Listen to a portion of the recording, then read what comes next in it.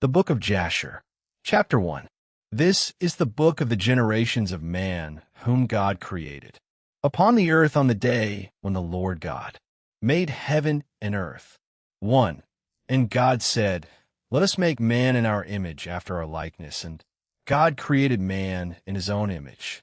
2. And God formed man from the ground, and he blew into his nostrils the breath of life, and man became a living soul endowed with speech. 3. And the Lord said, It is not good for man to be alone.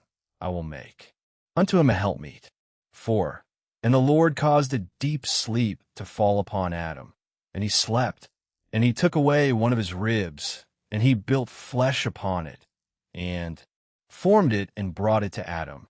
And Adam awoke from his sleep, and behold, a woman was standing before him. 5. And he said, This is a bone of my bones, and it shall be called woman, for this has been taken from man. And Adam called her name Eve, for she was the mother of all living. 6. And God blessed them, and called their names Adam and Eve in the day that he created them. And the Lord God said, Be fruitful, and multiply, and fill the earth. 7. And the Lord God took Adam and his wife, and he placed them in the Garden of Eden to dress it and to keep it. And he commanded them, and said unto them, From every tree of the garden you may eat, but from the tree of the knowledge of good and evil you shall not eat. For in the day that you eat thereof you shall surely die. 8. And when God had blessed and commanded them, he went from them, and Adam and his wife dwelt in the garden according to the command, which the Lord had commanded them. 9. And the serpent, which God had created with them in the earth, came to them to incite them to transgress the command of God which he had commanded them. 10. And the serpent enticed and persuaded the woman to eat from the tree of knowledge, and the woman hearkened to the voice of the serpent, and she transgressed the word of God, and took from the tree of the knowledge of good and evil, and she ate, and she took from it, and gave also to her husband, and he ate. 11. And Adam and his wife transgressed the command of God which he commanded them, and God knew it, and his anger was kindled against them, and he cursed them. 12. And the Lord God drove them that day from the Garden of Eden, till the ground from which they were taken, and they went and dwelt at the east of the Garden of Eden. And Adam knew his wife Eve, and she bore 2 sons and 3 daughters. 13. And she called the name of the firstborn Cain, saying, I have obtained a man from the Lord. And the name of the other she called Abel, for she said, In vanity we came into the earth, and in vanity we shall be taken from it. 14. And the boys grew up, and their father gave them a possession in the land, and Cain was a tiller of the ground, and Abel a keeper of sheep. 15. And it was at the expiration of a few years that they brought an approximating offering to the Lord, and Cain brought from the fruit of the ground, and Abel brought from the firstlings of his flock, from the fat thereof. And God turned and inclined to Abel and his offering, and a fire came down from the Lord from heaven, and consumed it. 16. And unto Cain and his offering the Lord did not turn, and he did not incline to it, for he had brought from the inferior fruit of the ground before the Lord. And Cain was jealous against his brother Abel on account of this, and he sought a pretext to slay him. 17. And in some time after, Cain and Abel his brother went one day into the field to do their work, and they were both in the field, Cain tilling and plowing his ground, and Abel feeding his flock. And the flock passed that part which Cain had plowed in the ground, and it sorely grieved Cain on this account. 18.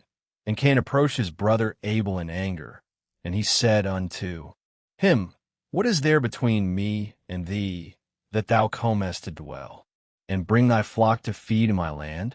19. And Abel answered his brother Cain, and said unto him, What is there between me and thee, that thou shalt eat the flesh of my flock, and clothe thyself with their wool? 20. And now therefore put off the wool of my sheep with which thou hast clothed thyself, and recompense me for their fruit and flesh, which thou hast eaten. And when thou shalt have done this, I will then go from thy land as thou hast said. 21. And Cain said to his brother Abel, Surely if I slay thee this day, who will require thy blood from me? 22. And Abel answered Cain, saying, Surely God who has made us in the earth, he will avenge my cause, and he will require my blood from thee shouldst thou slay me, for the Lord is the judge and arbiter, and it is he who will requite man according to his evil, and the wicked man according to the wickedness that he may do upon earth. 23. And now, if thou shouldst slay me here, surely God knoweth thy secret views, and will judge thee for the evil which thou didst declare to do unto me this day. 24. And when Cain heard the words which Abel his brother had spoken, behold, the anger of Cain was kindled against his brother Abel for declaring this thing. 25. And Cain hastened and rose up, and took the iron part of his plowing instrument, with which he suddenly smote his brother, and he slew him. And Cain spilt the blood of his brother Abel upon the earth, and the blood of Abel streamed upon the earth before the flock. 26.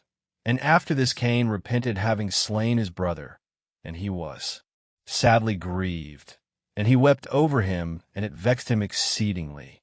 27. And Cain rose up and dug a hole in the field, wherein he put his brother's body, and he turned the dust over it. 28. And the Lord knew what Cain had done to his brother, and the Lord appeared to Cain and said unto him, Where is Abel thy brother that was with thee? 29. And Cain dissembled and said, I do not know, am I my brother's keeper? And the Lord said unto him, What hast thou done? The voice of thy brother's blood crieth unto me from the ground where thou hast slain him. 30. For thou hast slain thy brother, and hast dissembled before me, and didst imagine in thy heart that I saw thee not, nor knew all thy actions. 31. But thou didst this thing, and didst slay thy brother for naught, and because he spoke rightly to thee.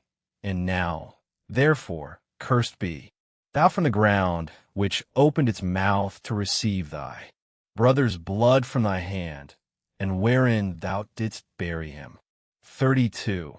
And it shall be, when thou shalt till it, it shall no more give thee its strength as in the beginning, for thorns and thistles shall the ground produce, and thou shalt be moving and wandering in the earth, until the day of thy death. 33. And at that time Cain went out from the presence of the Lord, from the place where he was, and he went moving and wandering in the land toward the east of Eden, he and all belonging to him. 34. And Cain knew his wife in those days, and she conceived and bare a son, and he called his name Enoch, saying, In that time the Lord began to give him rest and quiet in the earth. 35.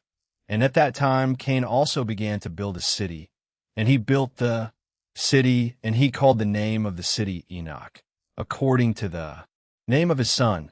For in those days the Lord had given him rest upon the earth, and he did not move about and wander as in the beginning.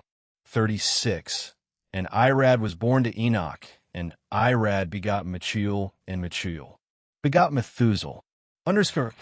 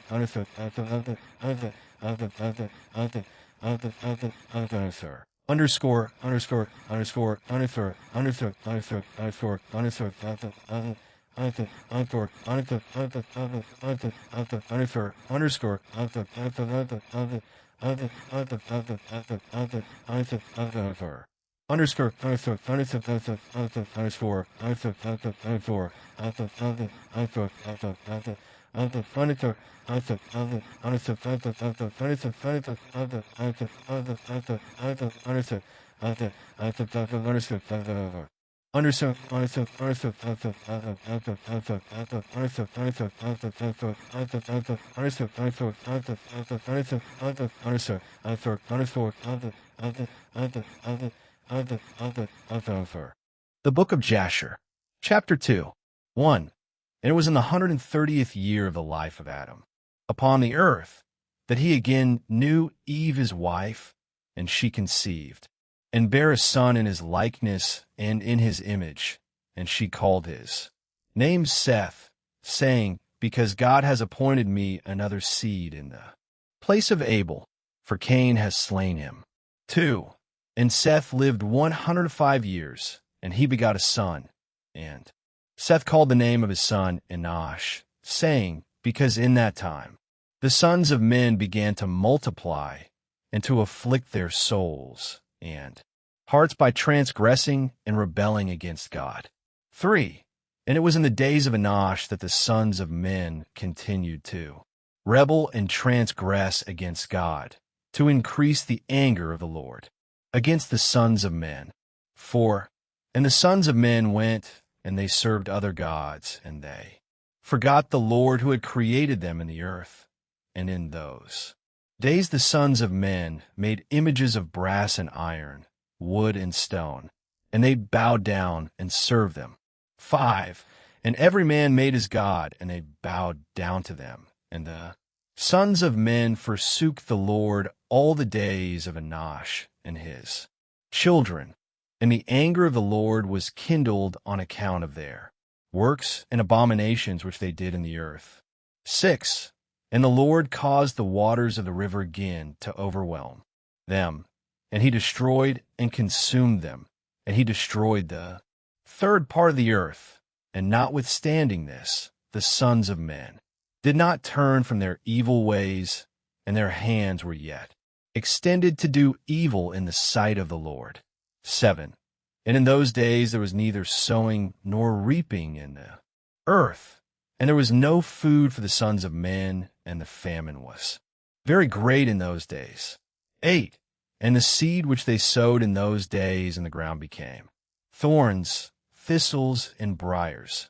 For from the days of Adam was this declaration concerning the earth of the curse of God, which he cursed the earth on account of the sin which Adam sinned before the Lord. 9.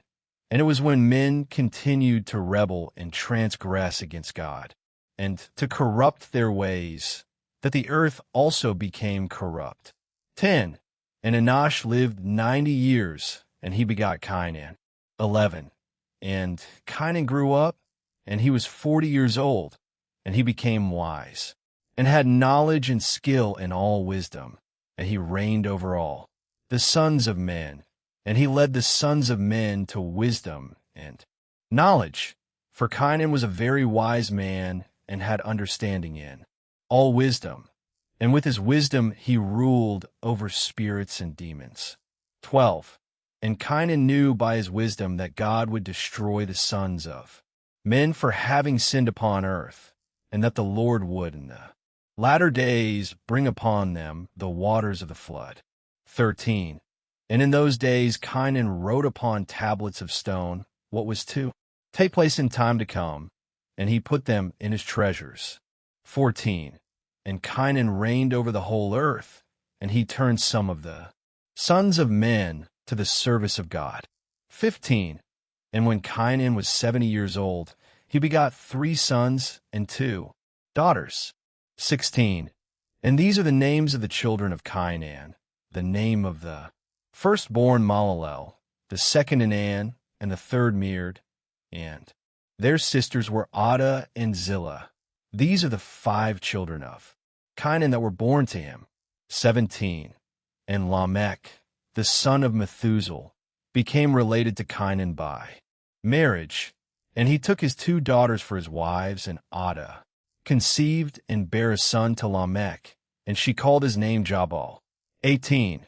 And she again conceived and bare a son, and called his name Jubal. And Zillah, her sister, was barren in those days, and had no offspring.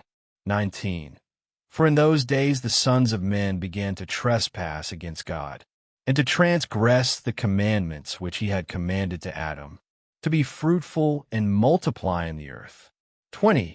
And some of the sons of men caused their wives to drink a draught that would render them barren, in order that they might retain their figures, and whereby their beautiful appearance might not fade. 21. And when the sons of men caused some of their wives to drink, Zillah drank with them. 22.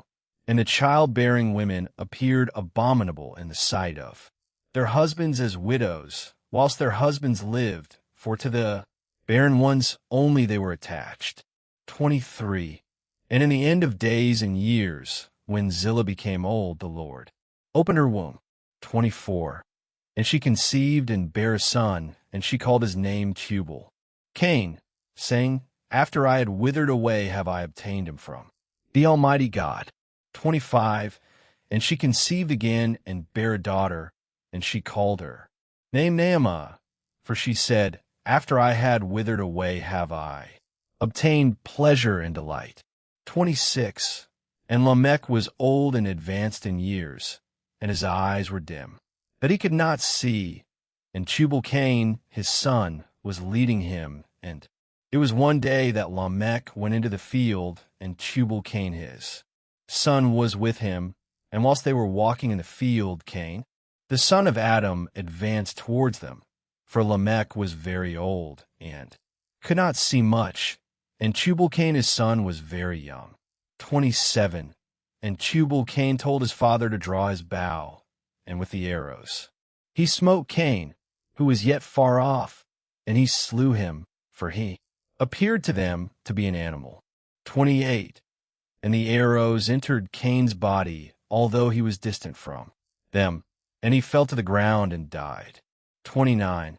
And the Lord requited Cain's evil according to his wickedness, which he had done to his brother Abel, according to the word of the Lord which he had spoken. 30. And it came to pass, when Cain had died, that Lamech and Tubal went to see the animal which they had slain, and they saw, and behold, Cain their grandfather was fallen dead upon the earth. 31. And Lamech was very much grieved at having done this, and in clapping his hands together, he struck his son and caused his death. 32. And the wives of Lamech heard what Lamech had done, and they sought to kill him. 33. And the wives of Lamech hated him from that day, because he slew Cain and Tubal Cain. And the wives of Lamech separated from him, and would not hearken to him in those days. 34. And Lamech came to his wives, and he pressed them to listen to him about this matter. 35. And he said to his wives Ada and Zillah, Hear my voice, O wives of Lamech, attend to my words, for now you have imagined and said that I slew a man with my wounds, and a child with my stripes for their having done no violence, but surely know that I am old and gray-headed, and that my eyes are heavy through age, and I did this thing unknowingly. 36. And the wives of Lamech listened to him in this matter, and they returned to him with the advice of their father Adam, but they bore no children to him from that time, knowing that God's anger was increasing in those days against the sons of men, to destroy them with the waters of the flood for their evil doings. 37. And Malalel the son of Cainan lived 65 years, and he begot Jared. And Jared lived 62 years, and he begot Enoch. Underscore.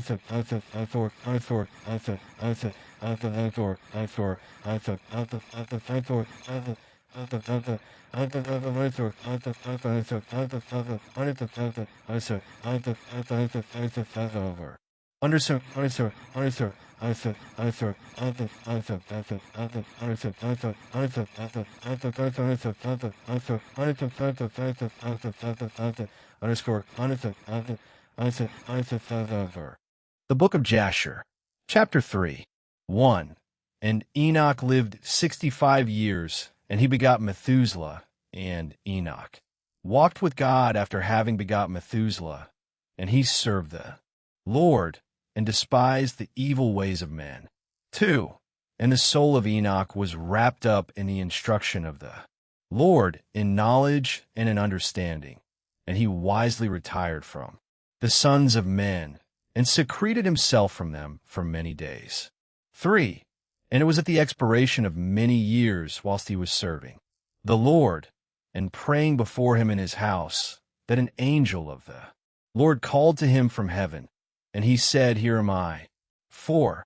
And he said, Rise, go forth from thy house, and from the place where thou dost hide thyself, and appear to the sons of men in order, that thou mayest teach them the way in which they should go, and the work which they must accomplish to enter in the ways of God. 5. And Enoch rose up according to the word of the Lord, and went forth from his house, from his place, and from the chamber in which he was concealed. And he went to the sons of men, and taught them the ways of the Lord, and at that time assembled the sons of men, and acquainted them with the instruction of the Lord. 6. And he ordered it to be proclaimed in all places where the sons of men dwelt, saying, Where is the man who wishes to know the ways of the Lord in good works? Let him come to Enoch. 7. And all the sons of men then assembled to him, for all who desired. This thing went to Enoch, and Enoch reigned over the sons of men, according to the word of the Lord. And they came and bowed to him, and they heard his word. 8. And the Spirit of God was upon Enoch, and he taught all his men the wisdom of God and his ways, and the sons of men served the Lord all the days of Enoch, and they came to hear his wisdom. 9. And all the kings of the sons of men, both first and last together, with their princes and judges, came to Enoch when they heard of his wisdom, and they bowed down to him. And they also required of Enoch to reign over them, to which he consented. 10. And they assembled in all 130 kings and princes, and they made Enoch king over them, and they were all under his power and command. 11. And Enoch taught them wisdom, knowledge, and the ways of the Lord. And he made peace amongst them, and peace was throughout the earth during the life of Enoch. 12. And Enoch reigned over the sons of men 243 years, and he did justice and righteousness with all his people, and he led them in the ways of the Lord. 13. And these are the generations of Enoch, Methuselah, Elisha, and Elimelech, 3 sons, and their sisters were Melchah and Naamah. And Methuselah lived 87 years, and he begot Lamech. 14. And it was in the 56th year of the life of Lamech when Adam died. 930 years old was he at his death, and his 2 sons, with Enoch and Methuselah his son, buried him with great pomp, as at the burial of kings in the cave which God had told him. 15. And in that place all the sons of men made a great mourning and weeping on account of Adam. It has therefore become a custom among the sons of men to this day. 16. And Adam died because he ate of the tree of knowledge, he and his children after him, as the Lord God had spoken. 17. And it was in the year of Adam's death, which was the 243rd year of the reign of Enoch. In that time Enoch resolved to separate himself from the sons of men and to secret himself as at first in order to serve the Lord. 18. And Enoch did so, but did not entirely secret himself from them, but kept away from the sons of men 3 days, and then went to them for 1 day. 19. And during the 3 days that he was in his chamber, he prayed to and praised the Lord his God. And the day on which he went and appeared to his subjects, he taught them the ways of the Lord. And all they asked him about the Lord, he told them. 20. And he did in this manner for many years, and he afterward concealed himself for 6 days, and appeared to his people 1 day. In 7. And after that once in a month, and then once in a year, until all the kings, princes, and sons of men sought for him, and desired again to see the face of Enoch, and to hear his word. But they could not, as all the sons of men were greatly afraid of Enoch, and they feared to approach him on account of the godlike awe that was seated upon his countenance. Therefore no man could look at him, fearing he might be punished and die. 21. And all the kings and princes resolved to assemble the sons of men, and to come to Enoch, thinking that they might all speak to him at the time when he should come forth amongst them. And they did so. 22. And the day came when Enoch went forth, and they all assembled, and came to him. And Enoch spoke to them the words of the Lord, and he taught them wisdom and knowledge, and they bowed down before him. And they said, May the king live, may the king live. 23. And in some time after, when the kings and princes and the sons of men were speaking to Enoch, and Enoch was teaching them the ways of God, behold, an angel of the Lord then called unto Enoch from heaven, and wished to bring him up to heaven to make him reign there over the sons of God, as he had reigned over the sons of men upon earth. 24. When at that time Enoch heard this, he went and assembled all the inhabitants of the earth, and taught them wisdom and knowledge, and gave them divine instructions. And he said to them, I have been required to ascend into heaven. I therefore do not know the day of my going. 25. And now therefore I will teach you wisdom and knowledge, and will give you instruction before I leave you, how to act upon earth, whereby you may live. And he did so. 26. And he taught them wisdom and knowledge, and gave them instruction. And he reproved them, and he placed before them statutes and judgments to do upon earth. And he made peace amongst them, and he taught them everlasting life, and dwelt with them some time, teaching them all these things. 27. And at that time the sons of men were with Enoch, and Enoch was speaking to them. And they lifted up their eyes, and the likeness of a great horse descended from heaven, and the horse paced in the air. 28. And they told Enoch what they had seen, and Enoch said to them, On my account does this horse descend upon earth. The time is come when I must go from you, and I shall no more be seen by you. 29. And the horse descended at that time, and stood before Enoch, and all the sons of men that were with Enoch saw him. 30. And Enoch then again ordered a voice to be proclaimed, saying, Where is the man who delighteth to know the ways of the Lord his God? Let him come this day to Enoch before he is taken from us. 31. And all the sons of men assembled, and came to Enoch that day, and all the kings of the earth with their princes and counselors remained with him that day. And Enoch then taught the sons of men wisdom and knowledge, and gave them divine instruction. And he bade them serve the Lord, and walk in his ways all the days of their lives. And he continued to make peace amongst them. 32.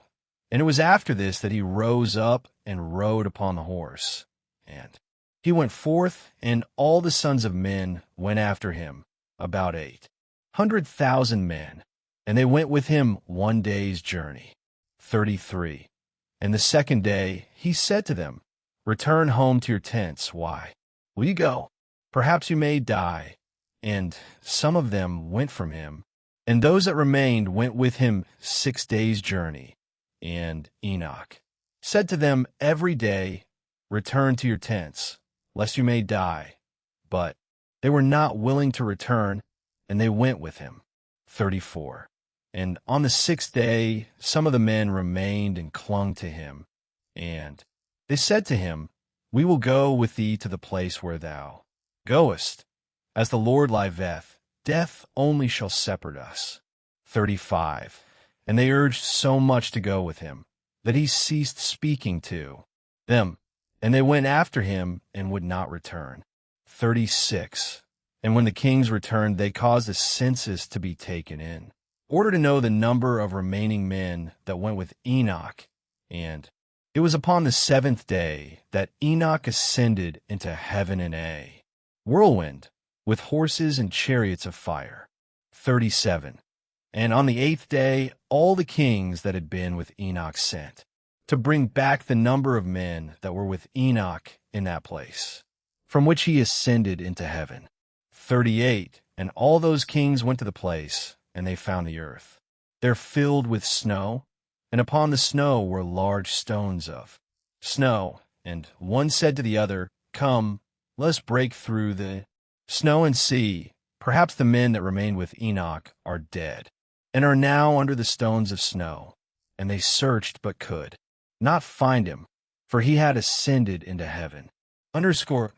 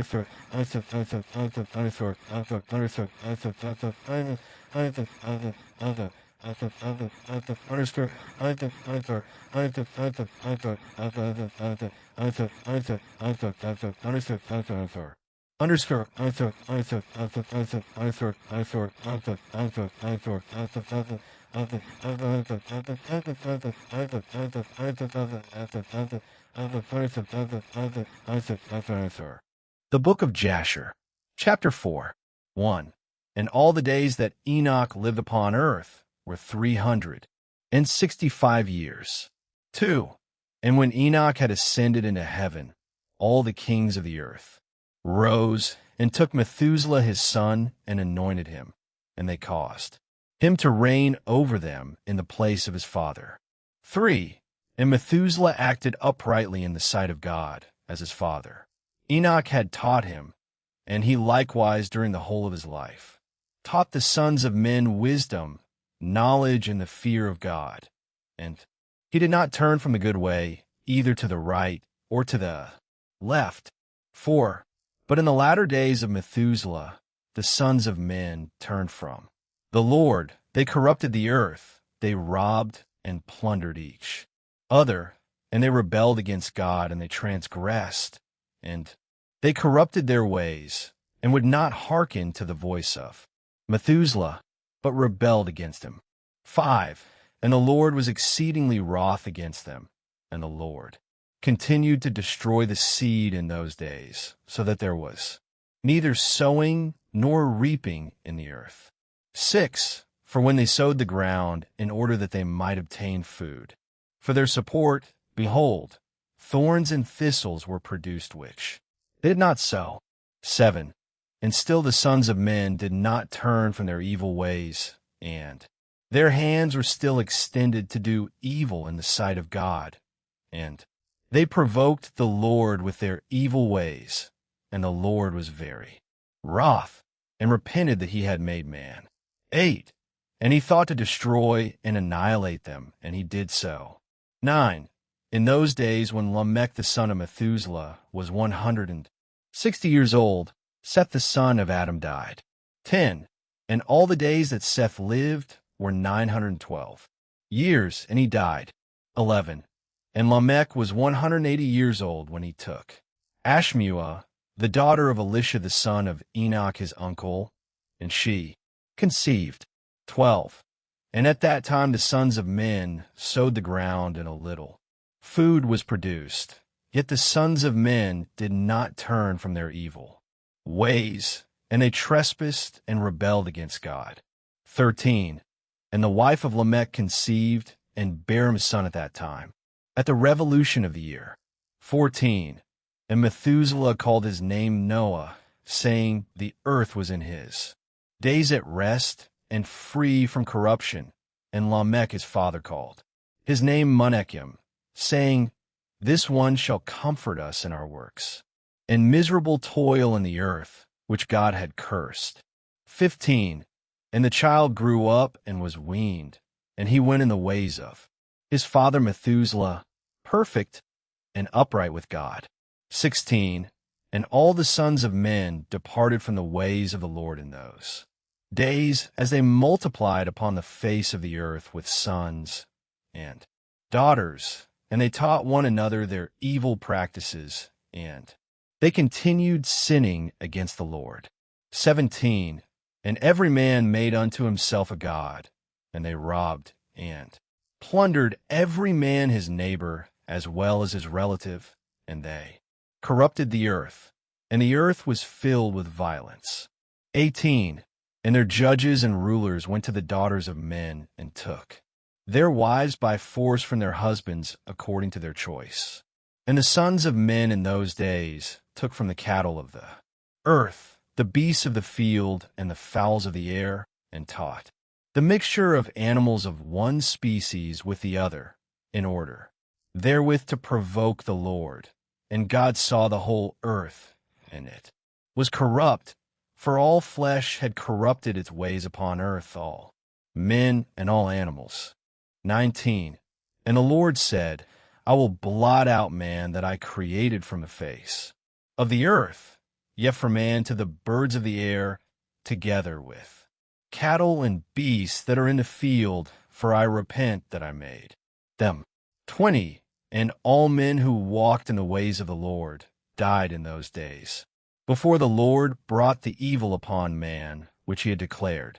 For this was from the Lord, that they should not see the evil which the Lord spoke of concerning the sons of men. 21. And Noah found grace in the sight of the Lord, and the Lord chose him and his children to raise up seed from them upon the face of the whole earth. Underscore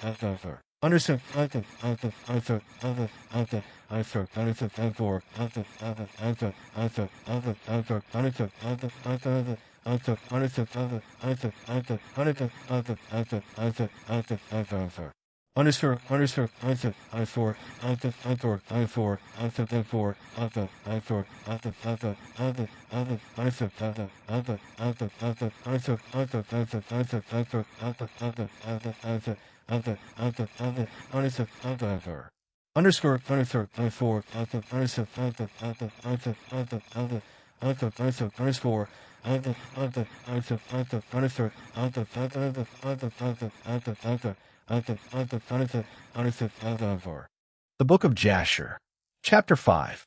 1. And it was in the 84th year of the life of Noah that Enoch the son of Seth died. He was 905 years old at his death. 2. And in the 179th year of the life of Noah, Cainan the son of Enosh died, and all the days of Cainan were 910 years, and he died. 3. And in the 234th year of the life of Noah, Malalel the son of Cainan died, and the days of Malalel were 895 years, and he died. 4. And Jared the son of Malalel died in those days in the 136th year of the life of Noah, and all the days of Jared were 962 years, and he died. 5. And all who followed the Lord died in those days before they saw the evil which God declared to do upon earth. 6. And after the lapse of many years, in the 480th year of the life of Noah, when all those men who followed the Lord had died away from amongst the sons of men, and only Methuselah was then left, God said unto Noah and Methuselah, saying, 7. Speak ye, and proclaim to the sons of men, saying, Thus saith the Lord, Return from your evil ways, and forsake your works, and the Lord will repent of the evil that he declared to do to you, so that it shall not come to pass. 8.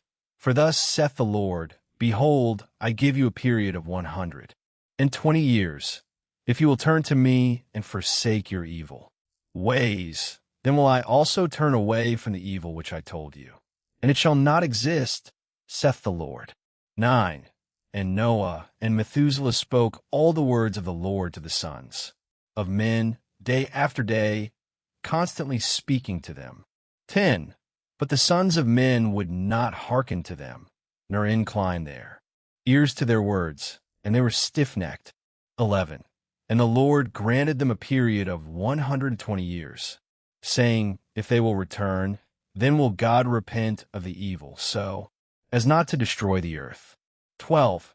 Noah the son of Lamech refrained from taking a wife in those days, to beget children, for he said, Surely now God will destroy the earth. Wherefore then shall I beget children? 13. And Noah was a just man, he was perfect in his generation, and the Lord chose him to raise up seed from his seed upon the face of the earth. 14. And the Lord said unto Noah, Take unto thee a wife, and beget children, for I have seen thee righteous before me in this generation. 15. And thou shalt raise up seed, and thy children with thee, in the midst of the earth. And Noah went and took a wife, and he chose Naamah the daughter of Enoch, and she was 580 years old. 16. And Noah was 498 years old when he took Naamah for a wife. 17. And Naamah conceived and bare a son, and he called his name Japheth, saying, God has enlarged me in the earth. And she conceived again and bare a son, and he called his name Shem, saying, God has made me a remnant, to raise up seed in the midst of the earth. 18. And Noah was 502 years old when Naamah bare Shem. And the boys grew up and went in the ways of the Lord and all that Methuselah and Noah their father taught them. 19. And Lamech the father of Noah died in those days. Yet verily he did not go with all his heart in the ways of his father, and he died in the 195th year of the life of Noah. 20. And all the days of Lamech were 770 years, and he died. 21. And all the sons of men who knew the Lord died in that year before. The Lord brought evil upon them, for the Lord willed them to die, so as not to behold the evil that God would bring upon their brothers and relatives, as he had so declared to do. 22. In that time the Lord said to Noah and Methuselah, Stand forth and proclaim to the sons of men all the words that I spoke to you in those days. Peradventure they may turn from their evil ways, and I will then repent of the evil and will not bring it. 23.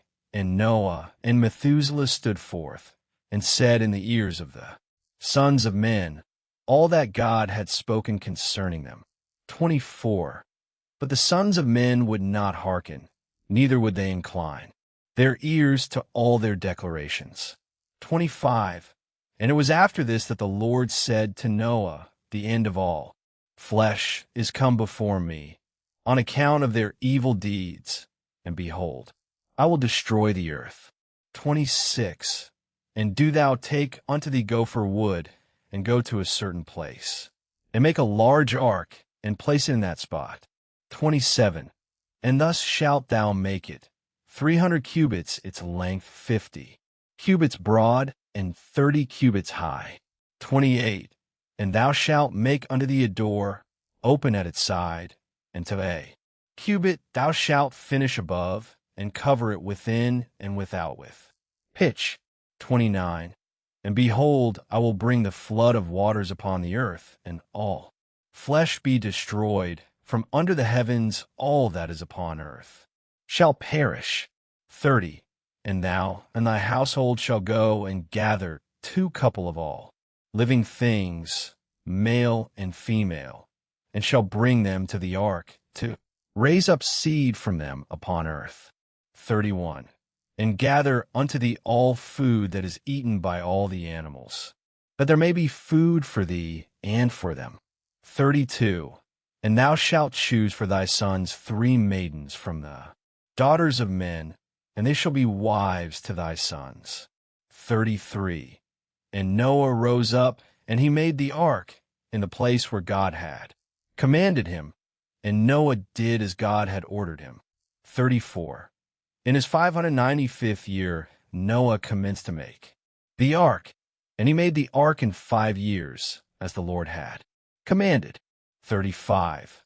Then Noah took the 3 daughters of Eliakim, son of Methuselah, for wives for his sons, as the Lord had commanded Noah. 36. And it was at that time Methuselah the son of Enoch died. 960 years old was he at his death.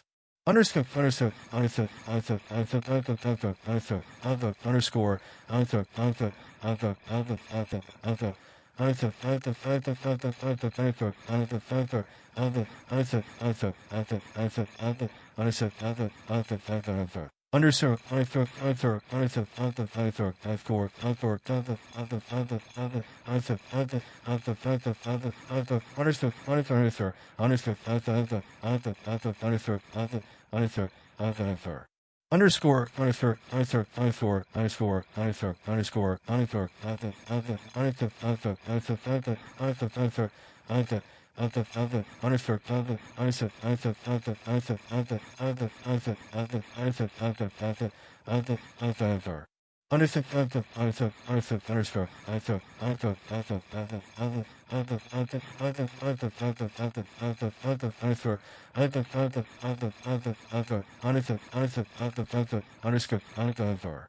The Book of Jasher, Chapter 6.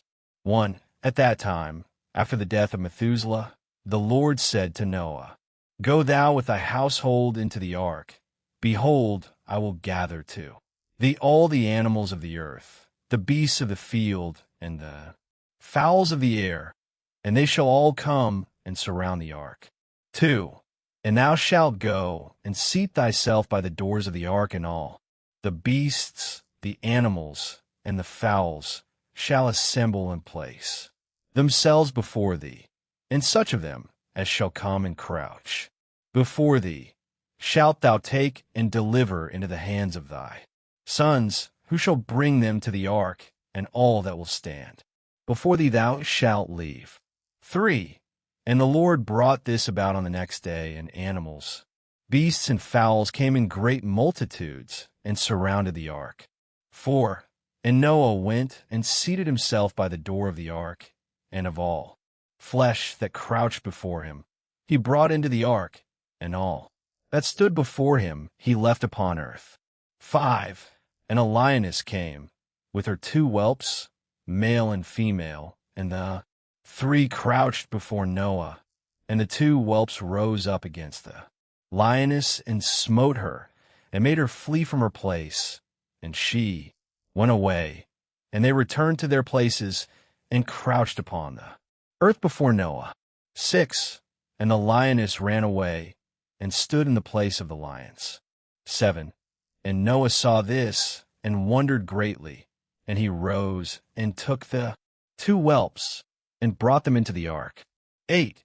And Noah brought into the ark from all living creatures that were upon earth, so that there was none left but which Noah brought into the ark. 9. 2. And 2 came to Noah into the ark, but from the clean animals and clean fowls he brought 7 couples, as God had commanded him. 10.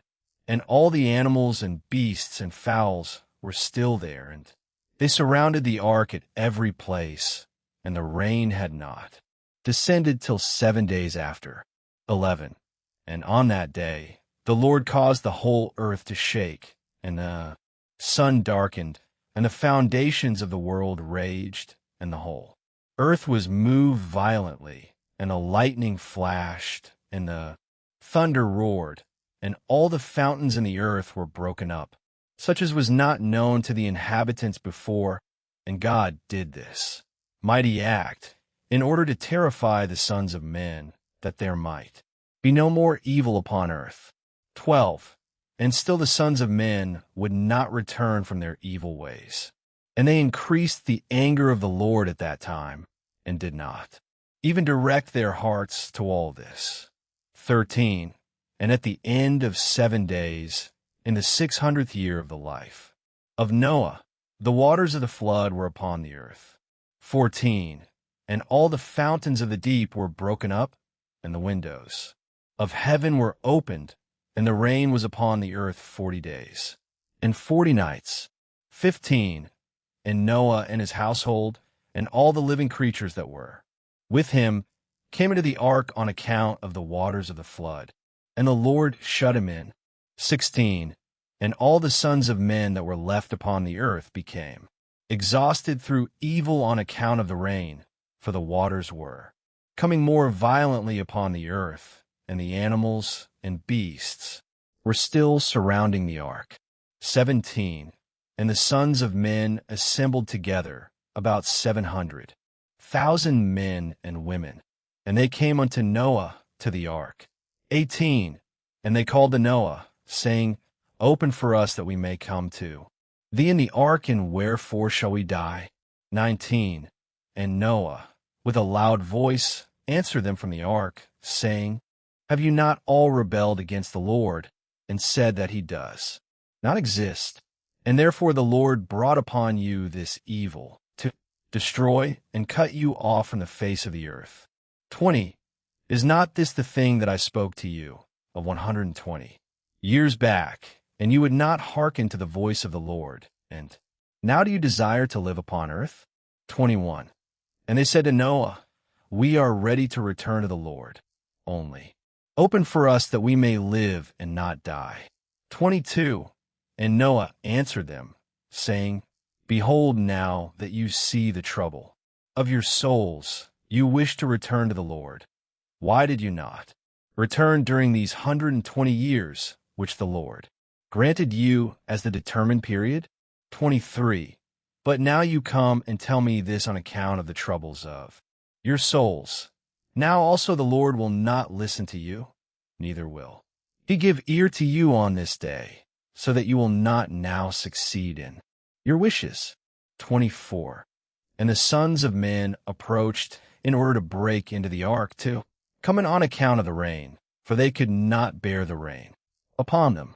25. And the Lord sent all the beasts and animals that stood round the ark, and the beasts overpowered them and drove them from that place. And every man went his way, and they again scattered themselves upon the face of the earth. 26. And the rain was still descending upon the earth, and it descended 40 days and 40 nights, and the waters prevailed greatly upon the earth, and all flesh that was upon the earth or in the waters died, whether men, animals, beasts, creeping things, or birds of the air. And there only remained Noah and those that were with him in the ark. 27. And the waters prevailed, and they greatly increased upon the earth. And they lifted up the ark, and it was raised from the earth. 28. And the ark floated upon the face of the waters, and it was tossed upon the waters, so that all the living creatures within were turned about like pottage in a cauldron. 29.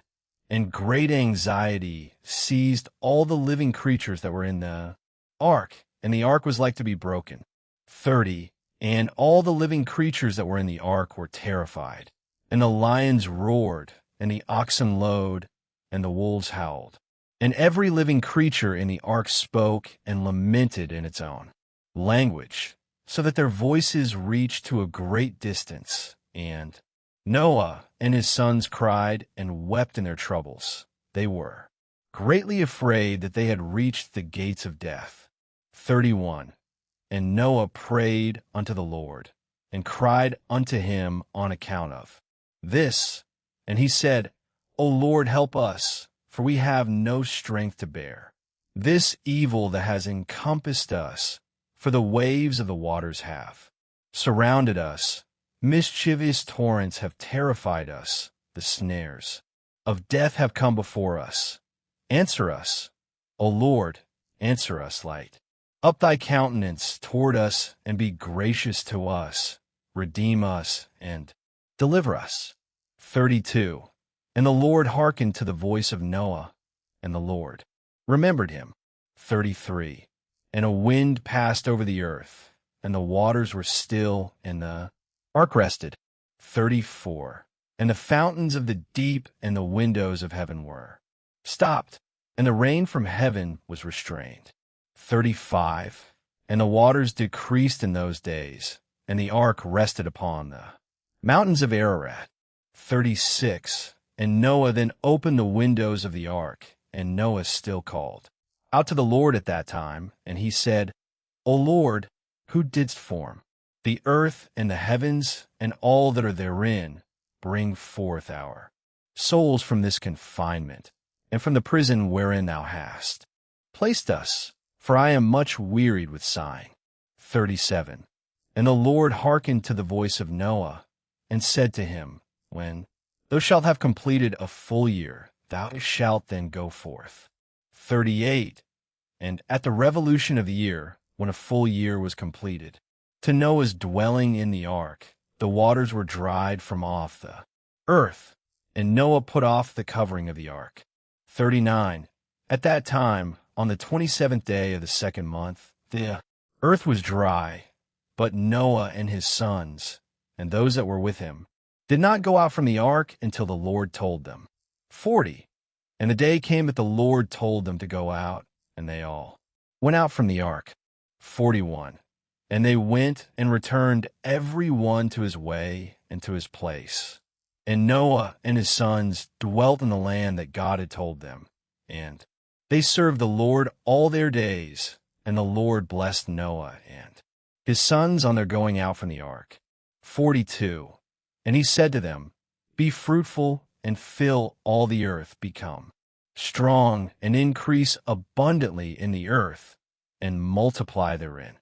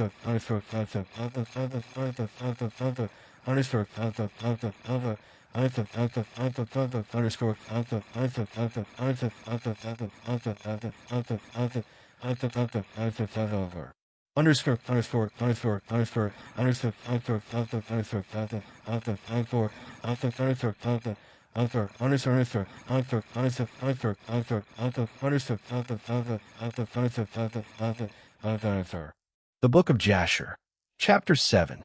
1. And these are the names of the sons of Noah, Japheth, Ham, and Shem. And children were born to them after the flood, for they had taken wives before the flood. 2. These are the sons of Japheth, Gomer, Magog, Madai, Javan, Tubal, Meshech, and Terah's 7 sons. 3. And the sons of Gomer were Ashkenaz, Rephath, and Togarmah. 4. And the sons of Magog were Elkanah and Libel. 5. And the children of Madai were Achan, Zelo, Kazoni, and Lot. 6. And the sons of Javan were Elisha, Tarshish, Chittim, and Dudanim. 7. And the sons of Tubal were Ariphi, Kest, and Tari. 8. And the sons of Meshech were Dedan, Zarin, and Shabashni. 9. And the sons of Tiras were Benib, Gera, Lupirian, and Gillik. These are the sons of Japheth according to their families, and their numbers in those days were about 460 men. 10. And these are the sons of Ham: Cush, Mitzrayim, Phut, and Canaan, for sons. And the sons of Cush were Seba, Havilah, Sabtha, Ramah, and Saticha. And the sons of Ramah were Sheba and Dedan. 11. And the sons of Mitzrayim were Lud, Anam, and Pathros, Chosloth, and Chapter. 12. And the sons of Phut were Jebel, Hayden, Bina, and Adon. 13. And the sons of Canaan were Zidon, Hate, Amori, Girgashi, Hivi, Archi, Sani, Arodi, Zamodi, and Kamothi. 14. These are the sons of Ham, according to their families, and their numbers in those days were about 730 men. 15. And these are the sons of Shem: Elam, Ashur, Arpachshad, Lud, and Aram, 5 sons. And the sons of Elam were Shushan, Meshul, and Harmon. 16. And the sons of Ashar were Myris and Mokil. And the sons of Arpachshad were Shalach, Aner, and Nashgal. 17. And the sons of Lud were Pether and Bezayan. And the sons of Aram were Uzi, Chul, Gather, and Mash. 18. These are the sons of Shem, according to their families, and their numbers in those days were about 300 men. 15. 19. These are the generations of Shem. Shem begot Arpachshad, and Arpachshad begot Shalach, and Shalach begot Eber, and to Eber were born 2 children. The name of one was Peleg, for in his days the sons of men were divided, and in the latter days the earth was divided. 20. And the name of the second was Yoktan, meaning that in his day the lives of the sons of men were diminished and lessened. 21. These are the sons of Yoktan: Almadad, Shalaph, Shazarmoveth, Yerach, Hadram, Ozel, Dikla, Obal, Abimel, Sheba, Ophir, Havilah, and Jobab. All these are the sons of Yoktan. 22. And Peleg his brother begot Yen, and Yen begot Serug, and Serug begot Nahor, and Nahor begot Terah, and Terah was 38 years old, and he begot Haran and Nahor. 23. And Cush the son of Ham, the son of Noah, took a wife in those days, in his old age, and she bare a son, and they called his name Nimrod, saying, At that time the sons of men again began to rebel, and transgress against God. And the child grew up, and his father loved him exceedingly, for he was the son of his old age. 24. And the garments of skin which God made for Adam and his wife, when they went out of the garden, were given to Cush. 25. For after the death of Adam and his wife, the garments were given to Enoch, the son of Jared. And when Enoch was taken up to God, he gave them to Methuselah, his son. 26. And at the death of Methuselah, Noah took them and brought them to the ark, and they were with him until he went out of the ark. 27. And in their going out, Ham stole those garments from Noah his father, and he took them and hid them from his brothers. 28. And when Ham begot his firstborn Cush, he gave him the garments in secret, and they were with Cush many days. 29. And Cush also concealed them from his sons and brothers. And when Cush had begotten Nimrod, he gave him those garments through his love for him. And Nimrod grew up, and when he was 20 years old, he put on those garments. 30. And Nimrod became strong when he put on the garments, and God gave him might and strength. And he was a mighty hunter in the earth. Yeah, he was a mighty hunter in the field, and he hunted the animals. And he built altars, and he offered upon them the animals before the Lord. 31. And Nimrod strengthened himself, and he rose up from amongst his brethren, and he fought the battles of his brethren against all their enemies round about. 32. And the Lord delivered all the enemies of his brethren in his hands, and God prospered him from time to time in his battles, and he reigned upon earth. 33. Therefore it became current in those days, when a man ushered forth those that he had trained up for battle, he would say to them, like God did to Nimrod, who was a mighty hunter in the earth, and who succeeded in the battles that prevailed against his brethren, that he delivered them from the hands of their enemies. So may God strengthen us and deliver us this day. 34. And when Nimrod was 40 years old, at that time there was a war between his brethren and the children of Japheth, so that they were in the power of their enemies. 35. And Nimrod went forth at that time, and he assembled all the sons of Cush and their families, about 460 men, and he hired also from some of his friends and acquaintances about 80 men, and he gave them their hire, and he went with them to battle. And when he was on the road, Nimrod strengthened the hearts of the people that went with him. 36. And he said to them, Do not fear, neither be alarmed, for all our enemies will be delivered into our hands, and you may do with them as you please. 37. And all the men that went were about 500, and they fought against their enemies, and they destroyed them and subdued them. And Nimrod placed standing officers over them in their respective places. 38. And he took some of their children as security, and they were all servants to Nimrod and to his brethren, and Nimrod and all the people that were with him turned homeward. 39. And when Nimrod had joyfully returned from battle, after having conquered his enemies, all his brethren, together with those who knew him before, assembled to make him king over them, and they placed the regal crown upon his head. 40. And he set over his subjects and people, princes, judges, and rulers, as is the custom amongst kings. 41. And he placed Terah the son of Nahor the prince of his host, and he dignified him and elevated him above all his princes. 42. And whilst he was reigning according to his heart's desire, after having conquered all his enemies around, he advised with his counselors to build a city for his palace, and they did so. 43. And they found a large valley opposite to the east, and they built him a large and extensive city, and Nimrod called the name of the city that he built Shinar, for the Lord had vehemently shaken his enemies and destroyed them. 44. And Nimrod dwelt in Shinar, and he reigned securely, and he fought with his enemies, and he subdued them, and he prospered in all his battles, and his kingdom became very great. 45.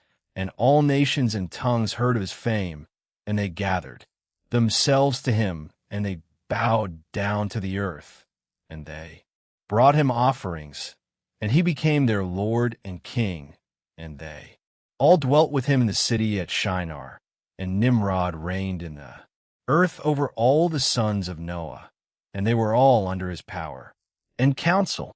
46. And all the earth was of one tongue and words of union, but Nimrod did not go in the ways of the Lord, and he was more wicked than all the men that were before him, from the days of the flood until those days. 47. And he made gods of wood and stone, and he bowed down to them, and he rebelled against the Lord, and taught all his subjects and the people of the earth his wicked ways.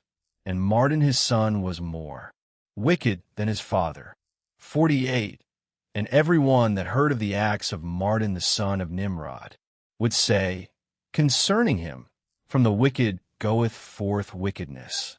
Therefore it became a proverb in the whole earth, saying, From the wicked goeth forth wickedness. And it was current in the words of men from that time to this. 49. And Terah the son of Nahor, prince of Nimrod's host, was in those days very great in the sight of the king and his subjects. And the king and princes loved him, and they elevated him very high. 50. And Terah took a wife, and her name was Amphilo the daughter of Cornebo. And the wife of Terah conceived and bare him a son in those days. 51. Terah was 70 years old when he begot him, and Terah called the name of his son that was born to him Abram, because the king had raised him in those days and dignified him above all his princes that were with him.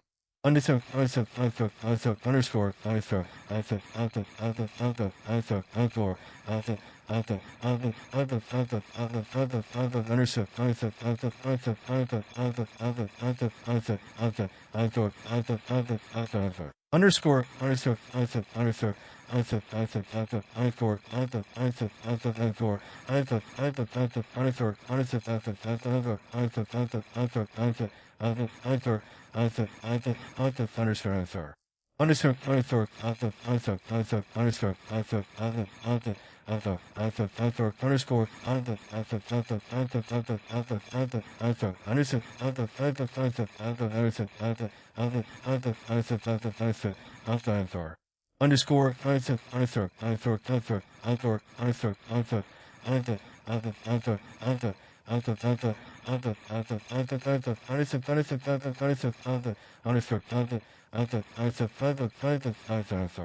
The Book of Jasher, Chapter 8. 1. And it was in the night that Abram was born that all the servants of Terah and all the wise men of Nimrod and his conjurers came, and ate and drank in the house of Terah, and they rejoiced with him on that night. 2. And when all the wise men and conjurers went out from the house of Terah, they lifted up their eyes toward heaven that night to look at the stars, and they saw, and behold, one very large star came from the east and ran in the heavens, and he swallowed up the 4 stars from the 4 sides of the heavens. 3. And all the wise men of the king and his conjurers were astonished at the sight, and the sages understood this matter, and they knew its import. 4. And they said to each other, This only betokens the child that has been born to Terah this night, who will grow up and be fruitful, and multiply, and possess all the earth, he and his children for ever, and he and his seed will slay great kings and inherit their lands. 5. And the wise men and conjurers went home that night, and in the morning all these wise men and conjurers rose up early, and assembled in an appointed house. 6. And they spoke and said to each other, Behold the sight that we saw last night is hidden from the king. It has not been made known to him. 7. And should this thing get known to the king in the latter days, he will say to us, Why have you concealed this matter from me? And then we shall all suffer death. Therefore, now let us go and tell the king the sight which we saw, and the interpretation thereof, and we shall then remain clear. 8. And they did so, and they all went to the king and bowed down to him to the ground. And they said, May the king live, may the king live. 9. We heard that a son was born to Terah the son of Nahor, the prince of thy host, and we yesternight came to his house, and we ate and drank and rejoiced with him that night. 10. And when thy servants went out from the house of Terah to go to our respective homes to abide there for the night, we lifted up our eyes to heaven, and we saw a great star coming from the east, and the same star ran with great speed and swallowed up 4 great stars from the 4 sides of the heavens. 11. And thy servants were astonished at the sight which we saw, and were greatly terrified, and we made our judgment upon the sight, and knew by our wisdom the proper interpretation thereof, that this thing applies to the child that is born to Terah, who will grow up, and multiply greatly, and become powerful, and kill all the kings of the earth, and inherit all their lands, he and his seed forever. 12. And now, our Lord and King, behold, we have truly acquainted thee with what we have seen concerning this child. 13. If it seemeth good to the king to give his father value for this child, we will slay him before he shall grow up and increase in the land, and his evil increase against us, that we and our children perish through his evil. 14. And the king heard their words, and they seemed good in his sight. And he sent and called for Terah, and Terah came before the king. 15. And the king said to Terah, I have been told that a son was yesternight born to thee, and after this manner was observed in the heavens at his birth. 16. And now, therefore, give me the child, that we may slay him before his evil springs up against us, and I will give thee for his value thy house full of silver and gold. 17. And Terah answered the king and said to him, My lord and king, I have heard thy words, and thy servant shall do all that his king desireth. 18. But my lord and king, I will tell thee what happened to me yesternight, that I may see what advice the king will give his servant, and then I will answer the king upon what he has just spoken. And the king said, Speak. 19. And Terah said to the king, Ion, son of Mord, came to me yesternight, saying, 20. Give unto me the great and beautiful horse that the king gave thee, and I will give thee silver and gold, and straw and provender for its value. And I said to him, Wait till I see the king concerning thy words, and behold, whatever the king saith, that will I do. 21. And now, my lord and king, behold, I have made this thing known to thee, and the advice which my king will give unto his servant, that will I follow. 22. And the king heard the words of Terah, and his anger was kindled, and he considered him in the light of a fool. 23. And the king answered Terah, and he said to him, Art thou so silly, ignorant, or deficient in understanding, to do this thing, to give thy beautiful horse for silver and gold, or even for straw and provender? 24. Art thou so short of silver and gold, that thou shouldst do this thing, because thou canst not obtain straw and provender to feed thy horse? And what is silver and gold to thee, or straw and provender, that thou shouldst give away that fine horse which I gave thee, like which there is none to be had on the whole earth? 25. And the king left off speaking, and Terah answered the king, saying, Like unto this has the king spoken to his servant. 26. I beseech thee, my lord and king, what is this which thou didst say unto me, saying, Give thy son that we may slay him, and I will give thee silver and gold for his value? What shall I do with silver and gold after the death of my son? Who shall inherit me? Surely then, at my death, the silver and gold will return to my king who gave it. 27. And when the king heard the words of Terah and the parable which he brought concerning the king, it grieved him greatly, and he was vexed at this thing, and his anger burned within him. 28. And Terah saw that the anger of the king was kindled against him. And he answered the king, saying, All that I have is in the king's power. Whatever the king desireth to do to his servant, that let him do. Yet even my son, he is in the king's power without value. In exchange, he and his 2 brothers that are older than he. 29. And the king said to Terah, No, but I will purchase thy younger son for price. 30. And Terah answered the king, saying, I beseech thee, my lord and king, to let thy servant speak a word before thee. and let the king hear the word of his servant. And Terah said, Let my king give me 3 days' time till I consider this matter within myself, and consult with my family concerning the words of my king. And he pressed the king greatly to agree to this. 31. And the king hearkened to Terah, and he did so, and he gave him 3 days' time. And Terah went out from the king's presence, and he came home to his family, and spoke to them all the words of the king. And the people were greatly afraid. 32. And it was in the 3rd day that the king sent to Terah, saying, Send me thy son for a price, as I spoke to thee. And shouldst thou not do this, I will send and slay all thou hast in thy house, so that thou shalt not even have a dog remaining. 33.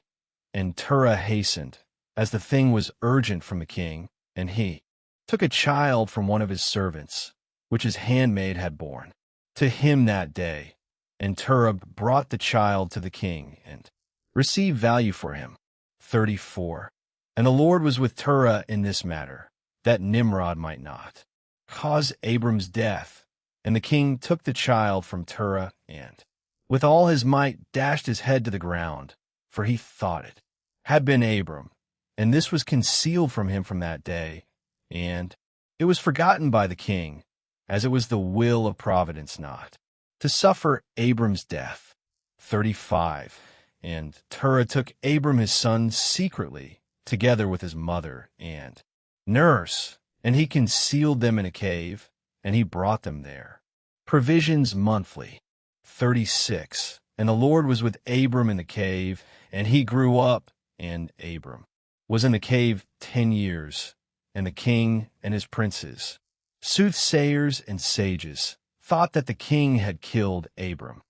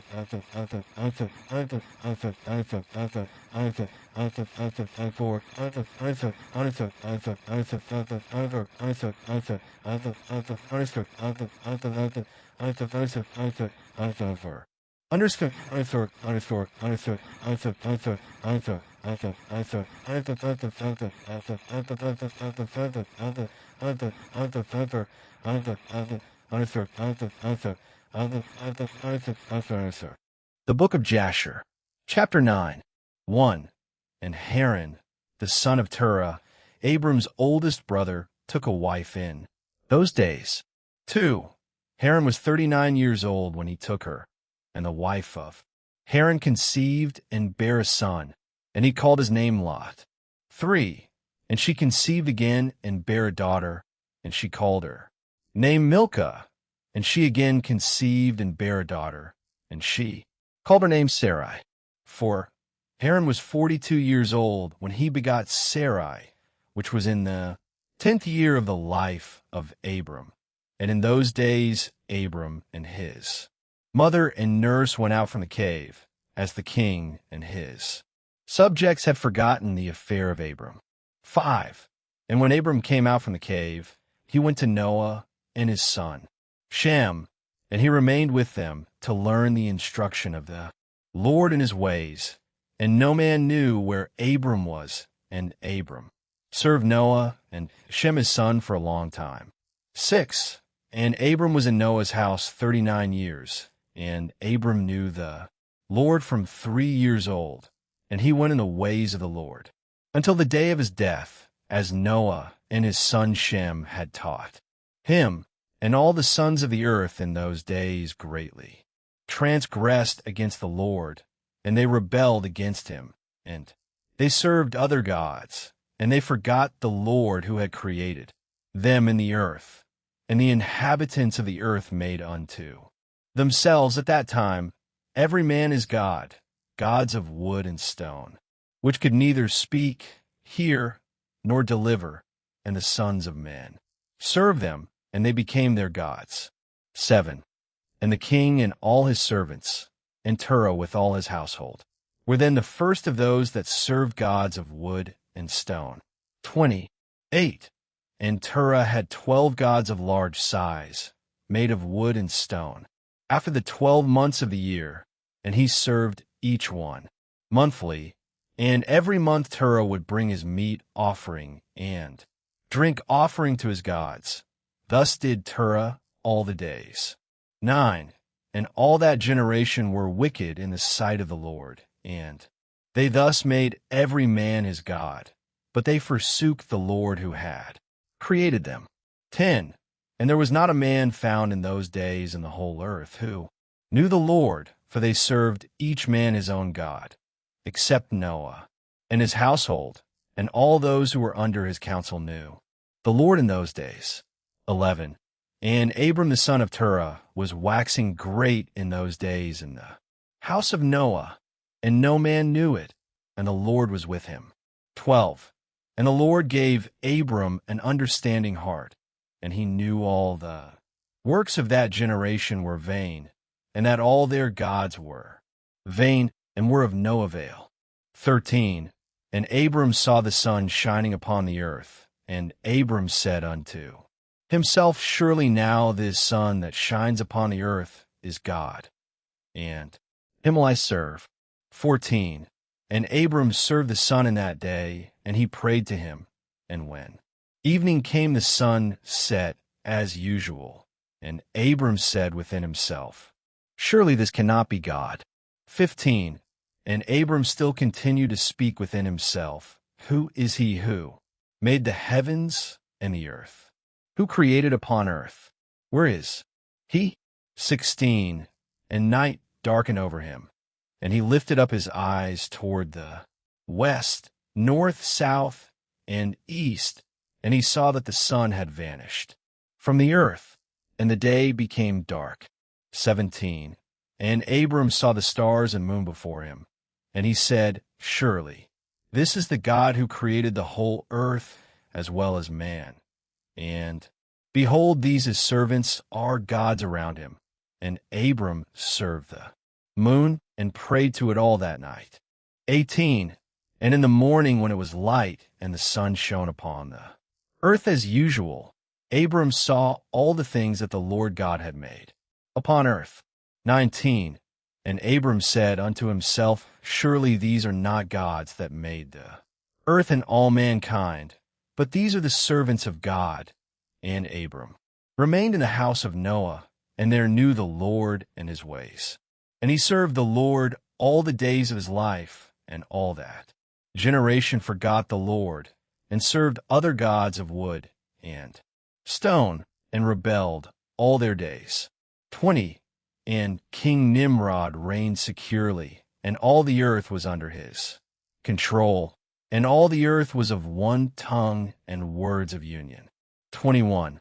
And all the princes of Nimrod and his great men took counsel together, Phut, Mitzrayim, Cush, and Canaan with their families, and they said to each other, come, let us build ourselves a city, and in it a strong tower, and its top reaching heaven, and we will make ourselves famed, so that we may reign upon the whole world, in order that the evil of our enemies may cease from us, that we may reign mightily over them, and that we may not become scattered over the earth on account of their wars. 22. And they all went before the king, and they told the king these words, and the king agreed with them in this affair, and he did so. 23. And all the families assembled, consisting of about 600,000 men, and they went to seek an extensive piece of ground to build the city and the tower, and they sought in the whole earth. And they found none like one valley at the east of the land of Shinar, about 2 days' walk, and they journeyed there, and they dwelt there. 24. And they began to make bricks and burn fires to build the city and the tower that they had imagined to complete. 25. And the building of the tower was unto them a transgression and a sin, and they began to build it, and whilst they were building, against the Lord God of heaven, they imagined in their hearts to war against him and to ascend into heaven.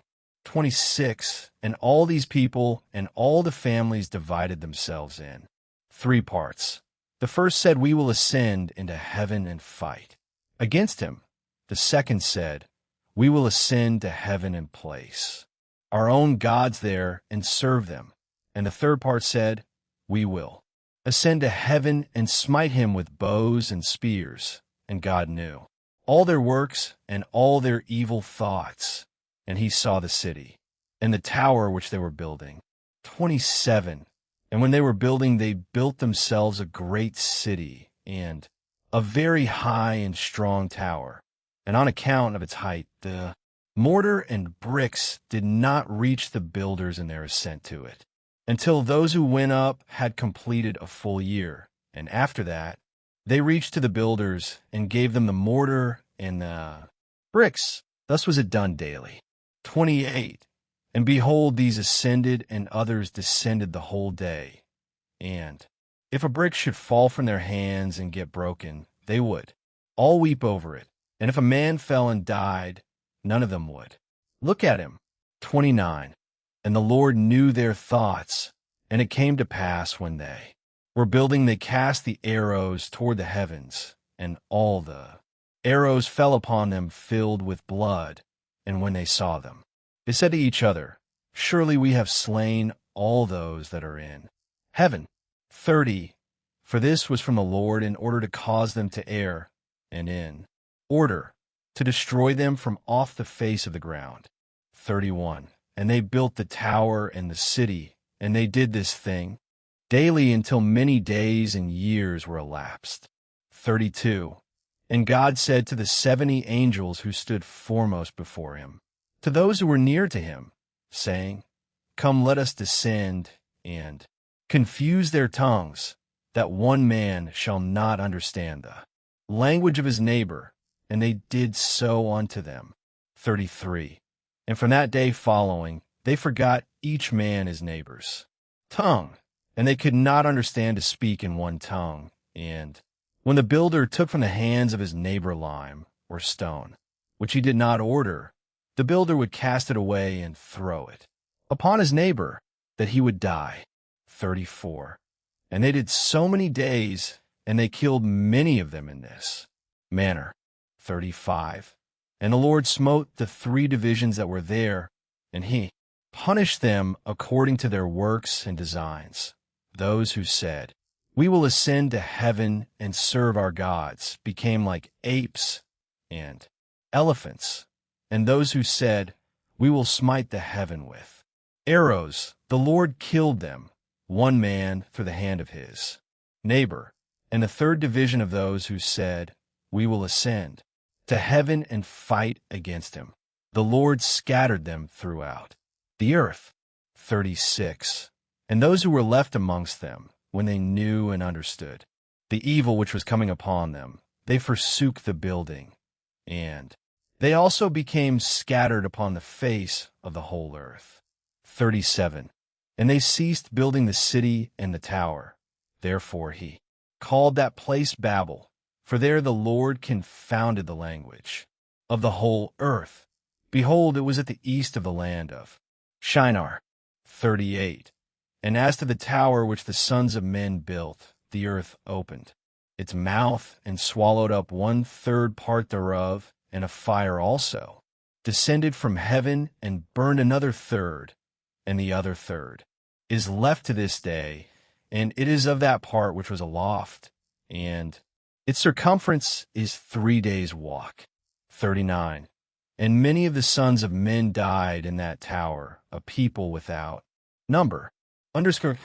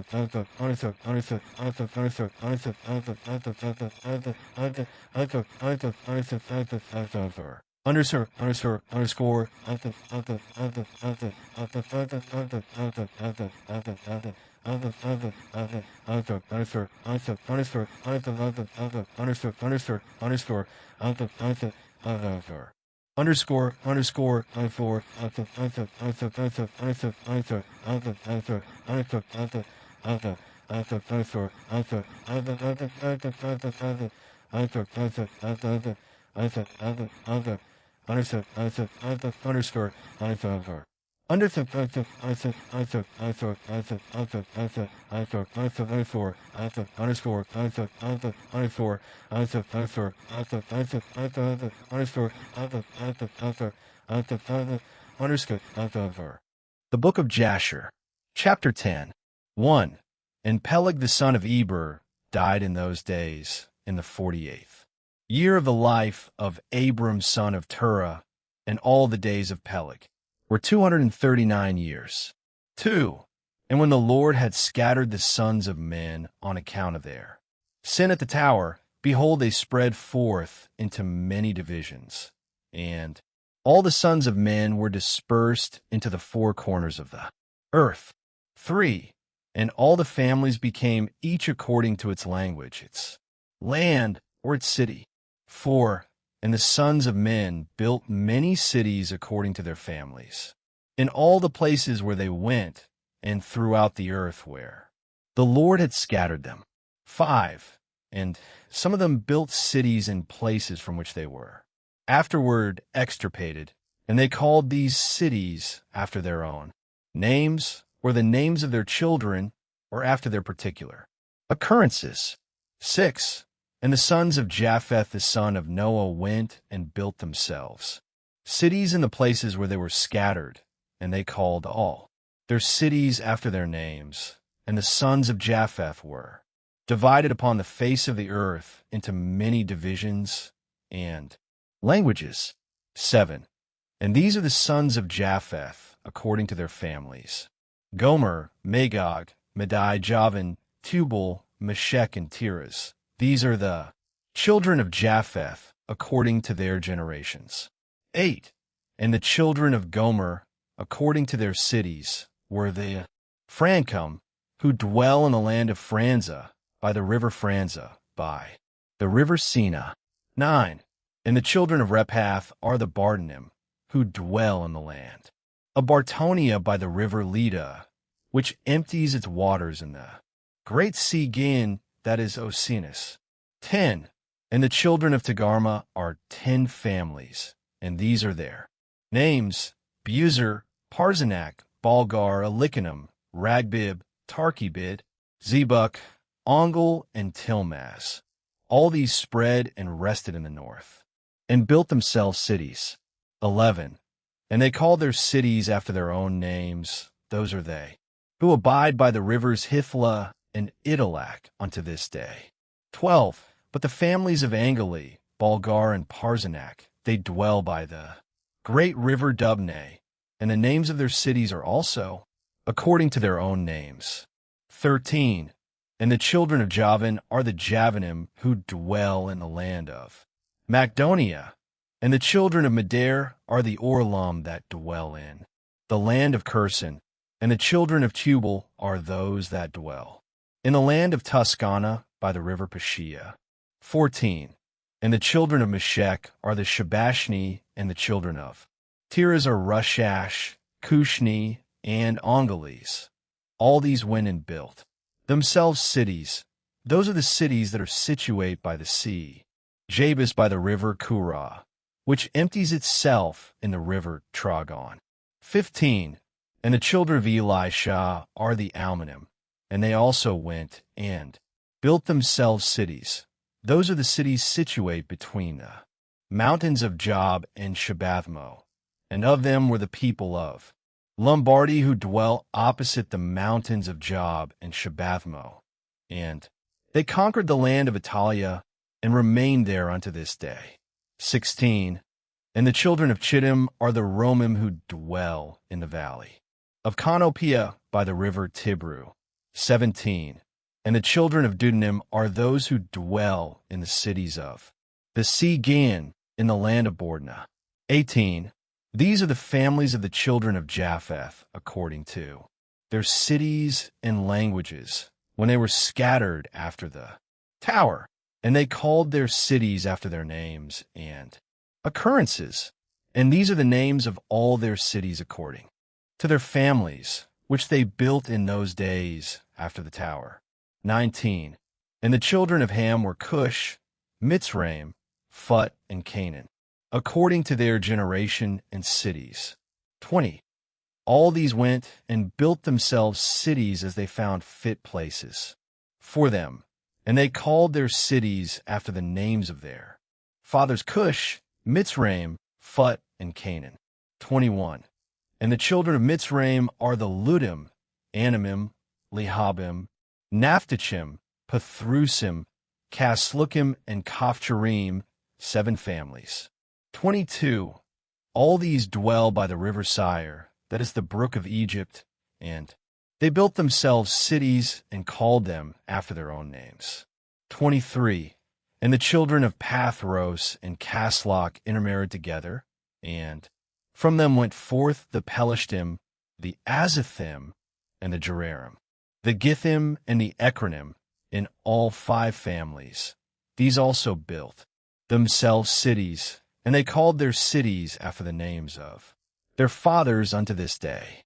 24. And the children of Canaan also built themselves cities, and they called their cities after their names, 11 cities and others, without number. 25. And 4 men from the family of Ham went to the land of the plain. These are the names of the 4 men: Sodom, Gomorrah, Admah, and Zeboim. 26. And these men built themselves 4 cities in the land of the plain, and they called the names of their cities after their own names. 27. And they and their children and all belonging to them dwelt in those cities, and they were fruitful and multiplied greatly, and dwelt peaceably. 28. And Seir the son of Hur, son of Hivi, son of Canaan, went and found a valley opposite to Mount Paran, and he built a city there, and he and his 7 sons and his household dwelt there, and he called the city which he built Seir, according to his name, that is the land of Seir unto this day. 29. These are the families of the children of Ham, according to their languages and cities, when they were scattered to their countries, after the tower. 30.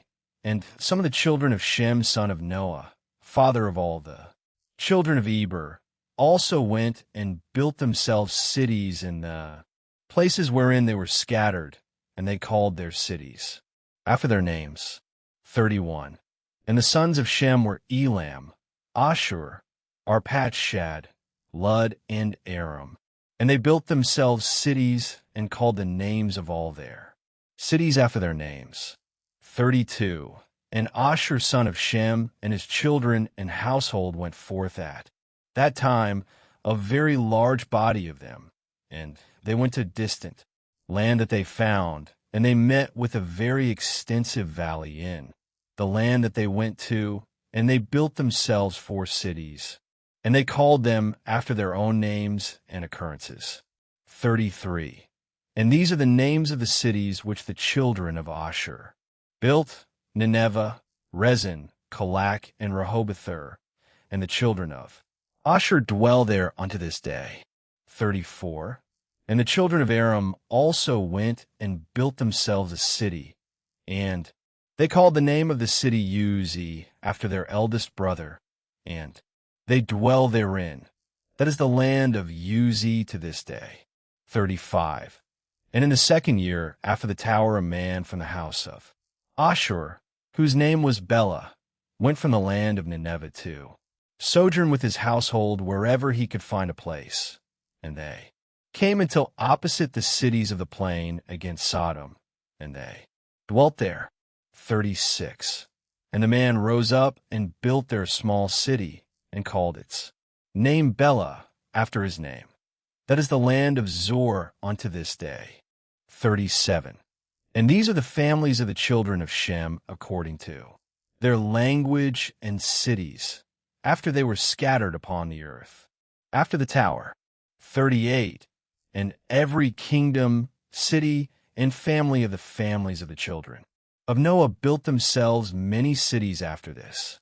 39. And they established governments in all their cities in order to be regulated by their orders. So did all the families of the children of Noah forever.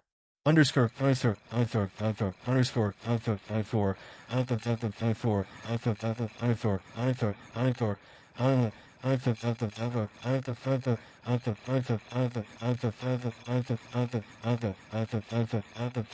underscore, underscore,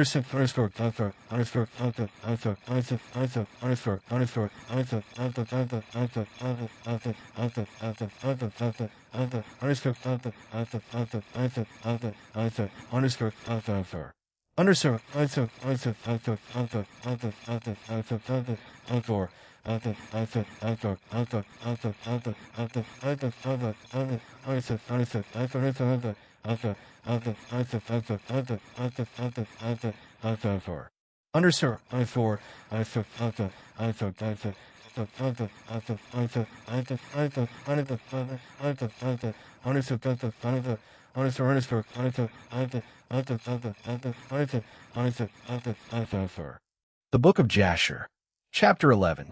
1.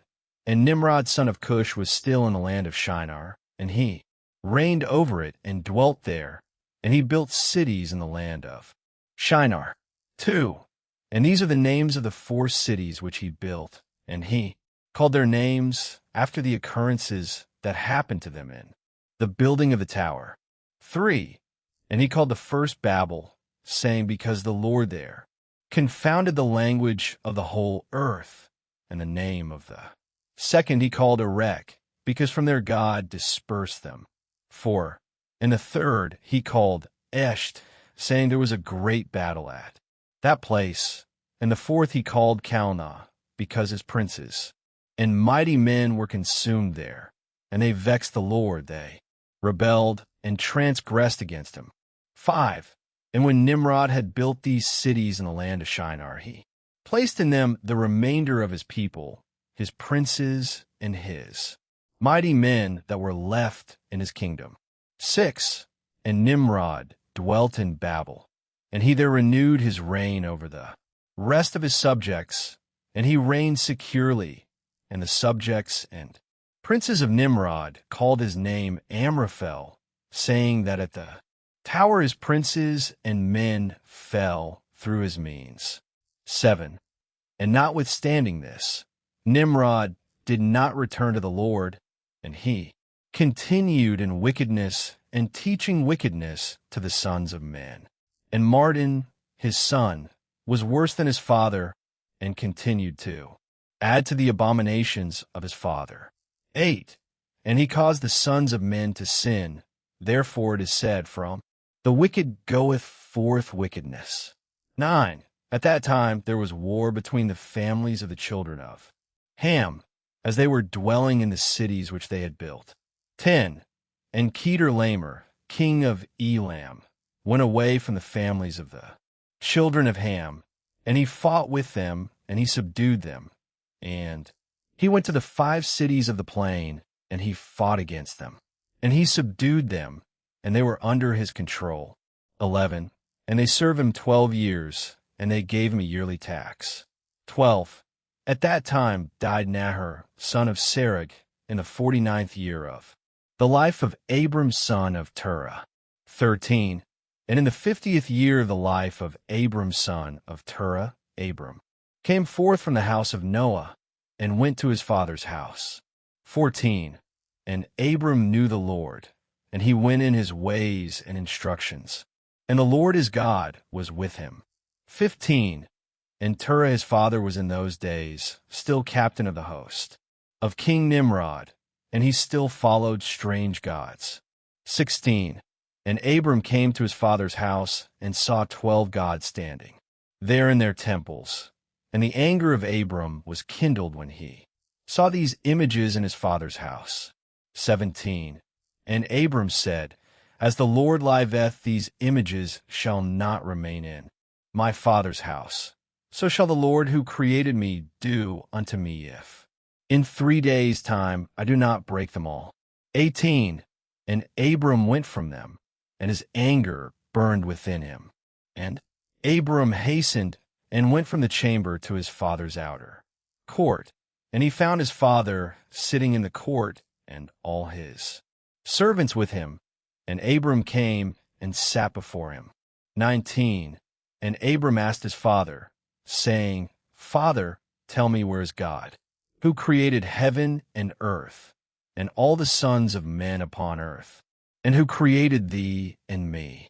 And Terah answered his son Abram and said, Behold, those who created us are all with us in the house. 20. And Abram said to his father, My lord, shew them to me, I pray thee. And Terah brought Abram into the chamber of the inner court. And Abram saw, and behold, the whole room was full of gods of wood and stone, 12 great images, and others less than they without number. 21.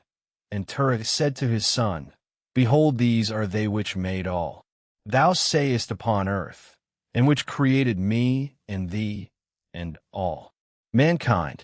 22. And Terah bowed down to his gods, and he then went away from them. And Abram, his son, went away with him. 23. And when Abram had gone from them, he went to his mother and sat before her. And he said to his mother, Behold, my father has shown me those who made heaven and earth, and all the sons of men. 24. Now, therefore, hasten and fetch a kid from the flock, and make of it savory meat, that I may bring it to my father's gods as an offering for them to eat. Perhaps I may thereby become acceptable to them. 25. And his mother did so, and she fetched a kid, and made savory meat thereof, and brought it to Abram. And Abram took the savory meat from his mother, and brought it before his father's gods. And he drew nigh to them that they might eat, and Terah his father did not know of it. 26. And Abram saw on the day when he was sitting amongst them that they had no voice, no hearing, no motion, and not one of them could stretch forth his hand to eat. 27. And Abram mocked them, and said, Surely the savory meat that I prepared has not pleased them, or perhaps it was too little for them, and for that reason they would not eat. Therefore tomorrow I will prepare fresh savory meat, better and more plentiful than this, in order that I may see the result.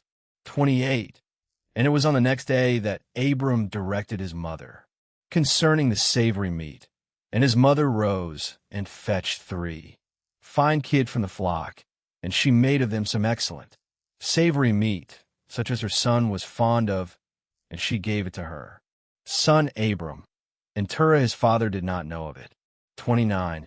And Abram took the savory meat from his mother, and brought it before his father's gods into the chamber.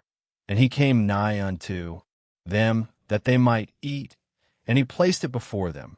And Abram sat before them all day, thinking perhaps they might eat. 30. And Abram viewed them, and behold, they had neither voice nor hearing, nor did one of them stretch forth his hand to the meat to eat. 31. And in the evening of that day, in that house Abram was clothed with the Spirit of God. 32. And he called out and said, Woe unto my father and this wicked generation, whose hearts are all inclined to vanity, who serve these idols of wood and stone, which can neither eat, smell, hear, nor speak, who have mouths without speech, eyes without sight, ears without hearing, hands without feeling, and legs which cannot move. Like them are those that made them, and that trust in them. 33. And when Abram saw all these things, his anger was kindled against his father, and he hastened and took a hatchet in his hand, and came unto the chamber of the gods, and he broke all his father's gods. 34. And when he had done breaking the images, he placed the hatchet in the hand of the great God which was there before them. And he went out And Terah his father came home, for he had heard at the door the sound of the striking of the hatchet. So Terah came into the house to know what this was about. 35. And Terah, having heard the noise of the hatchet in the room of images, ran to the room to the images, and he met Abram going out. 36. And Terah entered the room and found all the idols fallen down and broken, and a hatchet in the hand of the largest, which was not broken, and the savory meat which Abram his son had made was still before them. 37. And when Terah saw this, his anger was greatly kindled, and he hastened and went from the room to Abram. 38. And he found Abram his son still sitting in the house, and he said to him, What is this work thou hast done to my gods? 39. And Abram answered Terah his father, and he said, Not so, my lord, for I brought savory meat before them, and when I came nigh to them, with the meat that they might eat, they all at once stretched forth their hands to eat before the great one had put forth his hand to eat.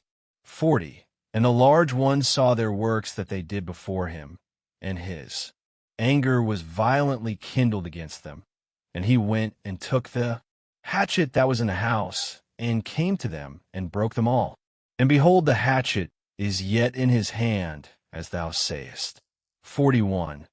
And Terah's anger was kindled against his son Abram, when he spoke this. And Terah said to Abram his son in his anger, What is this tale that thou hast told? Thou speakest lies to me. 42. Is there in these gods spirit, soul, or power to do all thou hast told me? Are they not wood and stone, and have I not myself made them? And canst thou speak such lies, saying that the large God that was with them smote them? Is thou that didst place the hatchet in his hands, and then sayest he smote them all? 43. And Abram answered his father and said to him, And how canst thou then serve these idols in whom there is no power to do anything? Can those idols in which thou trustest deliver thee? Can they hear thy prayers when thou criest upon them? Can they deliver thee from the hands of thy enemies? Or will they fight thy battles for thee against thy enemies, that thou shouldst serve wood and stone, which can neither speak nor hear? 44. And now surely it is not good for thee nor for the sons of men that are connected with thee to do these things. Are you so silly, so foolish, or so short of understanding that you will serve wood and stone, and do after this manner? 45. And forget the Lord God who made heaven and earth, and who created you in the earth, and thereby bring a great evil upon your souls in this matter by serving stone and wood? 46. Did not our fathers in days of old sin in this matter? And the Lord God of the universe brought the waters of the flood upon them, and destroyed the whole earth. 47. And how can you continue to do this, and serve gods of wood and stone, who cannot hear, or speak, or deliver you from oppression, thereby bringing down the anger of the God of the universe upon you? 48. Now therefore, my father, refrain from this, and bring not evil upon thy soul and the souls of thy household. 49. And Abram hastened and sprang from before his father, and took the hatchet from his father's largest idol, with which Abram broke it, and ran away. 50. And Terah, seeing all that Abram had done, hastened to go from his house. And he went to the king, and he came before Nimrod and stood before him, and he bowed down to the king. And the king said, What dost thou want? 51. And he said, I beseech thee, my lord, to hear me now 50 years. Back a child was born to me, and thus has he done to my gods, and thus has he spoken. And now therefore, my lord and king, send for him, that he may come before thee, and judge him according to the law, that we may be delivered from his evil. 52. And the king sent 3 men of his servants, and they went and brought Abram before the king, and Nimrod and all his princes and servants were that day sitting before him, and Tureth sat also before them. 53. And the king said to Abram, What is this that thou hast done to thy father and to his gods? And Abram answered the king in the words that he spoke to his father, and he said, The large God that was with them in the house did to them what thou hast heard. 54. And the king said to Abram, Had they power to speak and eat and do, as thou hast said? And Abram answered the king, saying, And if there be no power in them, why dost thou serve them and cause the sons of men to err through thy follies? 55. Dost thou imagine that they can deliver thee, or do anything small or great, that thou shouldst serve them? And why wilt thou not? Since the God of the whole universe, who created thee and in whose power it is to kill and keep alive. 56. Foolish, simple, and ignorant king, woe unto thee forever. 57. I thought thou wouldst teach thy servants the upright way, but thou hast not done this, but hast filled the whole earth with thy sins, and the sins of thy people who have followed thy ways. 58. Dost thou not know, or hast thou not heard, that this evil which thou doest, our ancestors sinned therein in days of old, and the eternal God brought the waters of the flood upon them, and destroyed them all, and also destroyed the whole earth on their account?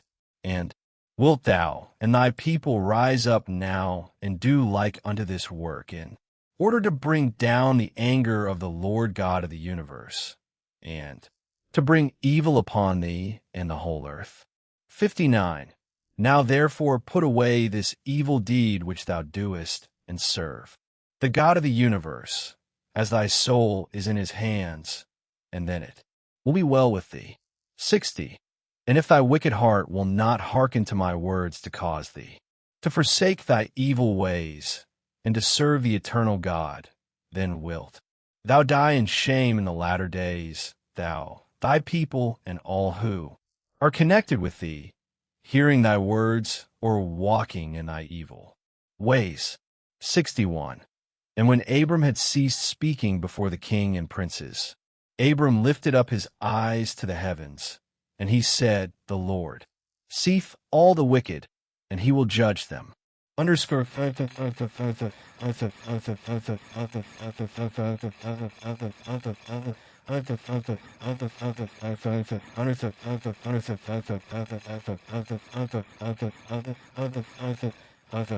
Underscore. Underscore.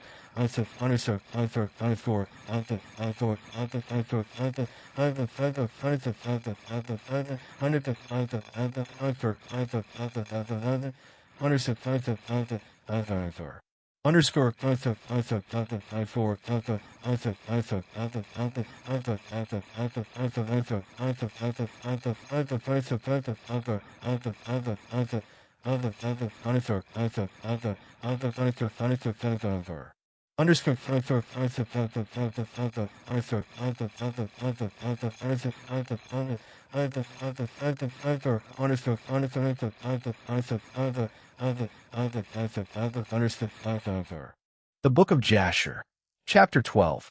1. And when the king heard the words of Abram, he ordered him to be put into prison, and Abram was 10 days in prison. 2.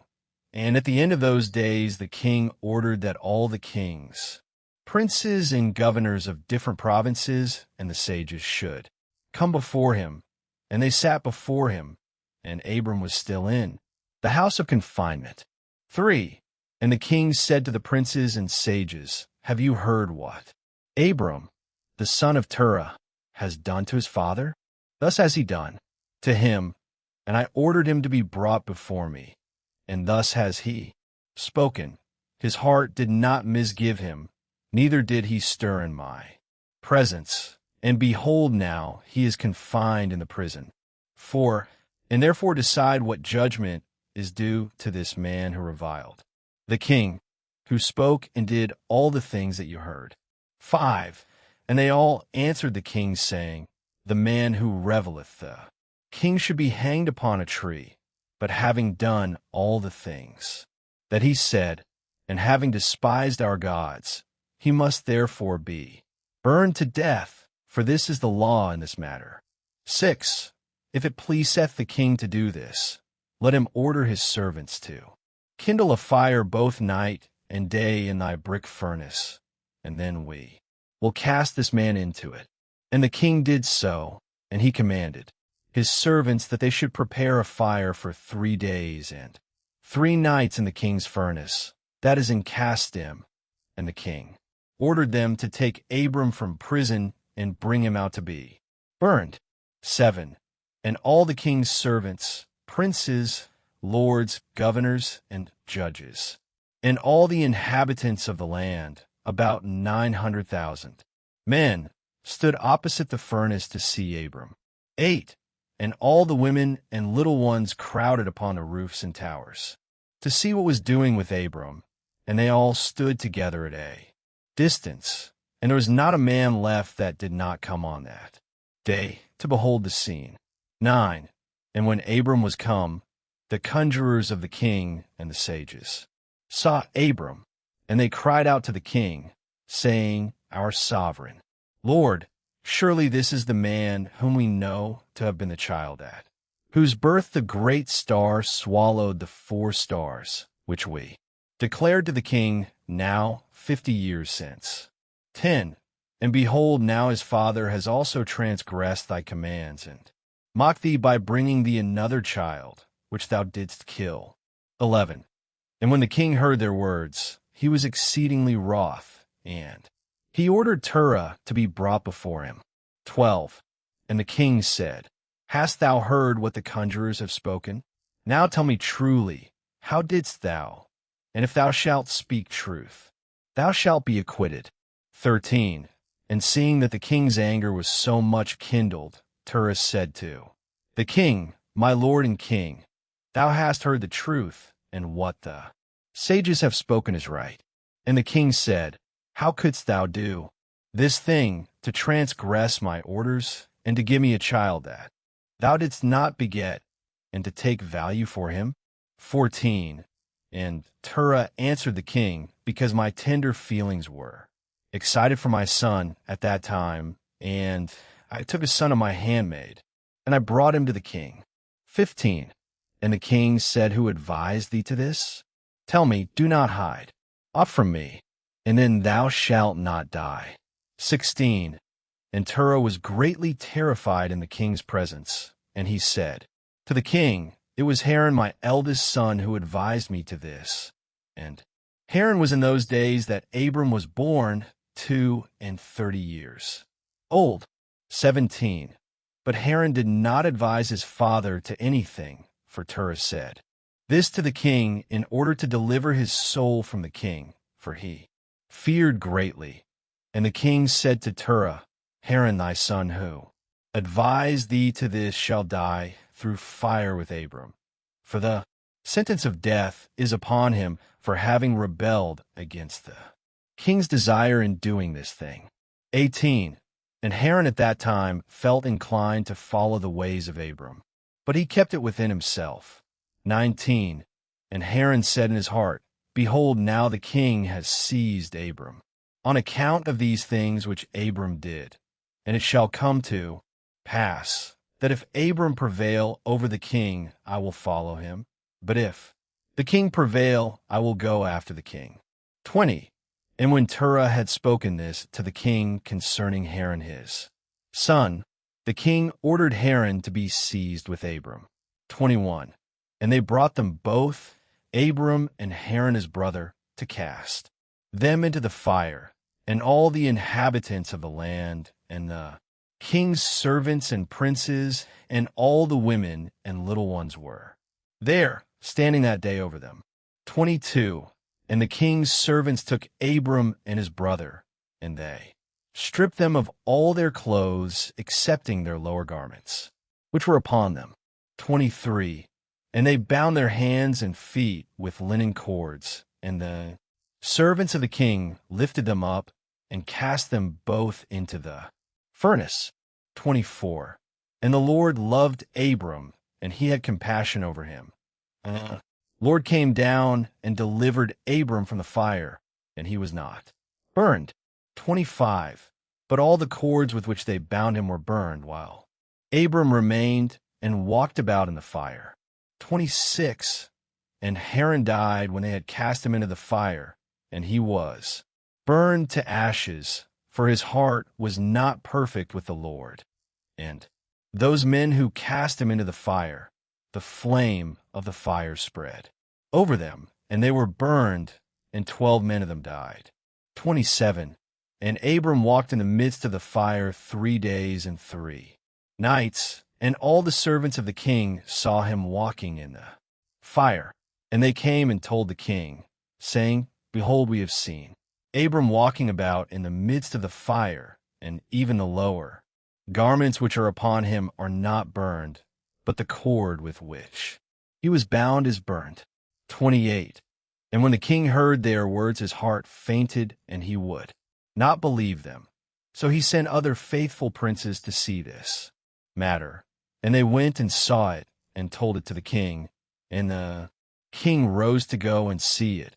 And he saw Abram walking to and fro in the midst of the fire, and he saw Haran's body burned, and the king wondered greatly.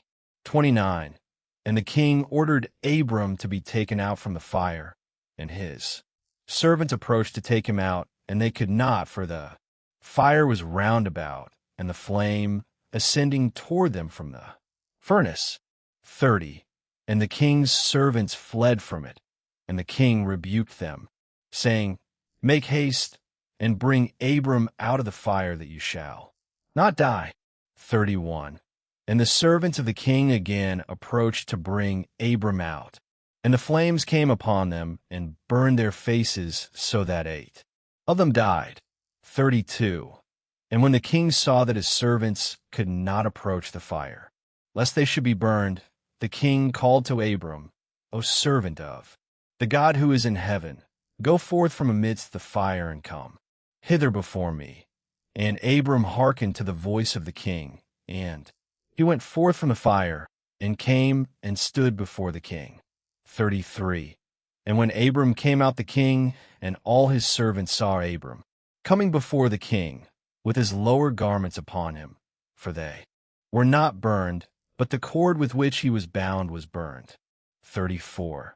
And the king said to Abram, How is it that thou wast not burned in the fire? 35. And Abram said to the king, The God of heaven and earth, in whom I trust, and who is all in his power, he delivered me from the fire, into which thou didst cast me.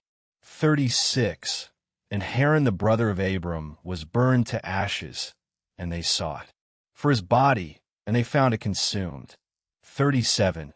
And Haran was 82 years old when he died in the fire of Casdim. And the king, princes, and inhabitants of the land, seeing that Abram was delivered from the fire, they came and bowed down to Abram. 38. And Abram said to them, Do not bow down to me, but bow down to the God of the world who made you, and serve him, and go in his ways. For it is he who delivered me from out of this fire, and it is he who created the souls and spirits of all men, and formed man in his mother's womb, and brought him forth into the world, and it is he who will deliver those who trust in him from all pain. 39. And this thing seemed very wonderful in the eyes of the king and princes, that Abram was saved from the fire, and that Haran was burned. And the king gave Abram many presents, and he gave him his 2 head servants from the king's house. The name of one was Oni, and the name of the other was Eleazar. 40. And all the kings, princes, and servants gave Abram many gifts of silver and gold and pearl, and the king and his princes sent him away, and he went in peace. 41. And Abram went forth from the king in peace, and many of the king's servants followed him, and about 300 men joined him. 42. And Abram returned on that day, and went to his father's house, he and the men that followed him. And Abram served the Lord his God all the days of his life, and he walked in his ways and followed his law. 43. And from that day forward Abram inclined the hearts of the sons of men to serve the Lord. 44. And at that time Nahor and Abram took unto themselves wives, the daughters of their brother Haran. The wife of Nahor was Milcah, and the name of Abram's wife was Sarai. And Sarai, wife of Abram, was barren. She had no offspring in those days. 45. And at the expiration of 2 years from Abram's going out of the fire, that is in the 52nd year of his life, behold, King Nimrod sat in Babel upon the throne, and the king fell asleep, and dreamed that he was standing with his troops and hosts in a valley, opposite the king's furnace. 46. And he lifted up his eyes, and saw a man in the likeness of Abram, coming forth from the furnace, and that he came and stood before the king with his drawn sword, and then sprang to the king with his sword, when the king fled from the man, for he was afraid. And while he was running, the man threw an egg upon the king's head, and the egg became a great river. 47. And the king dreamed that all his troops sank in that river and died. And the king took flight with 3 men who were before him, and he escaped. 48. And the king looked at these men, and they were clothed in princely dresses as the garments of kings, and had the appearance and majesty of kings. 49. And while they were running, the river again turned to an egg before the king, and there came forth from the egg a young bird, which came before the king, and flew at his head, and plucked out the king's eye. 50. And the king was grieved at the sight, and he awoke out of his sleep, and his spirit was agitated, and he felt a great terror. 51. And in the morning the king rose from his couch in fear, and he ordered all the wise men and magicians to come before him, when the king related his dream to them. 52. And a wise servant of the king, whose name was Anuki, answered the king, saying, This is nothing else but the evil of Abram and his seed, which will spring up against my lord and king in the latter days. 53. And behold, the day will come when Abram and his seed and the children of his household will war with my king, and they will smite all the king's hosts and his troops. 54. And as to what thou hast said concerning 3 men which thou didst see like unto thyself, and which did escape, this means that only thou wilt escape with 3 kings from the kings of the earth who will be with thee in battle. 55. And that which thou sawest of the river which turned to an egg as at first, and the young bird plucking out thine eye, this means nothing else but the seed of Abram, which will slay the king in latter days. 56. This is my king's dream, and this is its interpretation, and the dream is true, and the interpretation which thy servant has given thee is right. 57. Now therefore, my king, surely thou knowest that it is now 52 years since thy sages saw this at the birth of Abram, and if my king will suffer Abram to live in the earth, it will be to the injury of my lord and king, for all the days that Abram liveth. Neither thou nor thy kingdom will be established, for this was known formerly at his birth. And why will not my king slay him, that his evil may be kept from thee in latter days? 58. And Nimrod hearkened to the voice of Anuki, and he sent some of his servants in secret to go and seize Abram, and bring him before the king to suffer death. 59. And Eleazar, Abram's servant whom the king had given him, was at that time in the presence of the king, and he heard what Anuki had advised the king, and what the king had said to cause Abram's death. 60. And Eliezer said to Abram, Hasten, rise up and save thy soul, that thou mayest not die through the hands of the king, for thus did he see in a dream concerning thee, and thus did Anuki interpret it, and thus also did Anuki advise the king concerning thee. 61. And Abram hearkened to the voice of Eliezer, and Abram hastened and ran for safety to the house of Noah and his son Shem, and he concealed himself there and found a place of safety. And the king's servants came to Abram's house to seek him, but they could not find him. And they searched throughout the country, and he was not to be found. And they went and searched in every direction, and he was not to be met with. 62. And when the king's servants could not find Abram, they returned to the king, but the king's anger against Abram was stilled, as they did not find him. And the king drove from his mind this matter concerning Abram. 63. And Abram was concealed in Noah's house for 1 month, until the king had forgotten this matter. But Abram was still afraid of the king. And Terah came to see Abram his son secretly in the house of Noah. And Terah was very great in the eyes of the king. 64. And Abram said to his father, Dost thou not know that the king thinketh to slay me, and to annihilate my name from the earth by the advice of his wicked counselors? 65. Now whom hast thou here, and what hast thou in this land? Arise, let us go together to the land of Canaan, that we may be delivered from his hand, lest thou perish also through him in the latter days. 66. Dost thou not know, or hast thou not heard, that it is not through love that Nimrod giveth thee all this honor, but it is only for his benefit that he bestoweth all this good upon thee? 67.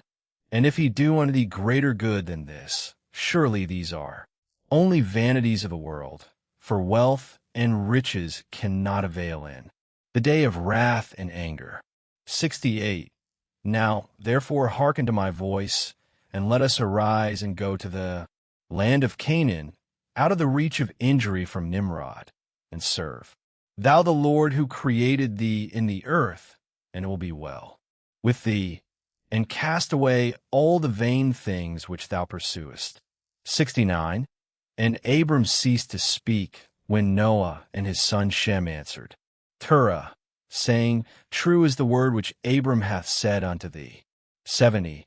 And Terah hearkened to the voice of his son Abram, and Terah did all that Abram said, for this was from the Lord, that the king should not cause Abram's death. Underscore.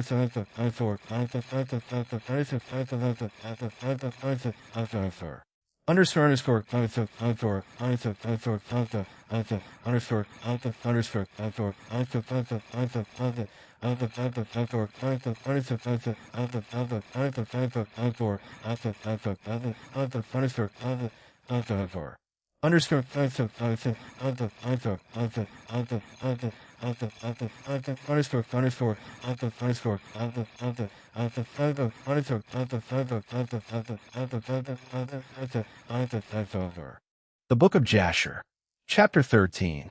1. And Terah took his son Abram and his grandson Lot, the son of Haran, and Sarai his daughter-in-law, the wife of his son Abram, and all the souls of his household, and went with them from Uar, cast him to go to the land of Canaan. And when they came as far as the land of Haran, they remained there, for it was exceedingly good, land for pasture, and of sufficient extent for those who accompanied them. 2. And the people of the land of Haran saw that Abram was good and upright with God and man, and that the Lord his God was with him. And some of the people of the land of Haran came and joined Abram, and he taught them the instruction of the Lord and his ways. And these men remained with Abram in his house, and they adhered to him. 3. And Abram remained in the land 3 years, and at the expiration of 3 years the Lord appeared to Abram and said to him, I am the Lord who brought thee forth from Ur Kasdim and delivered thee from the hands of all thine enemies. 4.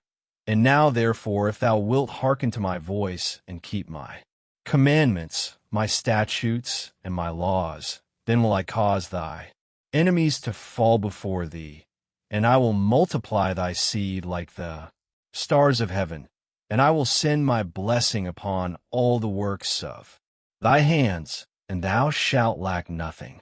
5. Arise now, take thy wife and all belonging to thee, and go to the land of Canaan, and remain there, and I will there be unto thee for a God, and I will bless thee. And Abram rose and took his wife and all belonging to him, and he went to the land of Canaan as the Lord had told him. And Abram was 50 years old when he went from Haran. 6. And Abram came to the land of Canaan and dwelt in the midst of the city, and he there pitched his tent amongst the children of Canaan, inhabitants of the land. 7. And the Lord appeared to Abram when he came to the land of Canaan, and said to him, This is the land which I gave unto thee and to thy seed after thee forever, and I will make thy seed like the stars of heaven, and I will give unto thy seed for an inheritance all the lands which thou sayest. 8. And Abram built an altar in the place where God had spoken to him, and Abram there called upon the name of the Lord. 9. At that time, at the end of 3 years of Abram's dwelling in the land of Canaan, in that year Noah died, which was the 58th year of the life of Abram, and all the days that Noah lived were 950 years, and he died. 10. And Abram dwelt in the land of Canaan, he, his wife, and all belonging to him, and all those that accompanied him, together with those that joined him from the people of the land.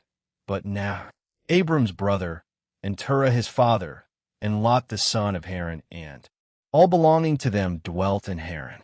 11. In the 5th year of Abram's dwelling in the land of Canaan, the people of Sodom and Gomorrah and all the cities of the plain revolted from the power of Kedorlaomer, king of Elam. For all the kings of the cities of the plain had served Kedorlaomer for 12 years and given him a yearly tax, but in those days, in the 13th year, they rebelled against him. 12. And in the 10th year of Abram's dwelling in the land of Canaan, there was war between Nimrod king of Shinar and Kedorlaomer king of Elam. And Nimrod came to fight with Kedorlaomer and to subdue him. 13. For Kedorlaomer was at that time one of the princes of the hosts of Nimrod. And when all the people at the tower were dispersed, and those that remained were also scattered upon the face of the earth, Kedorlaomer went to the land of Elam and reigned over it, and rebelled against his lord. 14. And in those days when Nimrod saw that the cities of the plain had rebelled, he came with pride and anger to war with Kedorlaomer. And Nimrod assembled all his princes and subjects, about 700,000 men, and went against Kedorlaomer. And Kedorlaomer went out to meet him with 5,000 men, and they prepared for battle in the valley of Babel, which is between Elam and Shinar. 15. And all those kings fought there, and Nimrod and his people were smitten before the people of Kedorlaomer, and there fell from Nimrod's men about 600,000, and Mardon the king's son fell amongst them. 16. And Nimrod fled and returned in shame and disgrace to his land, and he was under subjection to Kedorlaomer for a long time.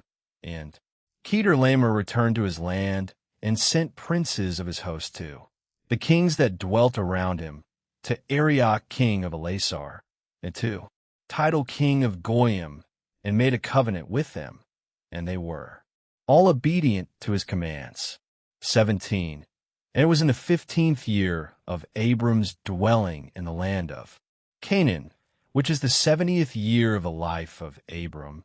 And the Lord appeared to Abram in that year, and he said to him, I am the Lord who brought thee out from Ur Kasdim to give thee this land for an inheritance. 18.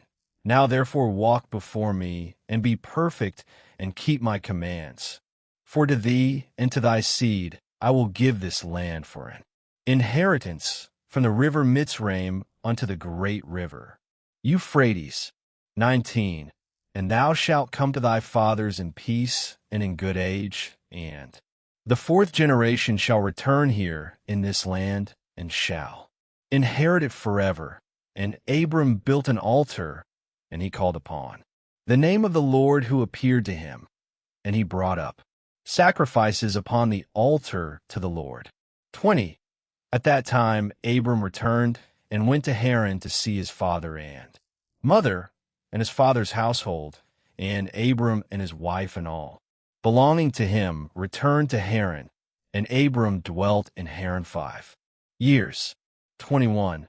And many of the people of Haran, about 72 men, followed Abram, and Abram taught them the instruction of the Lord in his ways, and he taught them to know the Lord. 22.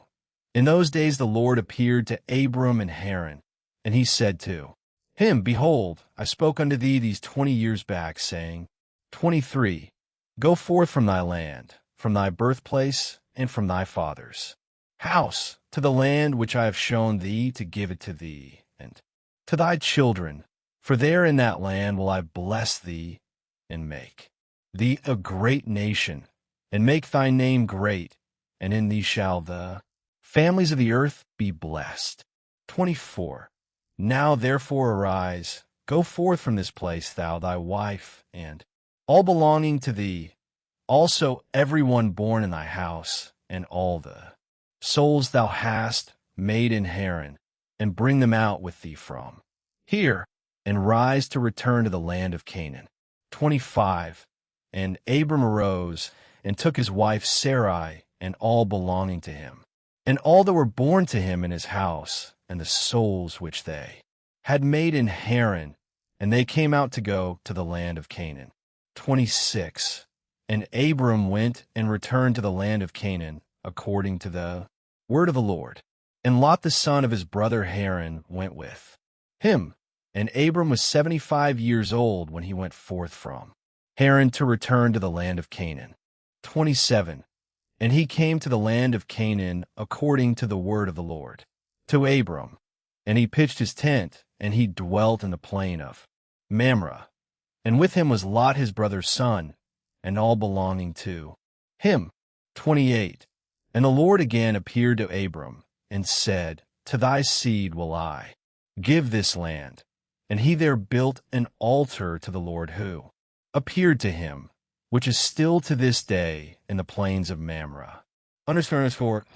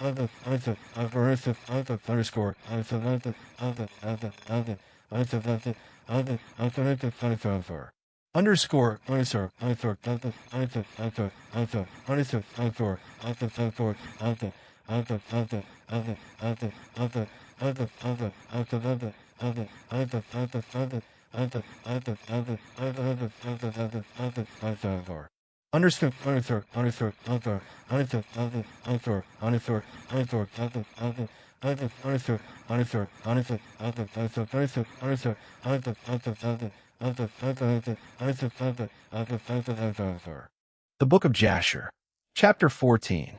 1.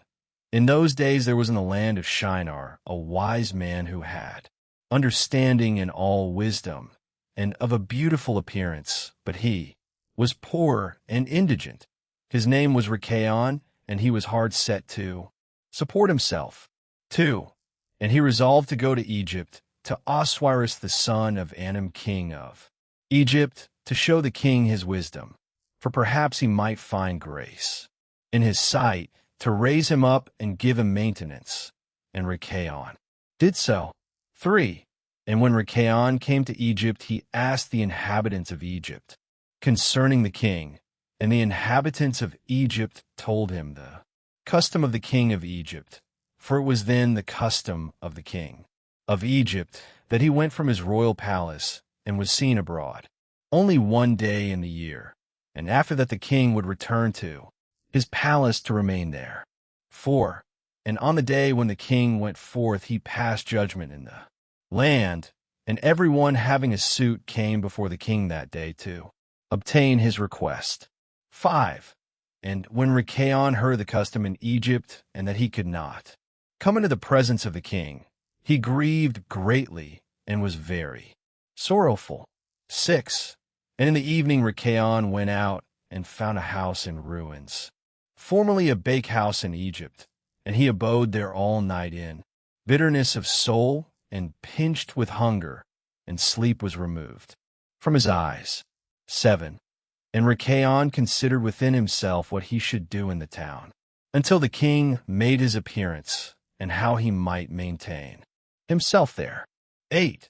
And he rose in the morning and walked about, and met in his way those who sold vegetables and various sorts of seed with which they supplied the inhabitants. 9. And Rikaon wished to do the same in order to get a maintenance in the city, but he was unacquainted with the custom of the people, and he was like a blind man among them. 10.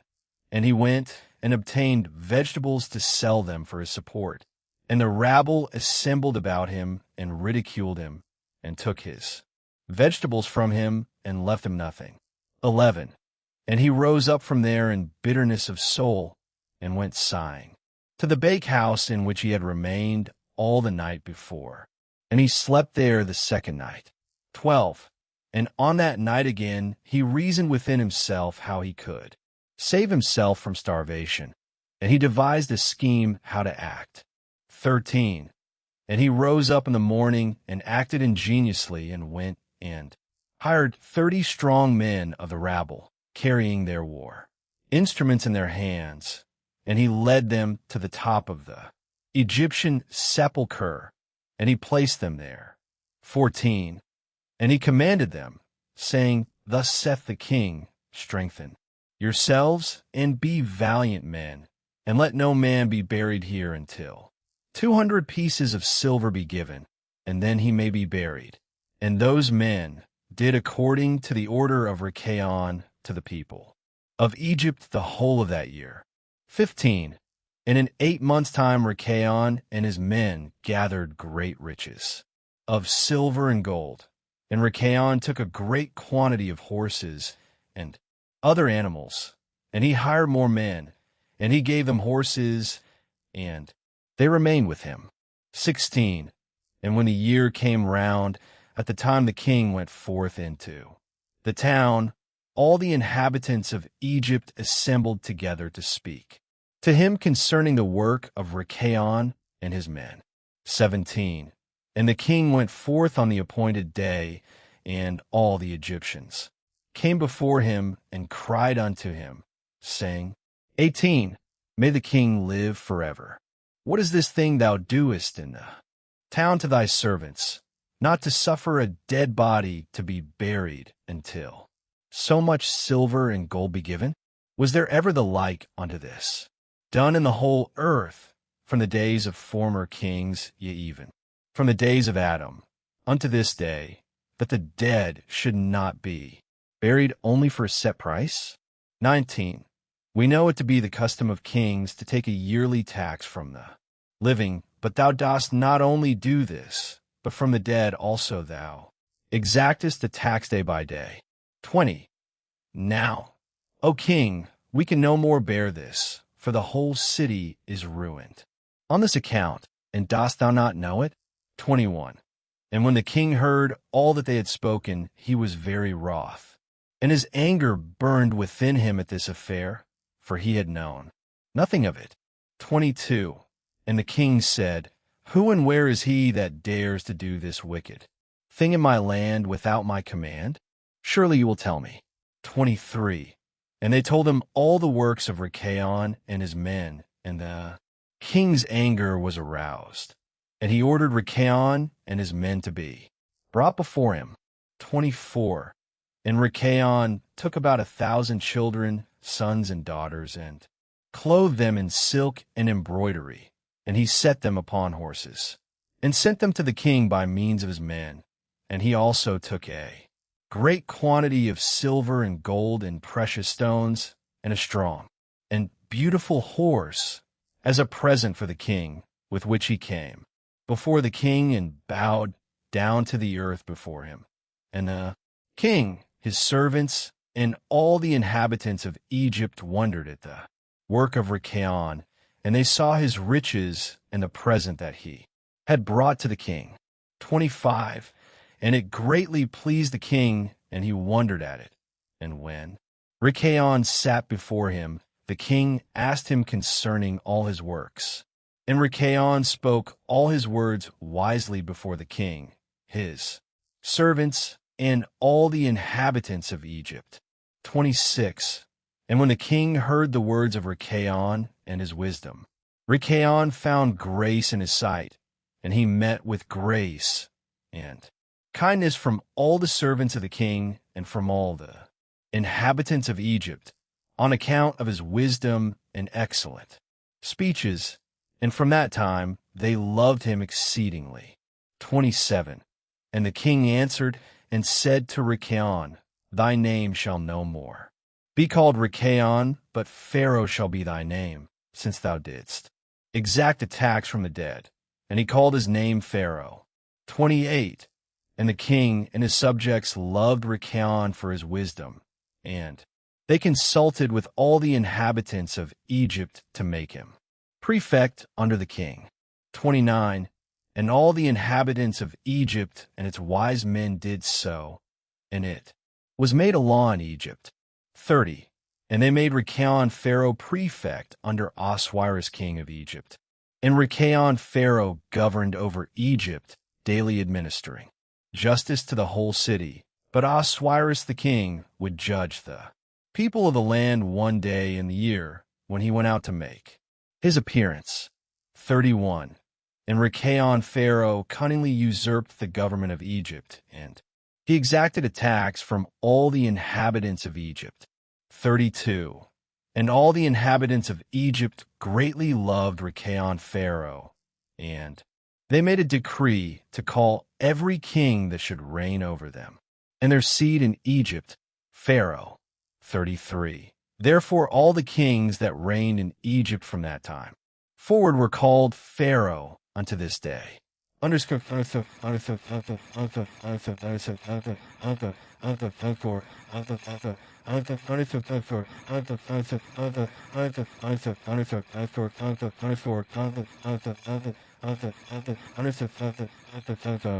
Underscore.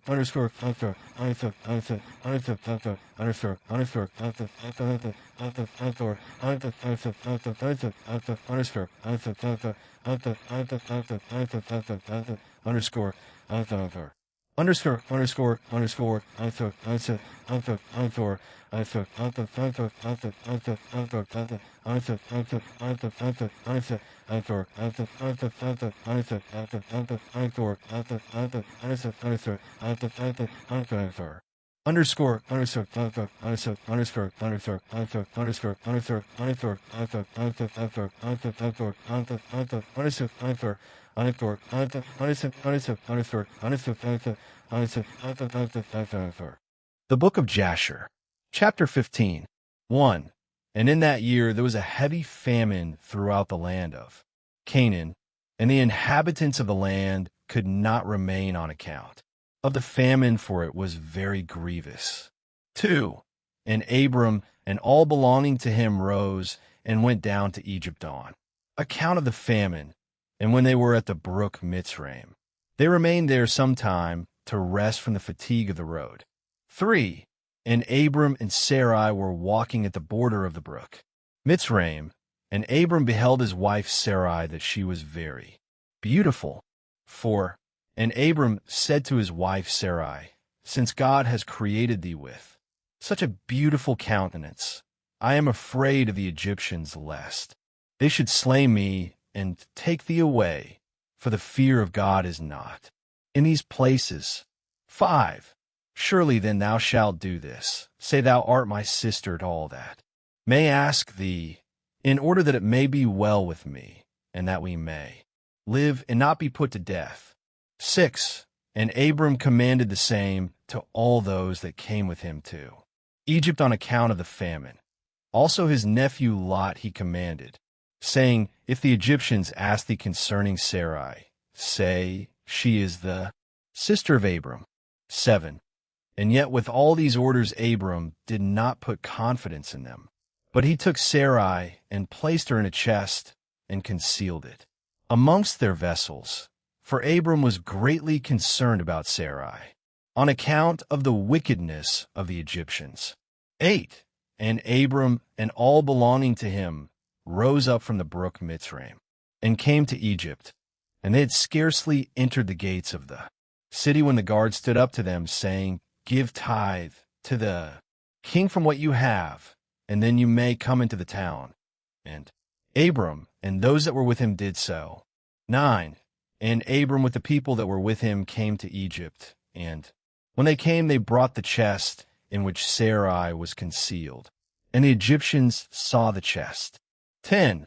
And the king's servants approached Abram, saying, What hast thou here in this chest, which we have not seen? Now open thou the chest, and give tithe to the king of all that it contains. 11. And Abram said, This chest I will not open, but all you demand upon it I will give. And Pharaoh's officers answered Abram, saying, Is a chest of precious stones? Give us the tenth thereof. 12. Abram said, All that you desire I will give, but you must not open the chest. 13. And the king's officers pressed Abram, and they reached the chest, and opened it with force, and they saw, and behold, a beautiful woman was in the chest. 14. And when the officers of the king beheld Sarai, they were struck with admiration at her beauty, and all the princes and servants of Pharaoh assembled to see Sarai, for she was very beautiful. And the king's officers ran and told Pharaoh all that they had seen, and they praised Sarai to the king. And Pharaoh ordered her to be brought, and the woman came before the king. 15.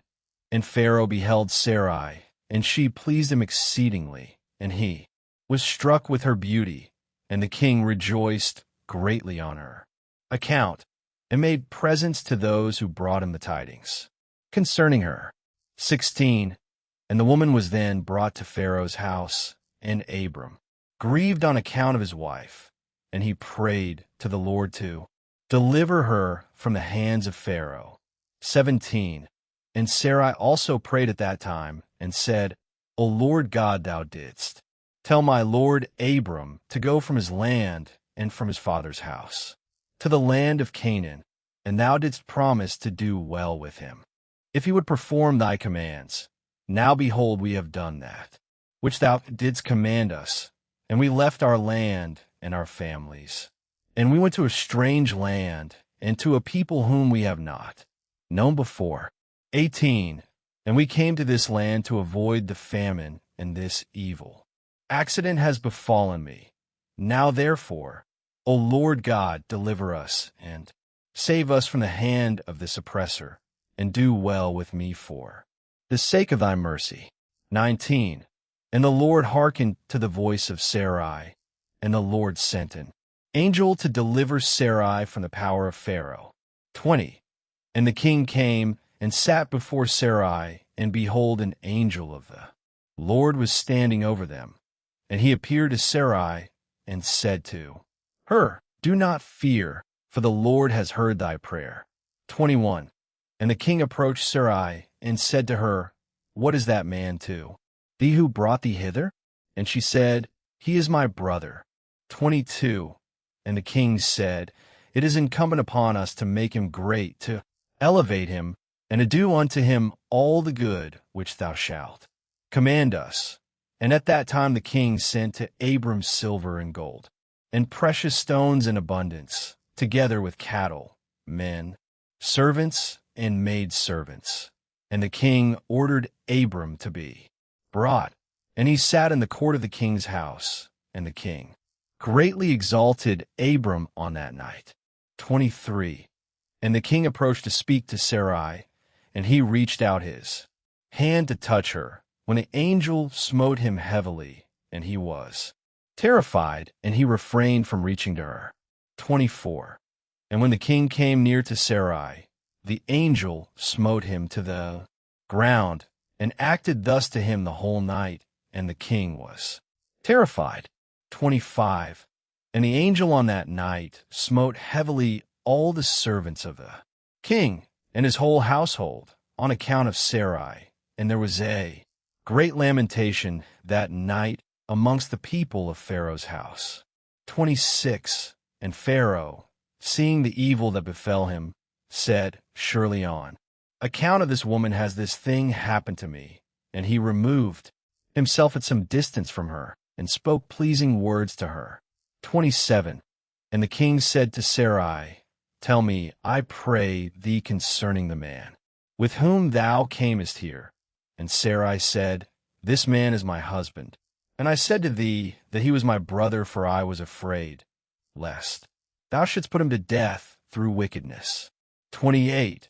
And the king kept away from Sarai, and the plagues of the angel of the Lord ceased from him and his household, and Pharaoh knew that he was smitten on account of Sarai, and the king was greatly astonished at this. 29. And in the morning the king called for Abram, and said to him, What is this thou hast done to me? Why didst thou say, She is my sister, owing to which I took her unto me for a wife? And this heavy plague has therefore come upon me and my household. 30. Now therefore here is thy wife. Take her, and go from our land, lest we all die on her account. And Pharaoh took more cattle, men, servants, and maidservants, and silver and gold, to give to Abram. And he returned unto him Sarai his wife. 31.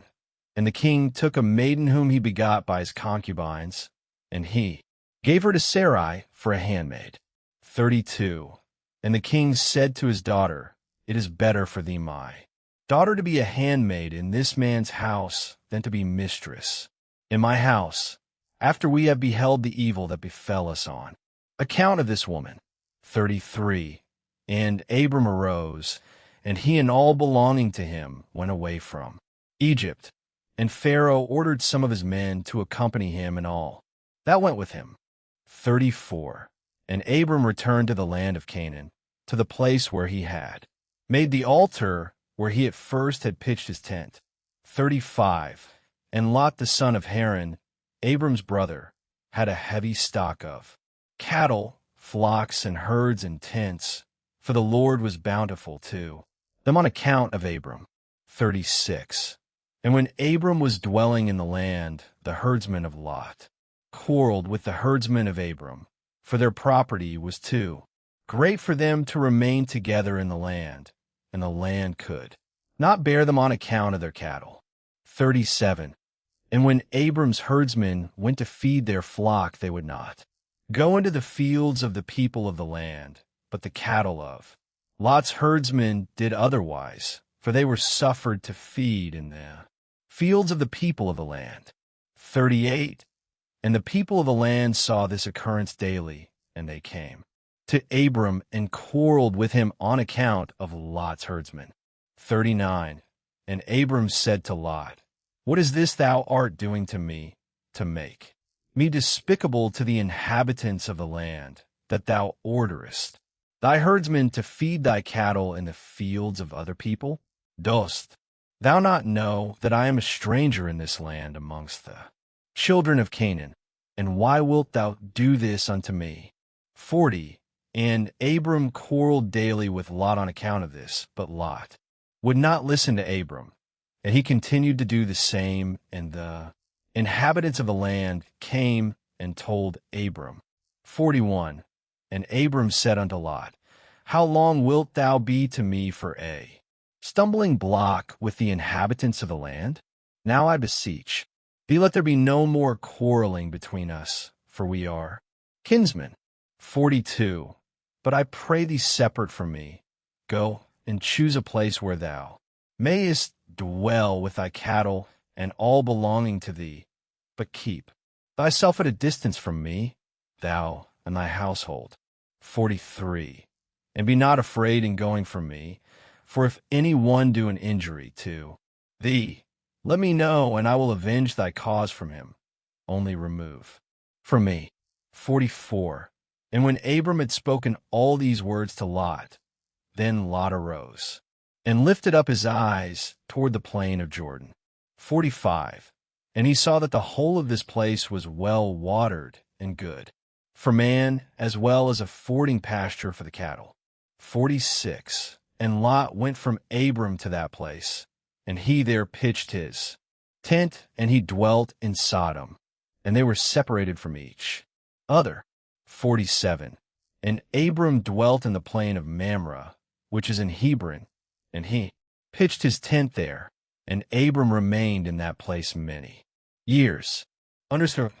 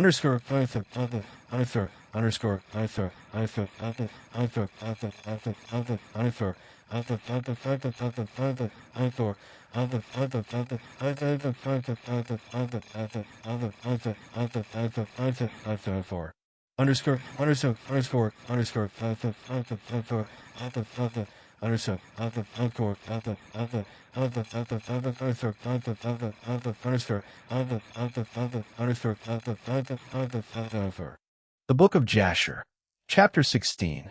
1. At that time, Kedorlaomer king of Elam sent to all the neighboring kings, to Nimrod, king of Shinar, who was then under his power, and to Tidal, king of Goyim, and to Arioch, king of Elasar, with whom he made a covenant, saying, Come up to me and assist me, that we may smite all the towns of Sodom and its inhabitants, for they have rebelled against me these 13 years. 2.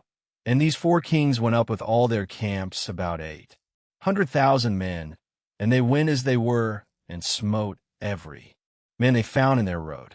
3. And the 5 kings of Sodom and Gomorrah, Shurnab king of Admah, Shemeber king of Zeboim, Bera king of Sodom, Bersha king of Gomorrah, and Bela king of Zor, went out to meet them, and they all joined together in the valley of Siddim. 4. And these 9 kings made war in the valley of Siddim, and the kings of Sodom and Gomorrah were smitten before the kings of Elam. 5. And the valley of Siddim was full of lime pits, and the kings of Elam pursued the kings of Sodom, and the kings of Sodom with their camps fled and fell into the lime pits, and all that remained went to the mountain for safety.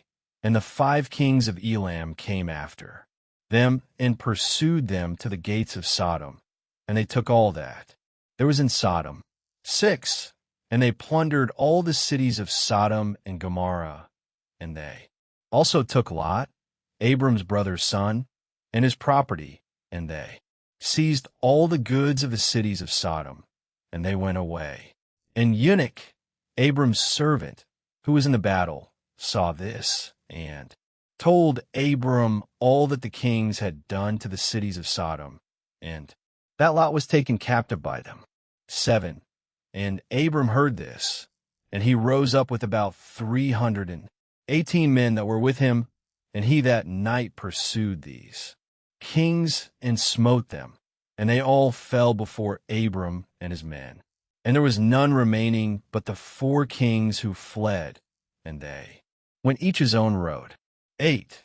And Abram recovered all the property of Sodom, and he also recovered Lot and his property, his wives and little ones and all, belonging to him, so that Lot lacked nothing. 9. And when he returned from smiting these kings, he and his men passed the valley of Siddim, where the kings had made war together. 10. And Bera king of Sodom, and the rest of his men that were with him, went out from the lime pits into which they had fallen to meet Abram and his men. 11.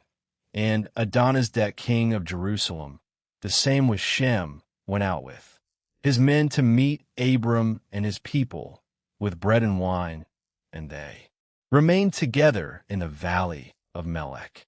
12. And Adonizedek blessed Abram, and Abram gave him a tenth from all that he had brought from the spoil of his enemies, for Adonizedek was a priest before God. 13. And all the kings of Sodom and Gomorrah who were there with their servants approached Abram and begged of him to return them there, servants whom he had made captive, and to take unto himself all the property. 14. And Abram answered the kings of Sodom, saying, As the Lord liveth, who created heaven and earth, and who redeemed my soul from all affliction, and who delivered me this day from my enemies, and gave them into my hand, I will not take anything belonging to you, that you may not boast tomorrow, saying, Abram became rich from our property that he saved. 15. For the Lord my God, in whom I trust, said unto me, Thou shalt lack nothing, for I will bless thee in all the works of thy hands. 16. And now, therefore, behold, here is all belonging to you. Take it and go. As the Lord liveth, I will not take from you from a living soul, down to a shoe tie or thread, excepting the expense of the food of those who went out with me to battle, as also the portions of the men who went with me, Aner, Hashgal, and Mamre, they and their men, as well as those also who had remained to watch the baggage. They shall take their portion of the spoil. 17. And the kings of Sodom gave Abram according to all that he had said, and they pressed him to take of whatever he chose, but he would not. 18. And he sent away the kings of Sodom and the remainder of their men, and he gave them orders about Lot, and they went to their respective places. 19. And Lot, his brother's son, he also sent away with his property, and he went with them, and Lot returned to his home, to Sodom, and Abram and his people returned to their home, to the plains of Mamre, which is in Hebron. 20. At that time the Lord again appeared to Abram in Hebron, and he said to him, Do not fear, thy reward is very great before me, for I will not leave thee until I shall have multiplied thee, and blessed thee, and made thy seed like the stars in heaven, which cannot be measured nor numbered. 21. And I will give unto thy seed all these lands that thou sayest with thine eyes, to them will I give them for an inheritance forever. Only be strong and do not fear. Walk before me and be perfect. 22. And in the 78th year of the life of Abram, in that year, died Reu, the son of Peleg, and all the days of Reu were 239 years, and he died. 23. And Sarai, the daughter of Haran, Abram's wife, was still barren in those days. She did not bear to Abram either son or daughter. 24. And when she saw that she bare no children, she took her handmaid, Hagar, whom Pharaoh had given her, and she gave her to Abram her husband for a wife. 25. For Hagar learned all the ways of Sarai as Sarai taught her. She was not in any way deficient in following her good ways. 26. And Sarai said to Abram, Behold, here is my handmaid Hagar, go to her, that she may bring forth upon my knees, that I may also obtain children through her. 27. And at the end of 10 years of Abram's dwelling in the land of Canaan, which is the 85th year of Abram's life, Sarai gave Hagar unto him. 28. And Abram hearkened to the voice of his wife Sarai, and he took his handmaid Hagar, and Abram came to her, and she conceived. 29. And when Hagar saw that she had conceived, she rejoiced greatly, and her mistress was despised in her eyes, and she said within herself, This can only be that I am better before God than Sarai my mistress, for all the days that my mistress has been with my Lord. She did not conceive, but me the Lord has caused in so short a time to conceive by him. 30. And when Sarai saw that Hagar had conceived by Abram, Sarai was jealous of her handmaid, and Sarai said within herself, This is surely nothing else, but that she must be better than I am. 31. And Sarai said unto Abram, My wrong be upon thee, for at the time when thou didst pray before the Lord for children, why didst thou not pray on my account, that the Lord should give me seed from thee? 32. And when I speak to Hagar in thy presence, she despiseth my words, because she has conceived, and thou wilt say nothing to her. May the Lord judge between me and thee for what thou hast done to me. 33. And Abram said to Sarai, Behold, thy handmaid is in thy hand, do unto her as it may seem good in thy eyes. And Sarai afflicted her, and Hagar fled from her to the wilderness. 34.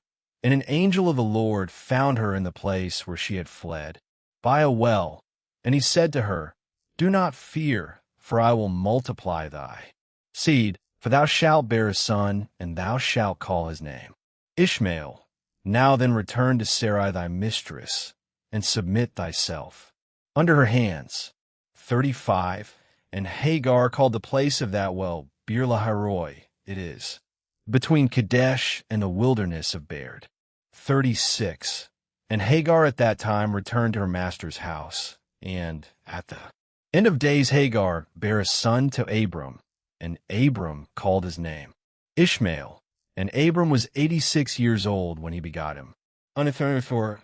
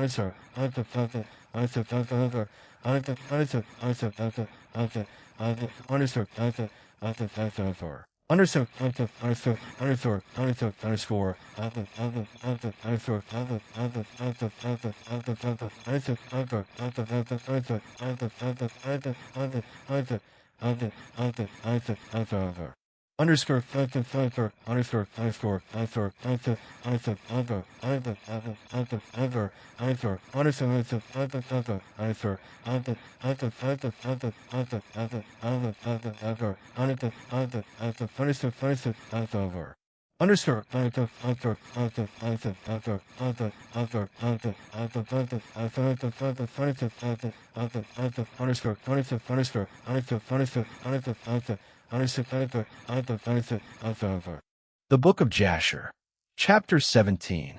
1. And in those days, in the 91st year of the life of Abram, the children of Chittim made war with the children of Tubal. 4. When the Lord had scattered the sons of men upon the face of the earth, the children of Chittim went and embodied themselves in the plain of Canopia, and they built themselves cities there and dwelt by the river Tibru. 2. And the children of Tubal dwelt in Toscana, and their boundaries reached the river Tibru, and the children of Tubal built a city in Tuscanan, and they called the name Sabina, after the name of Sabina son of Tubal their father, and they dwelt there unto this day. 3. And it was at that time the children of Chittim made war with the children of Tubal, and the children of Tubal were smitten before the children of Chittim, and the children of Chittim caused 3 170 men to fall from the children of Tubal. 4. And at that time the children of Tubal swore to the children of Chittim, saying, You shall not intermarry amongst us, and no man shall give his daughter to any of the sons of Chittim. 5. For all the daughters of Tubal were in those days fair, for no women were then found in the whole earth so fair as the daughters of Tubal. 6. And all who delighted in the beauty of women went to the daughters of Tubal and took wives from them, and the sons of men, kings, and princes, who greatly delighted in the beauty of women, took wives in those days from the daughters of Tubal. 7. And at the end of 3 years, after the children of Tubal had sworn to the children of Chittim not to give them their daughters for wives, about 20 men of the children of Chittim went to take some of the daughters of Tubal, but they found none. 8. For the children of Tubal kept their oaths not to intermarry with them, and they would not break their oaths. 9. And in the days of harvest the children of Tubal went into their fields to get in their harvest, when the young men of Chittim assembled and went to the city of Sabina, and each man took a young woman from the daughters of Tubal, and they came to their cities. 10. And the children of Tubal heard of it, and they went to make war with them, and they could not prevail over them, for the mountain was exceedingly high from them. And when they saw they could not prevail over them, they returned to their land. 11. And at the revolution of the year, the children of Tubal went and hired about 10,000 men from those cities that were near them, and they went to war with the children of Chittim. 12. And the children of Tubal went to war with the children of Chittim, to destroy their land and to distress them. And in this engagement, the children of Tubal prevailed over the children of Chittim, and the children of Chittim, seeing that they were greatly distressed, lifted up the children which they had had by the daughters of Tubal upon the wall which had been built to be before the eyes of the children of Tubal. 13. And the children of Chittim said to them, Have you come to make war with your own sons and daughters, and have we not been considered your flesh and bones from that time till now? 14. And when the children of Tubal heard this, they ceased to make war with the children of Chittim, and they went away. 15. And they returned to their cities, and the children of Chittim at that time assembled and built 2 cities by the sea, and they called one Pertu and the other Ariza. 16. And Abram the son of Terah was then 99 years old. 17. At that time the Lord appeared to him, and he said to him, I will make my covenant between me and thee, and I will greatly multiply thy seed, and this is the covenant which I make between me and thee, that every male child be circumcised, thou and thy seed after thee. 18. At 8 days old shall it be circumcised, and this covenant shall be in your flesh for an everlasting covenant. 19. And now therefore thy name shall no more be called Abram, but Abraham, and thy wife shall no more be called Sarai, but Sarah. 20. For I will bless you both, and I will multiply your seed after you, that you shall become a great nation, and kings shall come forth from you. Understood.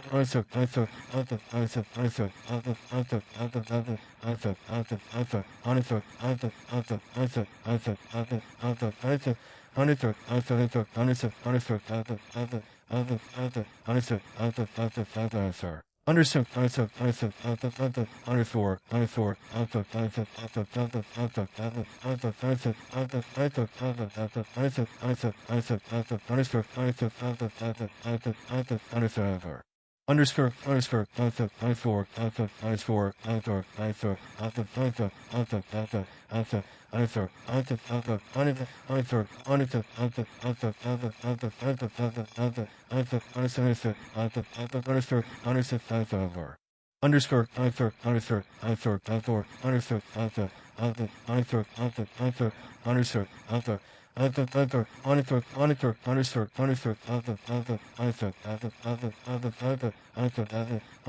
underscore the Book of Jasher, chapter 18.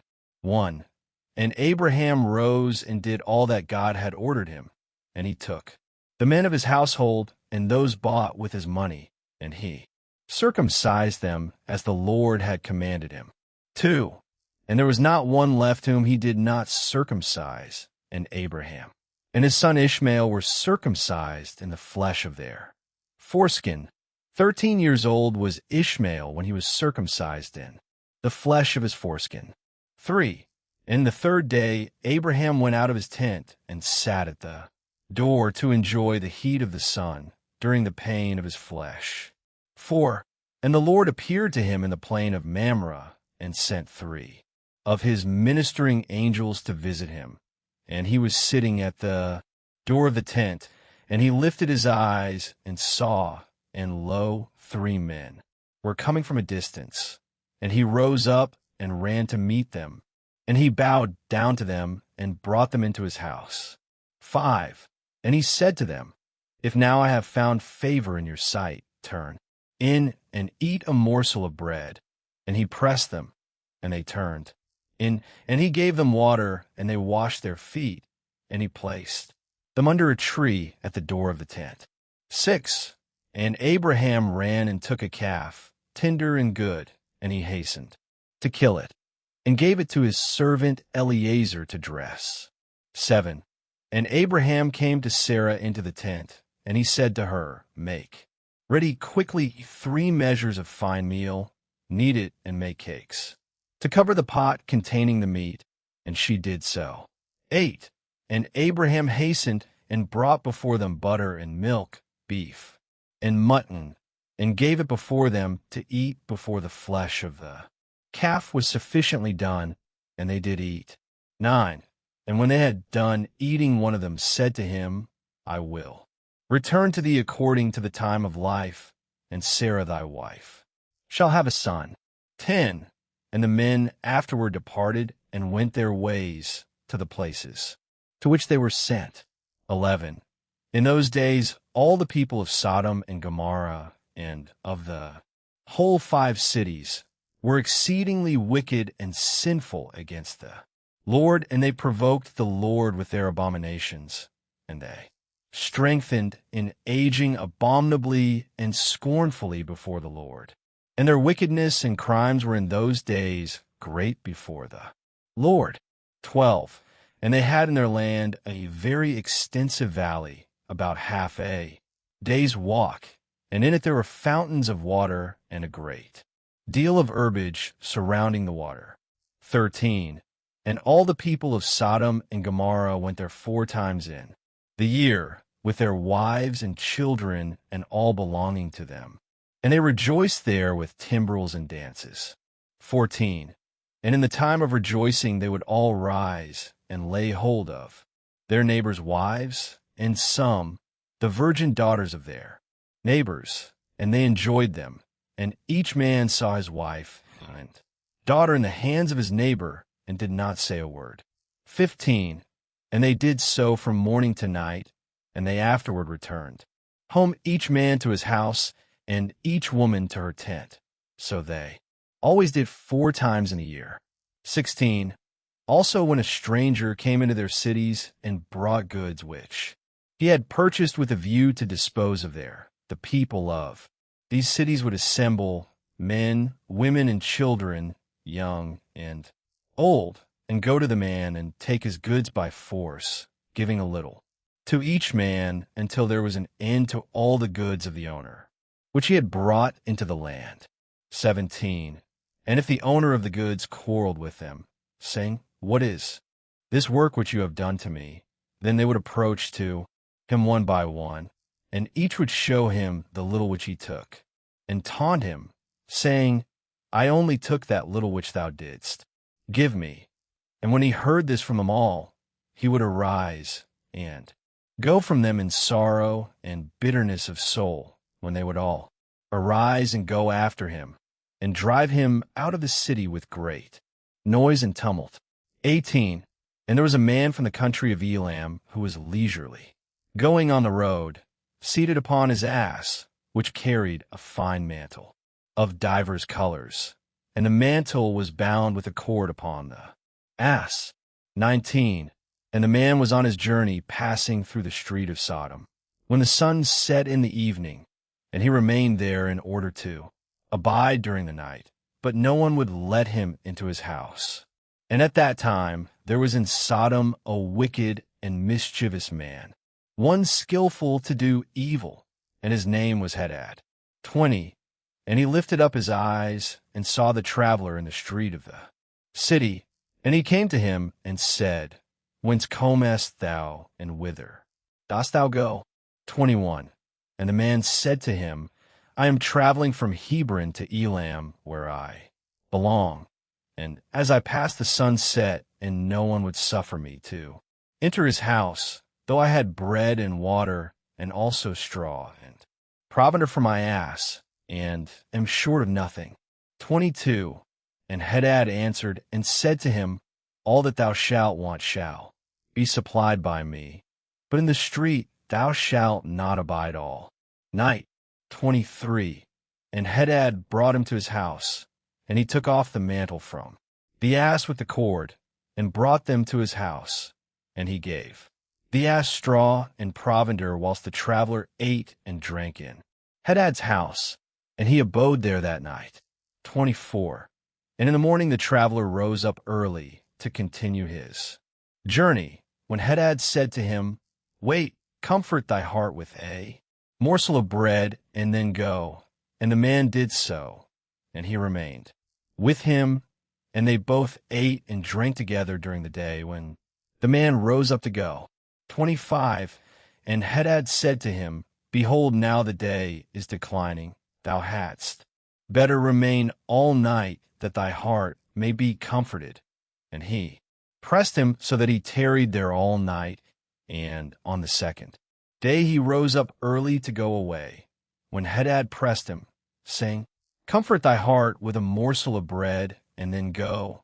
And he remained and ate with him also the second day, and then the man rose up to continue his journey. 26. And Hadad said to him, Behold, now the day is declining.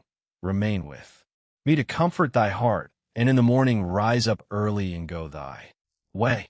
27. And the man would not remain, but rose and saddled his ass, and whilst he was saddling his ass, the wife of Hadad said to her husband, Behold, this man has remained with us for 2 days eating and drinking, and he has given us nothing. And now shall he go away from us without giving anything?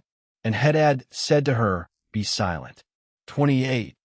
And the man saddled his ass to go, and he asked Hadad to give him the cord and mantle to tie it upon the ass.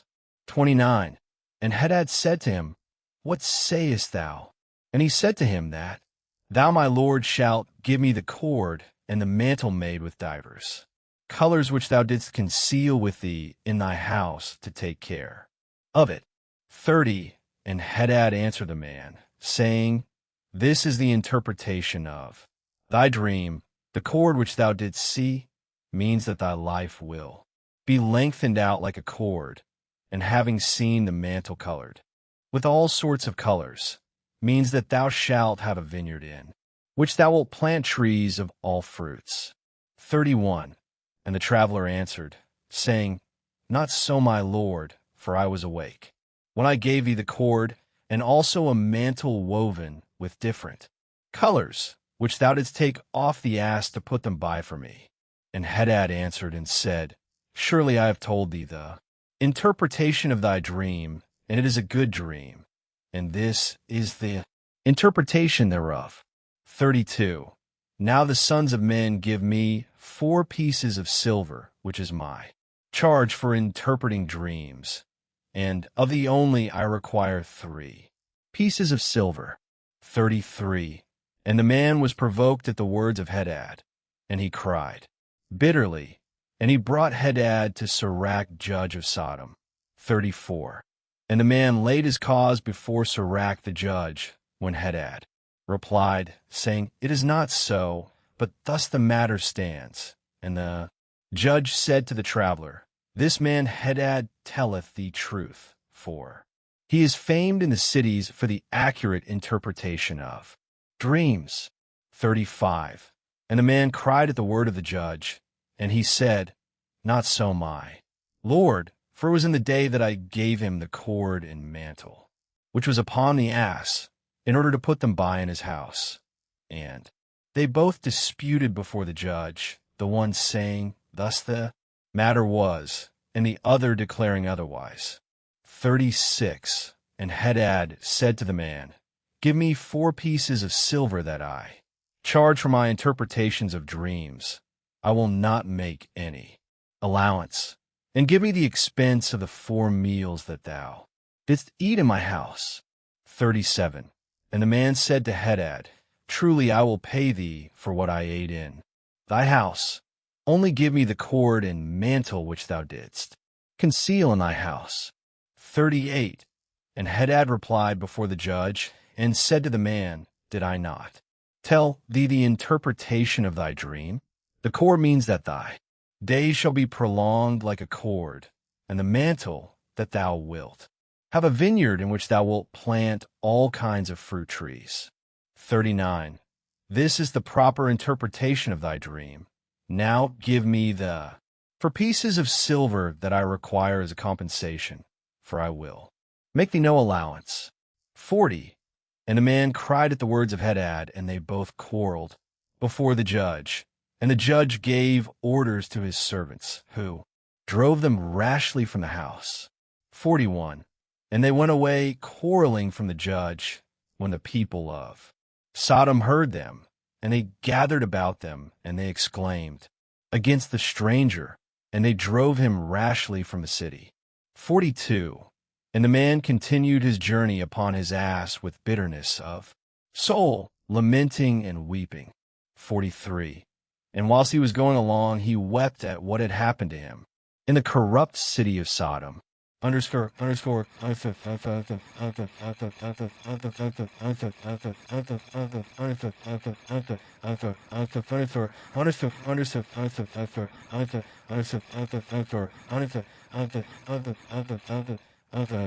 Underscore.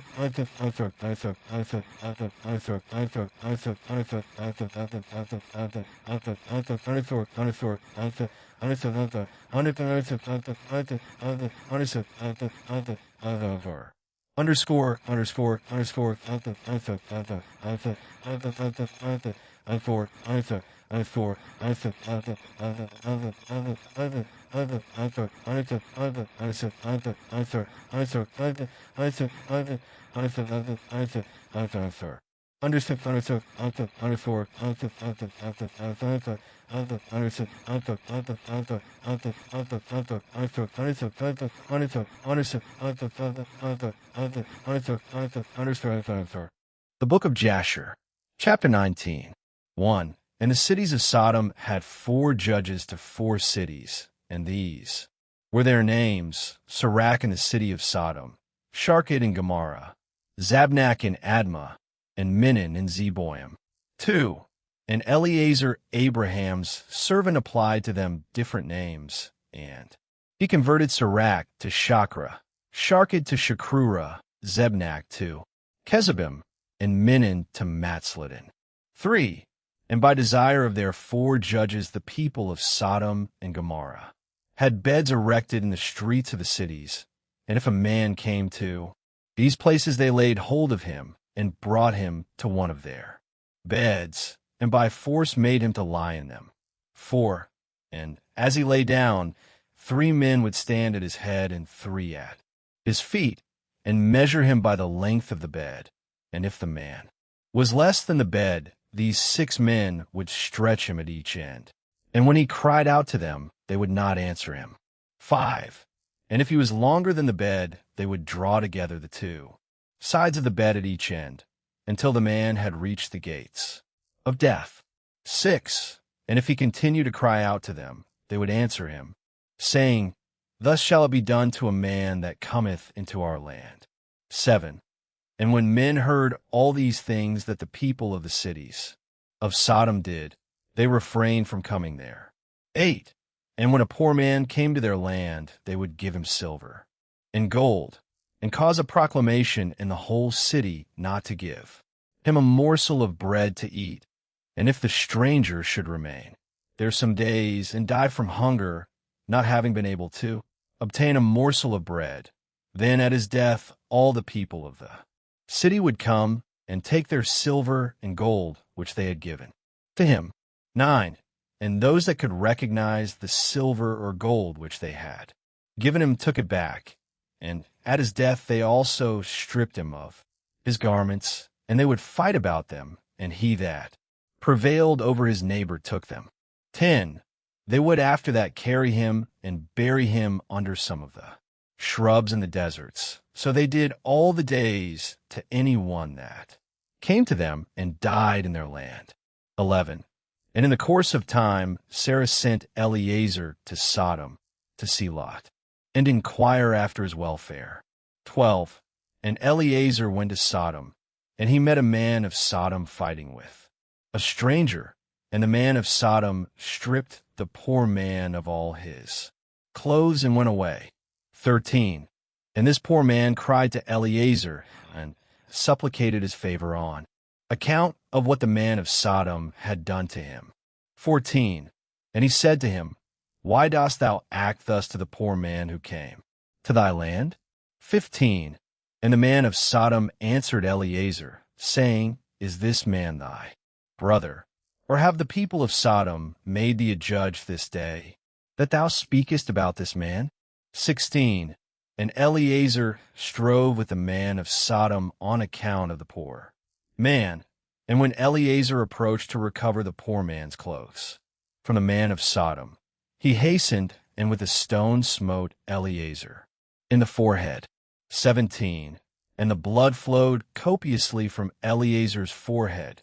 And when the man saw the blood, he caught hold of Eliezer, saying, Give me my hire for having rid thee of this bad blood that was in thy forehead, for such is the custom and the law in our land.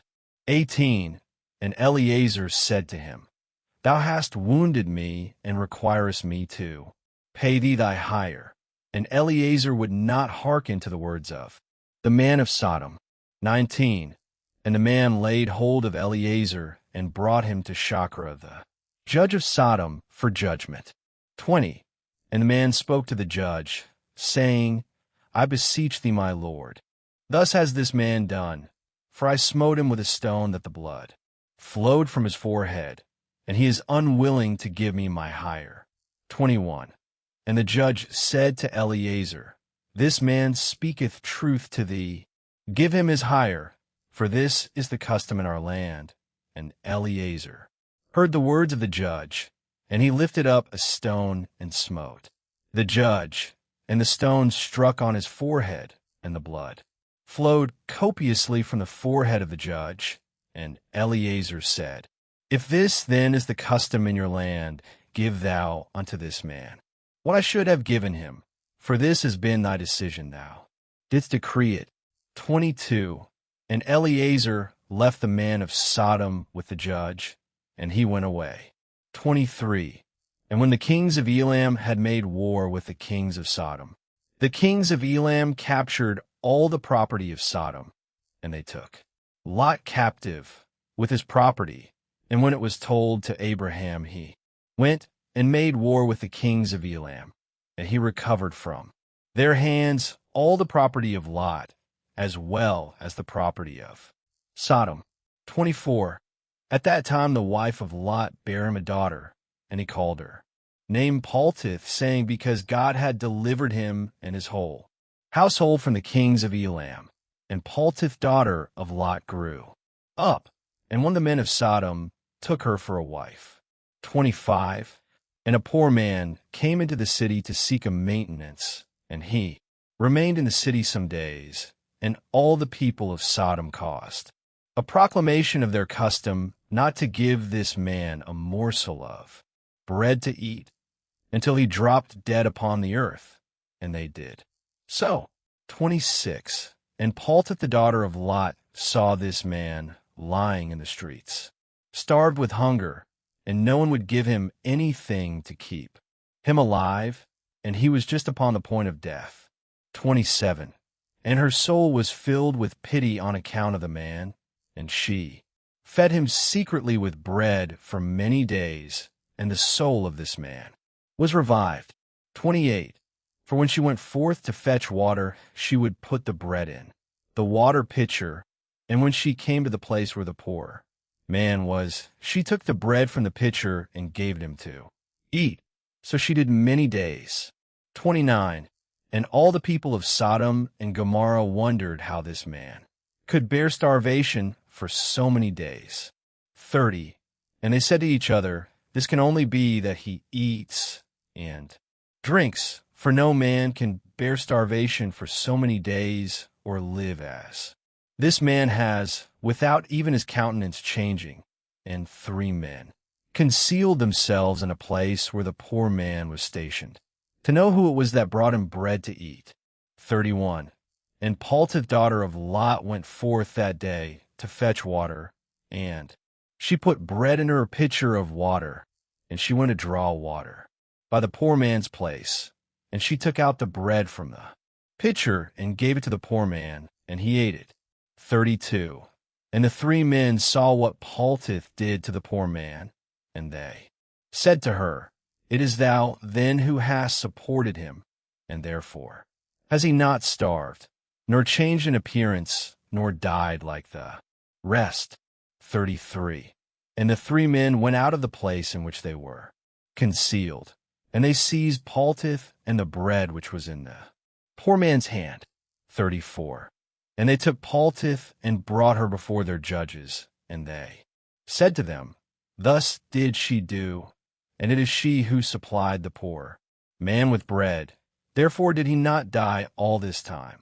Now, therefore declare to us the punishment due to this woman for having transgressed our law. 35. And the people of Sodom and Gomorrah assembled and kindled a fire in the street of the city, and they took the woman and cast her into the fire, and she was burned to ashes. 36. And in the city of Admah there was a woman to whom they did the like. 37. For a traveler came into the city of Admah to abide there all night, with the intention of going home in the morning, and he sat opposite the door of the house of the young woman's father, to remain there, as the sun had set when he had reached that place. And the young woman saw him sitting by the door of the house. 38. And he asked her for a drink of water, and she said to him, who art thou? And he said to her, I was this day going on the road, and reached here when the sun set. So I will abide here all night, and in the morning I will arise early and continue my journey. 39. And the young woman went into the house and fetched the man bread and water to eat and drink. 40.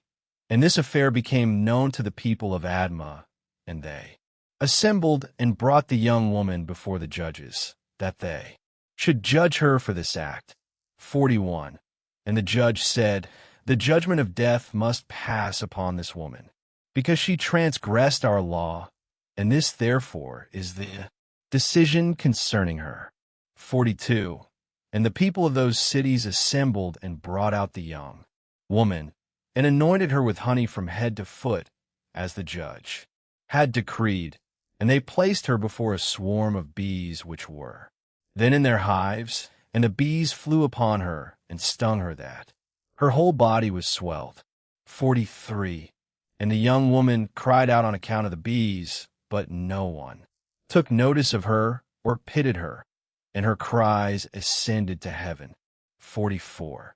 And the Lord was provoked at this and at all the works of the cities of Sodom, for they had abundance of food and had tranquility amongst them, and still would not sustain the poor and the needy.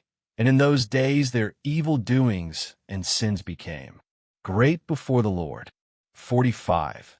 And the Lord sent for 2 of the angels that had come to Abraham's house to destroy Sodom and its cities. 46. And the angels rose up from the door of Abraham's tent after they had eaten and drunk, and they reached Sodom in the evening, and Lot was then sitting in the gate of Sodom, and when he saw them, he rose to meet them, and he bowed down to the ground. 47.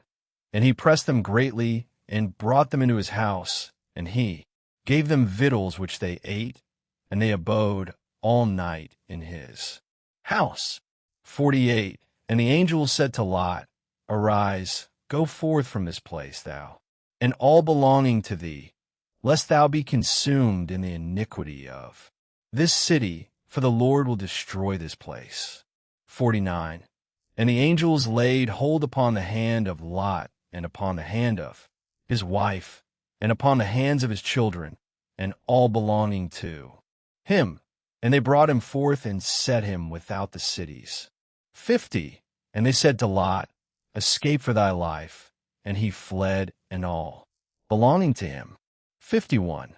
Then the Lord rained upon Sodom and upon Gomorrah and upon all these cities brimstone and fire from the Lord out of heaven. 52. And he overthrew these cities, all the plain, and all the inhabitants of the cities, and that which grew upon the ground. And Adu the wife of Lot looked back to see the destruction of the cities, for her compassion was moved on account of her daughters, who remained in Sodom, for they did not go with her. 53. And when she looked back, she became a pillar of salt, and it is yet in that place unto this day. 54. And the oxen which stood in that place daily licked up the salt too, the extremities of their feet, and in the morning it would spring forth afresh, and they again licked it up unto this day. 55. And Lot and 2 of his daughters that remained with him fled, and escaped to the cave of Adullam, and they remained there for some time. 56. And Abraham rose up early in the morning to see what had been done to the cities of Sodom, and he looked and beheld the smoke of the cities going up like the smoke of a furnace. 57. And Lot and his 2 daughters remained in the cave, and they made their father drink wine, and they lay with him, for they said, There was no man upon earth that could raise up seed from them, for they thought that the whole earth was destroyed. 58. And they both lay with their father, and they conceived and bare sons. And the firstborn called the name of her son Moab, saying, From my father did I conceive him. He is the father of the Moabites unto this day. 59. And the younger also called her son Ben-Ami. He is the father of the children of Ammon unto this day. 60. And after this Lot and his 2 daughters went away from there, and he dwelt on the other side of the Jordan with his 2 daughters and their sons, and the sons of Lot grew up, and they went and took themselves wives from the land of Canaan, and they begot children, and they were fruitful and multiplied.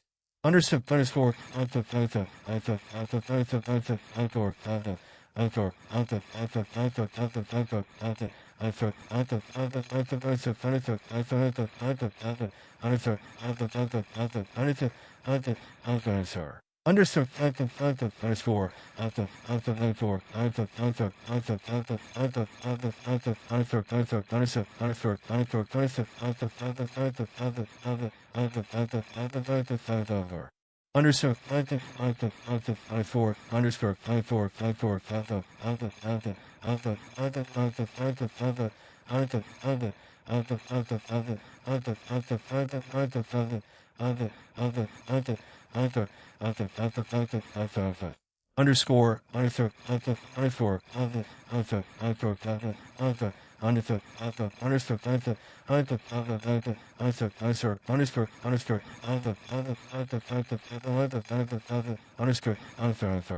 The Book of Jasher, chapter 20. 1.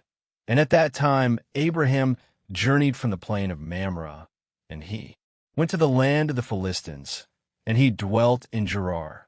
It was in the 25th year of Abraham's being in the land of Canaan, in the 100th year of the life of Abraham, that he came to Gerar in the land of the Philistines.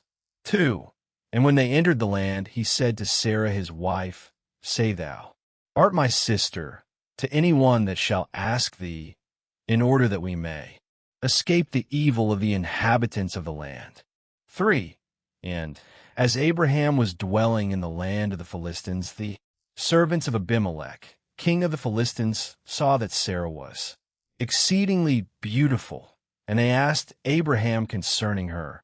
And he said, She is my sister. 4. And the servants of Abimelech went to Abimelech, saying, A man from the land of Canaan is come to dwell in the land, and he has a sister that is exceeding fair. 5. And Abimelech heard the words of his servants who praised Sarah to him.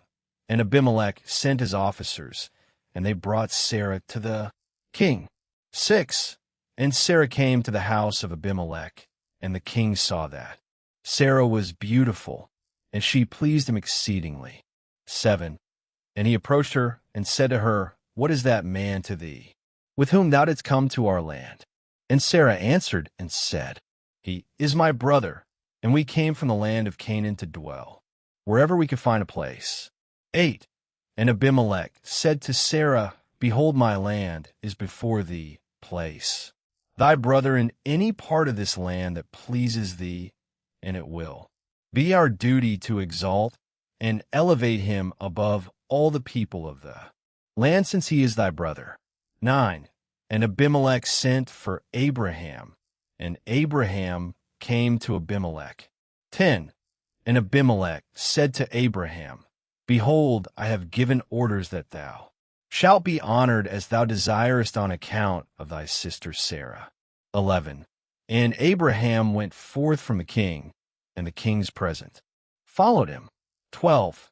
As at evening time, before men lie down to rest, the king was sitting upon his throne, and a deep sleep fell upon him, and he lay upon the throne and slept till morning.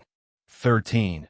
And he dreamed that an angel of the Lord came to him with a drawn sword in his hand, and the angel stood over Abimelech and wished to slay him with the sword.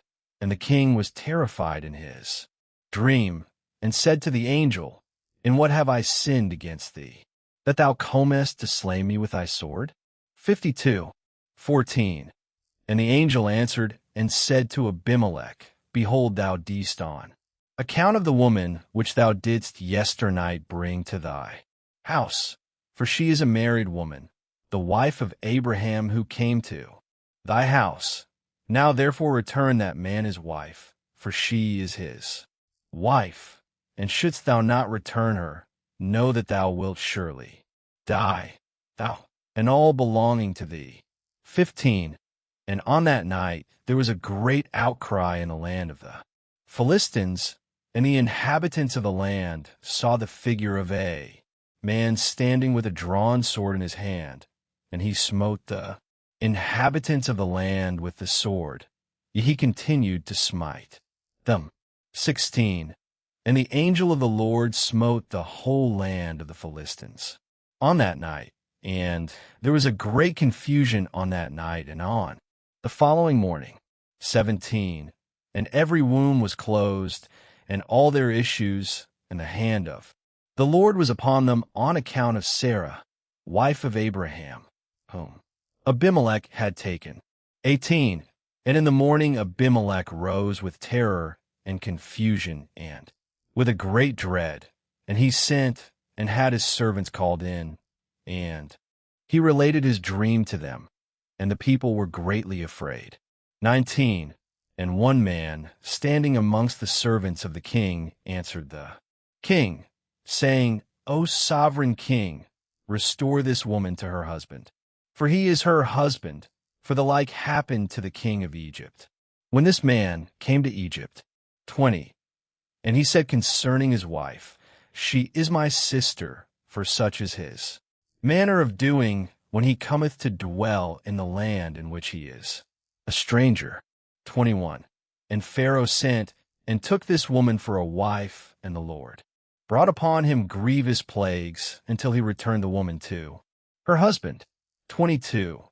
Now therefore, O sovereign king, know what happened yesternight to the whole land, for there was a very great consternation and great pain and lamentation, and we know that it was on account of the woman which thou didst take. 23. Now, therefore, restore this woman to her husband, lest it should befall us as it did to Pharaoh king of Egypt and his subjects, and that we may not die. And Abimelech hastened and called and had Sarah called for, and she came before him, and he had Abraham called for, and he came before him. 24. And Abimelech said to them, What is this work you have been doing, in saying you are brother and sister? And I took this woman for a wife. 25. And Abraham said, Because I thought I should suffer death on account of my wife. And Abimelech took flocks and herds and men, servants and maidservants, and 1,000 pieces of silver, and he gave them to Abraham, and he returned Sarah to him. 26. And Abimelech said to Abraham, Behold, the whole land is before thee, dwell in it wherever thou shalt choose. 27. And Abraham and Sarah, his wife, went forth from the king's presence with honor and respect, and they dwelt in the land, even in Gerar. 28. And all the inhabitants of the land of the Philistines and the king's servants were still in pain through the plague which the angel had inflicted upon them the whole night on account of Sarah. 29. And Abimelech sent for Abraham, saying, Pray now for thy servants to the Lord thy God, that he may put away this mortality from amongst us. 30. And Abraham prayed on account of Abimelech and his subjects, and the Lord heard the prayer of Abraham, and he healed Abimelech and all his subjects. Underscore.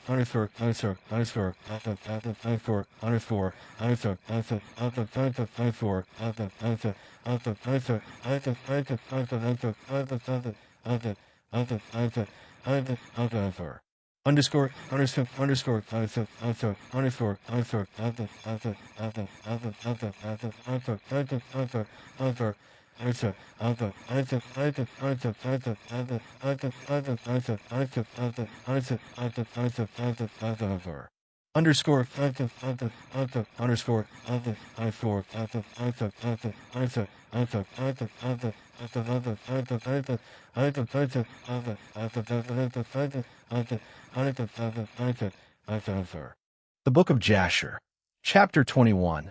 1. And it was at that time at the end of the year and 4 months of Abraham's dwelling in the land of the Philistines in Gerar that God visited Sarah, and the Lord remembered her, and she conceived, and bare a son to Abraham. 2. And Abraham called the name of the son which was born to him, which Sarah bare to him, Isaac. 3. And Abraham circumcised his son Isaac at 8 days old, as God had commanded Abraham to do unto his seed after him. And Abraham was 100, and Sarah 90 years old, when Isaac was born to them. 4. And the child grew up, and he was weaned, and Abraham made a great feast upon the day that Isaac was weaned. 5. And Shem and Eber and all the great people of the land, and Abimelech king of the Philistines, and his servants, and Phicol, the captain of his host, came to eat and drink and rejoice at the feast which Abraham made upon the day of his son Isaac's being weaned. 6. Also Terah, the father of Abraham, and Nahor his brother, came from Haran, they and all belonging to them, for they greatly rejoiced on hearing that a son had been born to Sarah. 7. And they came to Abraham, and they ate and drank at the feast which Abraham made upon the day of Isaac's being weaned. 8.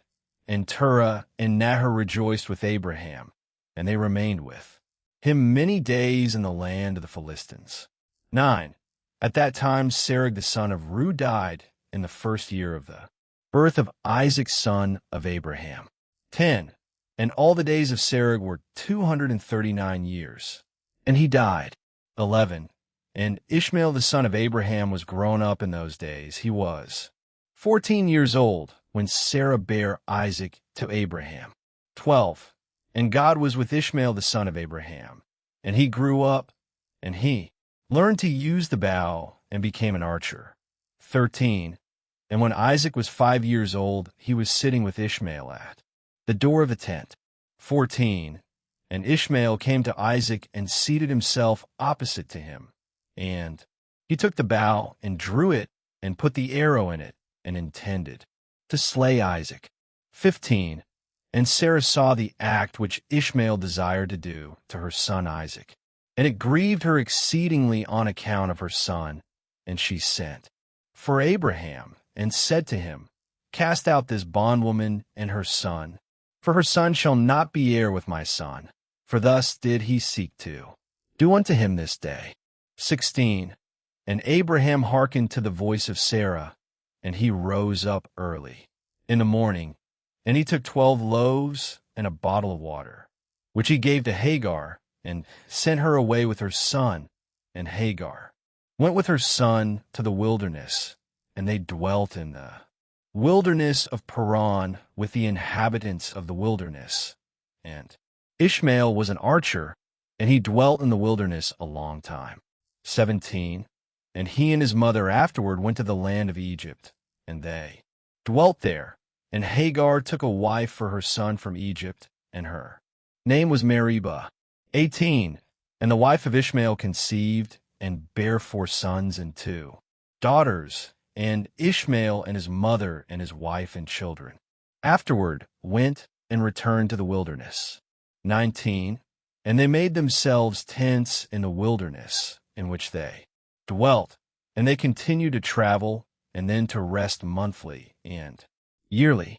20. And God gave Ishmael flocks and herds and tents on account of Abraham his father, and the man increased in cattle. 21. And Ishmael dwelt in deserts and in tents, traveling and resting for a long time, and he did not see the face of his father. 22. And in some time after, Abraham said to Sarah's wife, I will go and see my son Ishmael, for I have a desire to see him, for I have not seen him for a long time. 23. And Abraham rode upon one of his camels to the wilderness to seek his son Ishmael, for he heard that he was dwelling in a tent in the wilderness with all belonging to him. 24. And Abraham went to the wilderness, and he reached the tent of Ishmael about noon, and he asked after Ishmael, and he found the wife of Ishmael sitting in the tent with her children, and Ishmael, her husband, and his mother were not with them. 25. And Abraham asked the wife of Ishmael, saying, Where has Ishmael gone? And she said, He has gone to the field to hunt. And Abraham was still mounted upon the camel, for he would not get off to the ground, as he had sworn to his wife Sarah that he would not get off from the camel. 26. And Abraham said to Ishmael's wife, My daughter, give me a little water that I may drink, for I am fatigued from the journey. 27. And Ishmael's wife answered and said to Abraham, We have neither water nor bread. And she continued sitting in the tent and did not notice Abraham, neither did she ask him who he was. 28. But she was beating her children in the tent, and she was cursing them. And she also cursed her husband Ishmael, and reproached him. And Abraham heard the words of Ishmael's wife to her children, and he was very angry and displeased. 29. And Abraham called to the woman to come out to him from the tent. And the woman came and stood opposite to Abraham, for Abraham was still mounted upon the camel. 30. And Abraham said to Ishmael's wife, when thy husband Ishmael returneth home, say these words to him. 31. A very old man from the land of the Philistines came hither to seek thee, and thus was his appearance and figure. I did not ask him who he was. And seeing thou wast not here, he spoke unto me, and said, When Ishmael thy husband returneth, tell him, thus did this man say, When thou comest home, put away this nail of the tent which thou hast placed here, and place another nail in its stead. 32. And Abraham finished his instructions to the woman, and he turned, and went off on the camel homeward. 33. And after that Ishmael came from the chase, he and his mother, and returned to the tent. And his wife spoke these words to him. 34. A very old man from the land of the Philistines came to seek thee, and thus was his appearance and figure. I did not ask him who he was, and seeing thou wast not at home, he said to me, When thy husband cometh home, tell him, Thus saith the old man, Put away the nail of the tent which thou hast placed here, and place another nail in its stead. 35. And Ishmael heard the words of his wife, and he knew that it was his father, and that his wife did not honor him. 36. And Ishmael understood his father's words that he had spoken to his wife, and Ishmael hearkened to the voice of his father, and Ishmael cast off that woman, and she went away. 37. And Ishmael afterward went to the land of Canaan, and he took another wife, and he brought her to his tent to the place where he then dwelt. 38. And at the end of 3 years, Abraham said, I will go again and see Ishmael my son, for I have not seen him for a long time. 39. And he rode upon his camel, and went to the wilderness, and he reached the tent of Ishmael about noon. 40. And he asked after Ishmael, and his wife came out of the tent, and she said, He is not here, my lord, for he has gone a hunt in the fields, and to feed the camels. And the woman said to Abraham, Turn, and my lord into the tent, and eat a morsel of bread, for thy soul must be wearied on account of the journey. 41. And Abraham said to her, I will not stop, for I am in haste to continue my journey, but give me a little water to drink, for I have thirst. And the woman hastened and ran into the tent, and she brought out water and bread to Abraham, which she placed before him. And she urged him to eat, and he ate and drank, and his heart was comforted, and he blessed his son Ishmael. 42.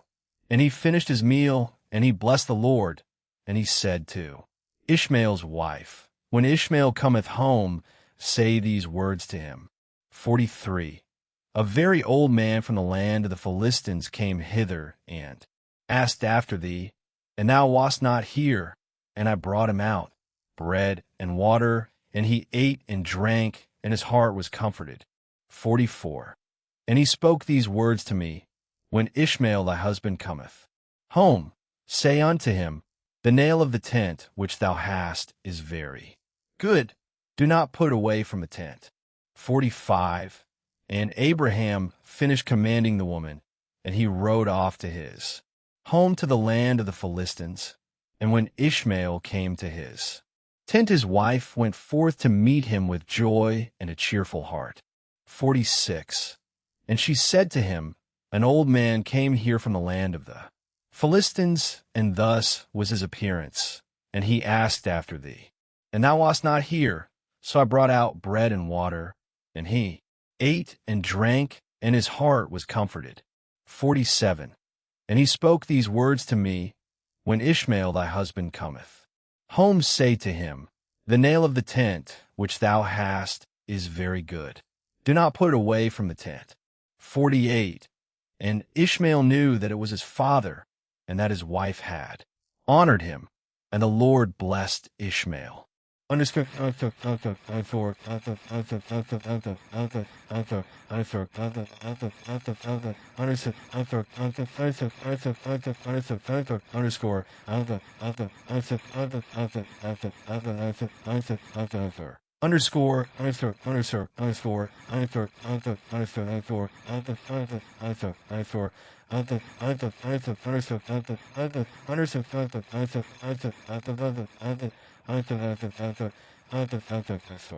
Underscore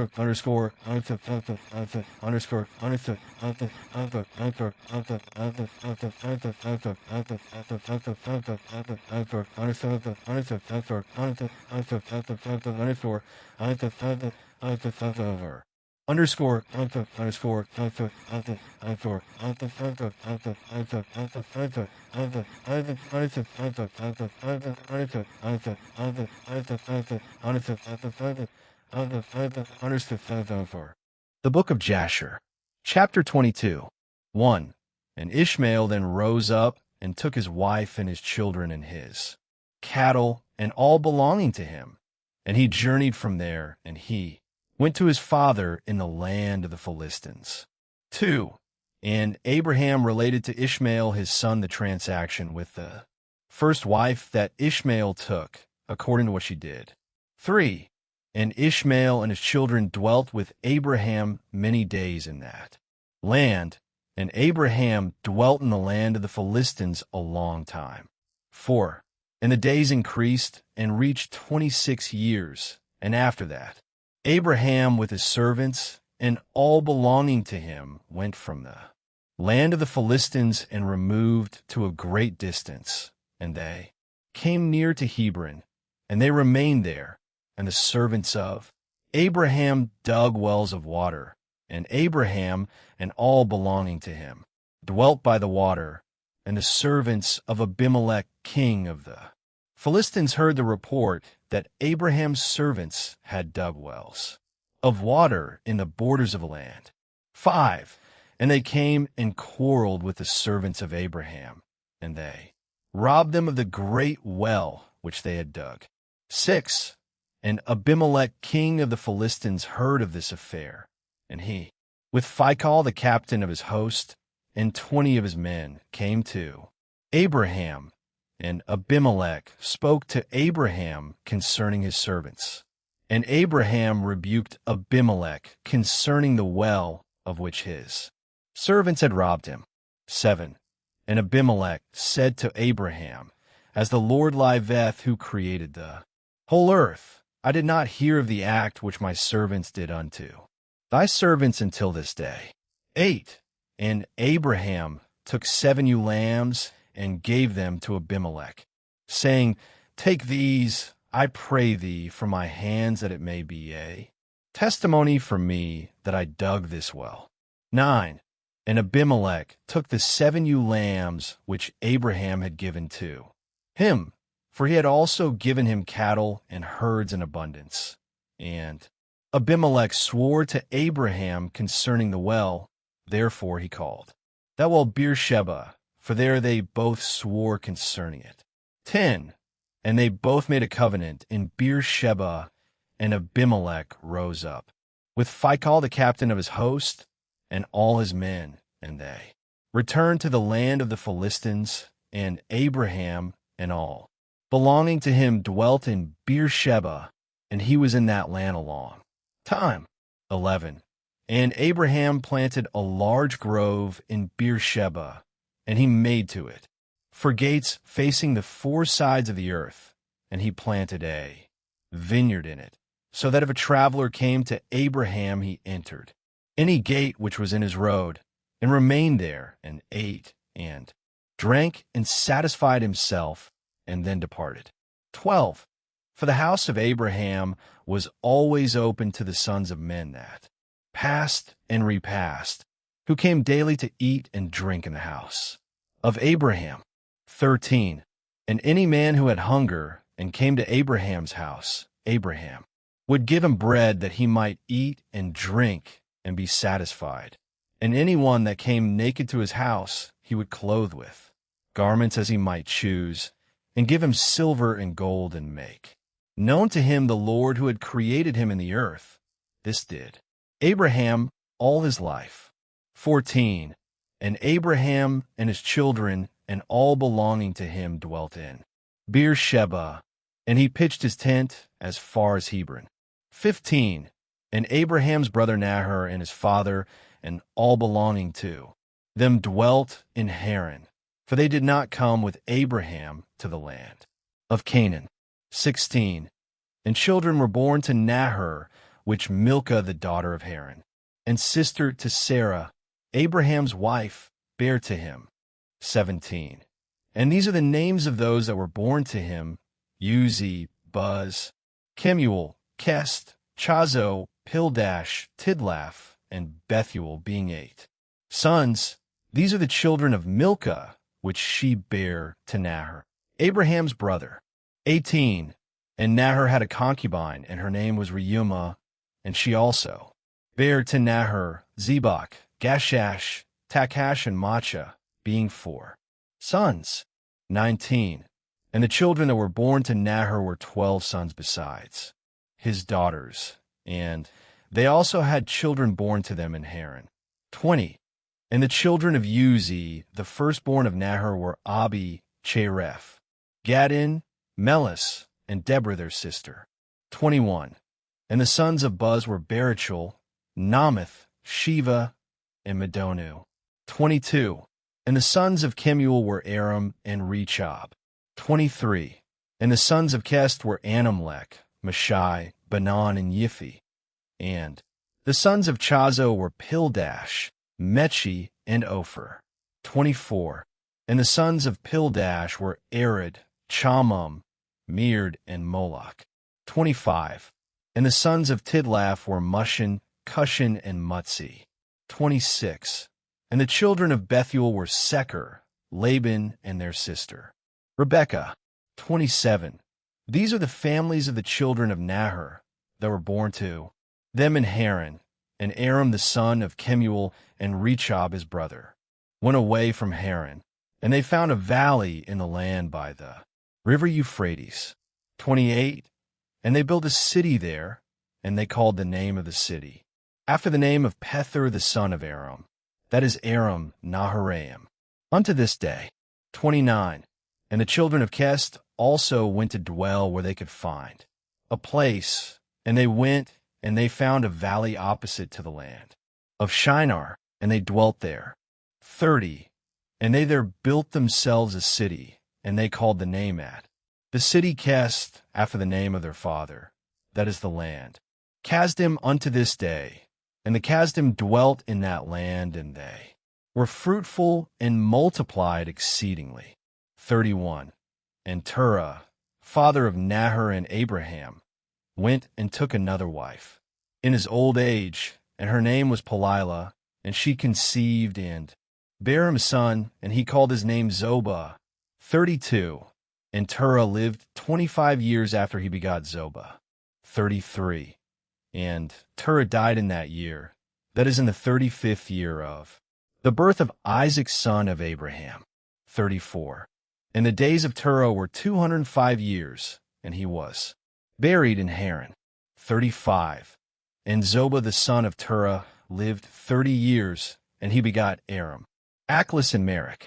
36. And Aram son of Zobah son of Terah had 3 wives, and he begot 12 sons and 3 daughters. And the Lord gave to Aram the son of Zobah riches and possessions, and abundance of cattle, and flocks and herds, and the man increased greatly. 37. And Aram the son of Zobah and his brother and all his household journeyed from Haran, and they went to dwell where they should find a place, for their property was too great to remain in Haran. 4. They could not stop in Haran together with their brethren, the children of Nahor. 38. And Aram the son of Zobah went with his brethren, and they found a valley at a distance toward the eastern country, and they dwelt there. 39. And they also built a city there, and they called the name thereof Aram, after the name of their eldest brother, that is Aram Zobah, to this day. 40. And Isaac the son of Abraham was growing up in those days, and Abraham his father taught him the way of the Lord to know the Lord. And the Lord was with him. 41. And when Isaac was 37 years old, Ishmael his brother was, going about with him in the tent. 42. And Ishmael boasted of himself to Isaac, saying, I was 13 years old when the Lord spoke to my father to circumcise us, and I did according to the word of the Lord which he spoke to my father.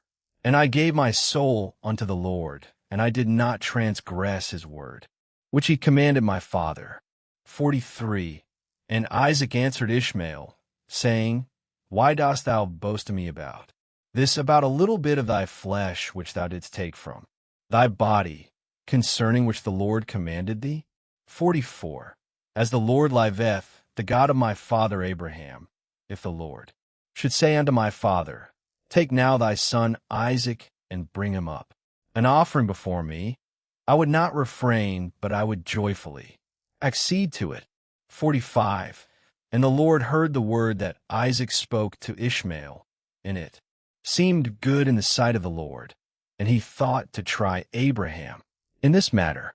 46. And the day arrived when the sons of God came and placed themselves before the Lord, and Satan also came with the sons of God before the Lord. 47. And the Lord said unto Satan, Whence comest thou?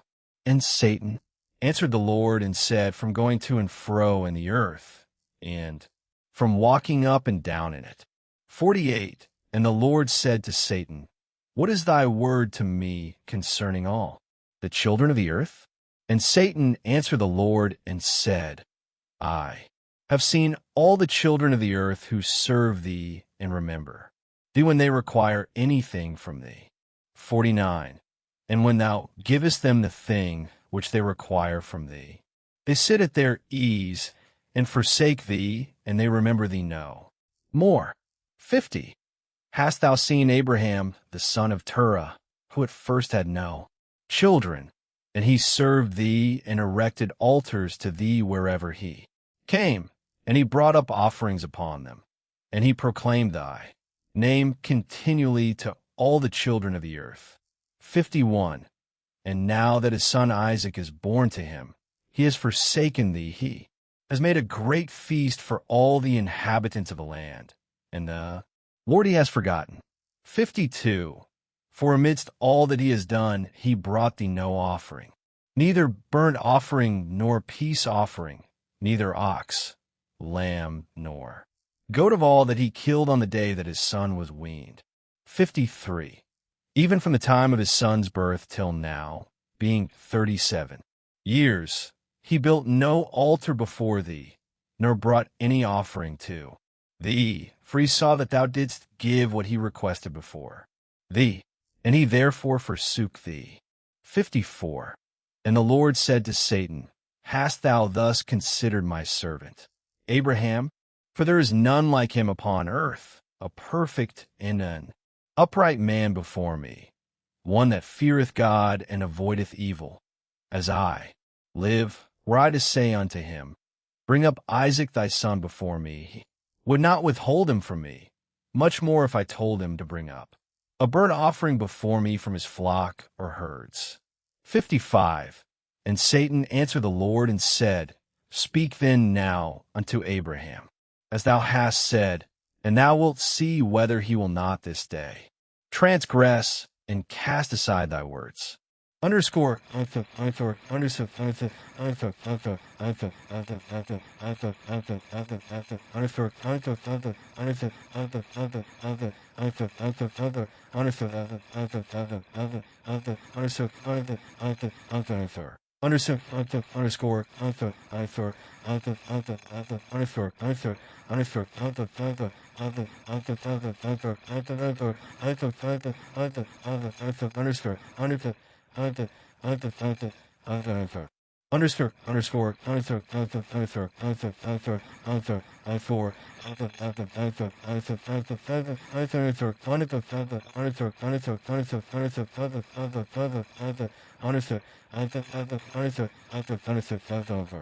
underscore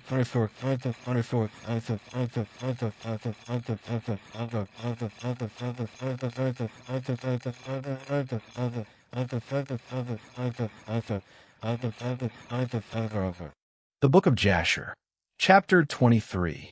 1. At that time the word of the Lord came to Abraham, and he said unto him, Abraham. And he said, Here I am. 2. And he said to him, Take now thy son, thine only son whom thou lovest, even Isaac, and go to the land of Moriah, and offer him there for a burnt offering upon one of the mountains which shall be shown to thee. For there wilt thou see a cloud, and the glory of the Lord. 3. And Abraham said within himself, How shall I separate my son Isaac from Sarah his mother, in order to bring him up for a burnt offering before the Lord? 4. And Abraham came into the tent, and he sat before Sarah his wife. And he spoke these words to her. 5. My son Isaac is grown up, and he has not for some time studied the service of his God. Now tomorrow I will go and bring him to Shem, and Eber his son, and there he will learn the ways of the Lord, for they will teach him to know the Lord, as well as to know that when he prayeth continually before the Lord, he will answer him. Therefore there he will know the way of serving the Lord his God. 6. And Sarah said, Thou hast spoken well. Go, my lord, and do unto him as thou hast said, but remove him not at a great distance from me. Neither let him remain there too long, for my soul is bound within his soul. 7. And Abraham said unto Sarah, My daughter, let us pray to the Lord our God, that he may do good with us. 8. And Sarah took her son Isaac, and he abode all that night with her. And she kissed and embraced him, and gave him instructions till morning. 9. And she said to him, O my son, how can my soul separate itself from thee? And she still kissed him and embraced him, and she gave Abraham instructions concerning him. 10. And Sarah said to Abraham, O my lord, I pray thee take heed of thy son, and place thine eyes over him, for I have no other son nor daughter but him. 11. O forsake him not. If he be hungry, give him bread, and if he be thirsty, give him water to drink. Do not let him go on foot, neither let him sit in the sun. 12. Neither let him go by himself in the road, neither force him from whatever he may desire, but do unto him as he may say to thee. 13. And Sarah wept bitterly the whole night on account of Isaac, and she gave him instructions till morning. 14.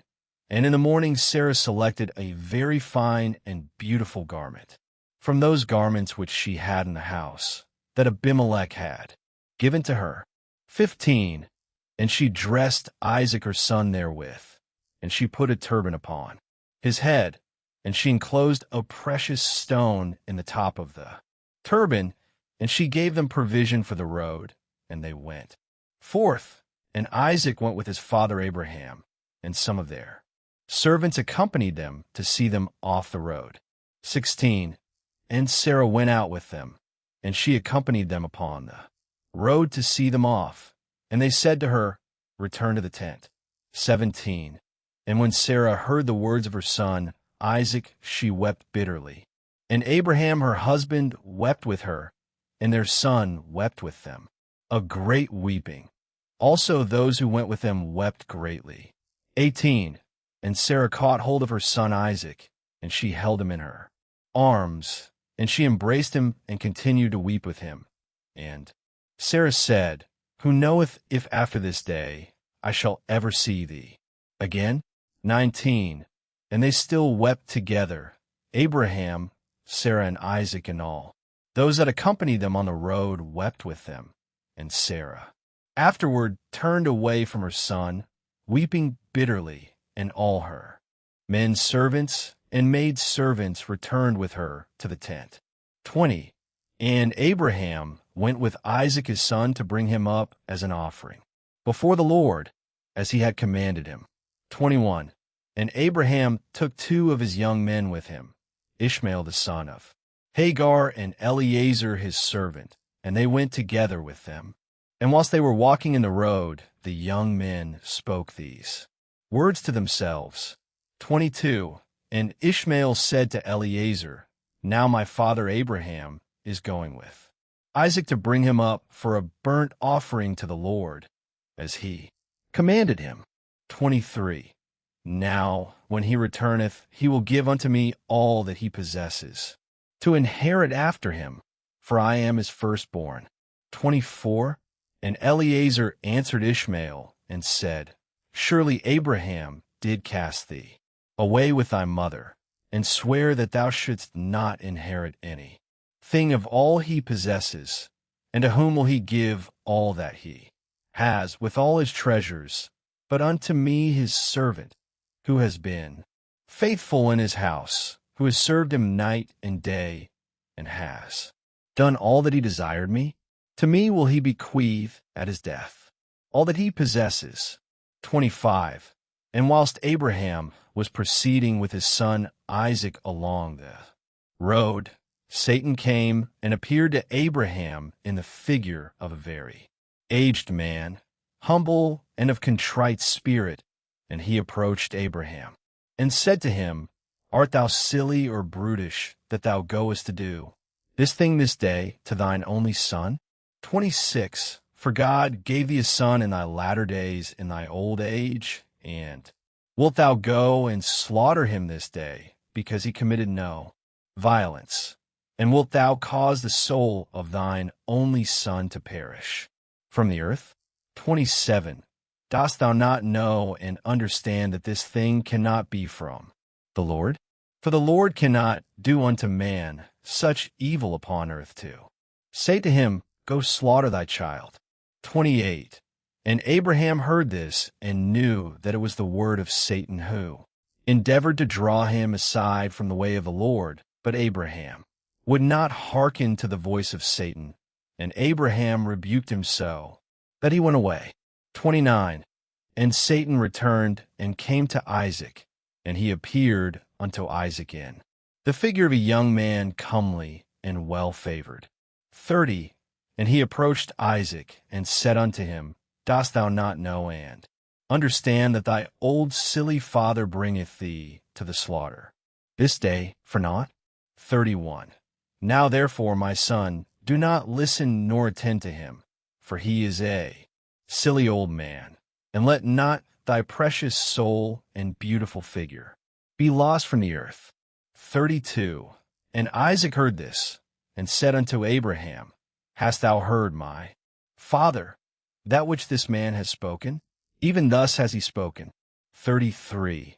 And Abraham answered his son Isaac, and said to him, Take heed of him, and do not listen to his words, nor attend to him, for he is Satan, endeavoring to draw us aside this day from the commands of God.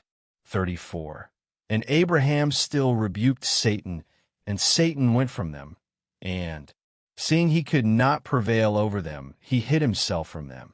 And he went and passed before them in the road, and he transformed himself to a large brook of water in the road, and Abraham and Isaac and his 2 young men reached that place, and they saw a brook large and powerful as the mighty waters.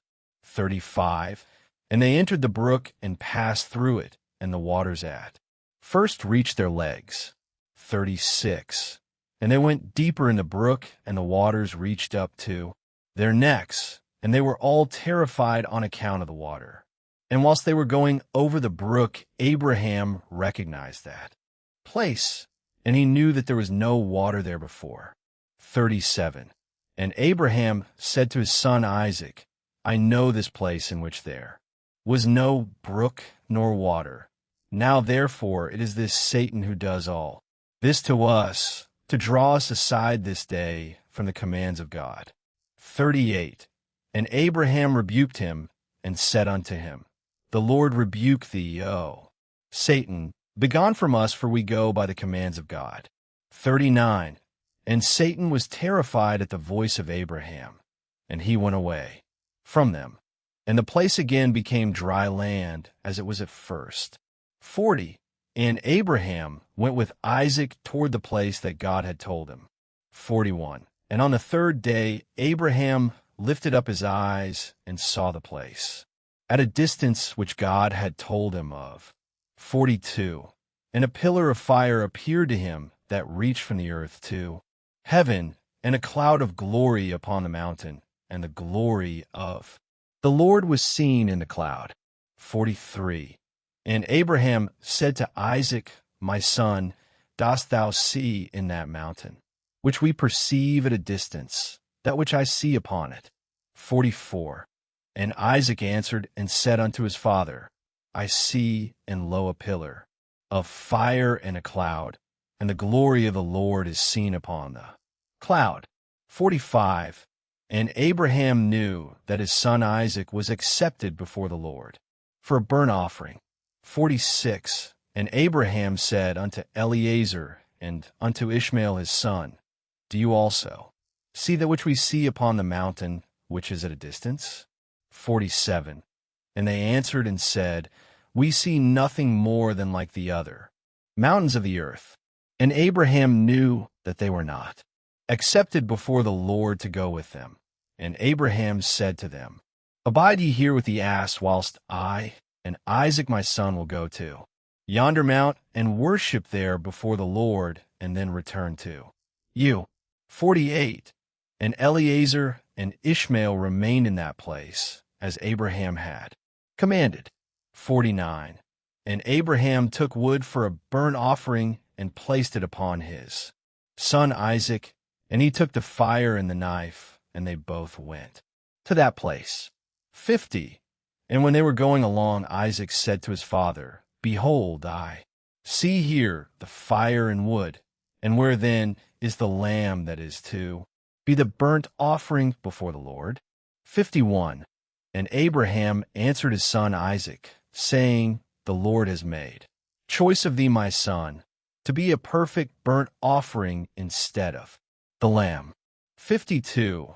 And Isaac said unto his father, I will do all that the Lord spoke to thee with joy and cheerfulness of heart. 53.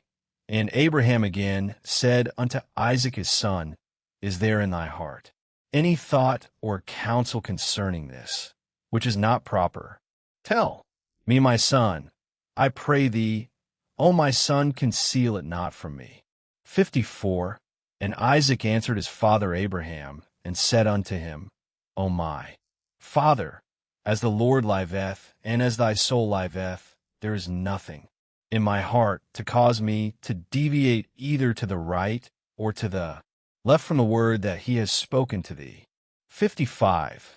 Neither limb nor muscle has moved or stirred at this, nor is there in my heart any thought or evil counsel concerning this. 56. But I am of joyful and cheerful heart in this matter, and I say, blessed is the Lord who has this day chosen me to be a burnt offering before him. 57. And Abraham greatly rejoiced at the words of Isaac, and they went on and came together to that place that the Lord had spoken of. 58. And Abraham approached to build the altar in that place, and Abraham was weeping, and Isaac took stones and mortar until they had finished building the altar. 59. And Abraham took the wood and placed it in order upon the altar, which he had built. 60. And he took his son Isaac and bound him in order to place him upon the wood which was upon the altar, to slay him for a burnt offering before the Lord. 61. And Isaac said to his father, bind me securely, and then place me upon the altar, lest I should turn and move and break loose from the force of a knife upon my flesh, and thereof profane the burnt offering. And Abraham did so. 62. And Isaac still said to his father, O my father, when thou shalt have slain me and burnt me for an offering, take with thee that which shall remain of my ashes to bring to Sarah my mother, and say to her, This is the sweet-smelling savor of Isaac, but do not tell her this if she should sit near a well or upon any high place, lest she should cast her soul after me and die. 63. And Abraham heard the words of Isaac, and he lifted up his voice, and wept when Isaac spake these words, and Abraham's tears gushed down upon Isaac his son, and Isaac wept bitterly, and he said to his father, Hasten thou, O my father, and do with me the will of the Lord our God as he has commanded thee. 64. And the hearts of Abraham and Isaac rejoiced at this thing which the Lord had commanded them, but the eye wept bitterly whilst the heart rejoiced. 65. And Abraham bound his son Isaac, and placed him on the altar upon the wood, and Isaac stretched forth his neck upon the altar before his father, and Abraham stretched forth his hand to take the knife, to slay his son as a burnt offering before the Lord. 66. At that time the angels of mercy came before the Lord and spake to him concerning Isaac, saying, 67. Lord, thou art a merciful and compassionate king over all that thou hast created in heaven and in earth, and thou supportest them all. Give therefore ransom and redemption instead of thy servant Isaac, and pity and have compassion upon Abraham and Isaac his son, who are this day performing thy commands. 68. Hast thou seen, O Lord, how Isaac the son of Abraham thy servant is, bound down to the slaughter like an animal? Now therefore let thy pity be roused for them, O Lord. 69. At that time the Lord appeared unto Abraham, and called to him from heaven, and said unto him, Lay not thine hand upon the lad, neither do thou anything unto him, for now I know that thou fearest God in performing this act, and in not withholding thy son, thine only son, from me. 70. And Abraham lifted up his eyes and saw, and behold, a ram was caught in a thicket by his horns. That was the ram which the Lord God had created in the earth in the day that he made earth and heaven. 71. For the Lord had prepared this ram from that day to be a burnt offering instead of Isaac. 72. And this ram was advancing to Abraham when Satan caught hold of him, and entangled his horns in the thicket, that he might not advance to Abraham, in order that Abraham might slay his son. 73. And Abraham, seeing the ram advancing to him and Satan withholding him, fetched him and brought him before the altar, and he loosened his son Isaac from his binding, and he put the ram in his stead. And Abraham killed the ram upon the altar, and brought it up as an offering in the place of his son Isaac. 74. And Abraham sprinkled some of the blood of the ram upon the altar, and he exclaimed and said, This is in the place of my son, and may this be considered this day as the blood of my son before the Lord. 75. And all that Abraham did on this occasion by the altar, he would exclaim and say, This is in the room of my son, and may it this day be considered before the Lord in the place of my son. And Abraham finished the whole of the service by the altar, and the service was accepted before the Lord, and was accounted as if it had been Isaac. And the Lord blessed Abraham and his seed on that day. 76.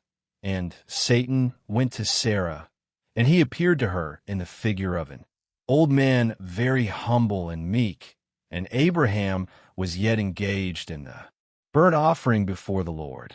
77.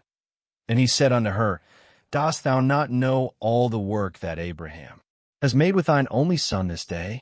For he took Isaac and built an altar, and killed him, and brought him up as a sacrifice upon the altar.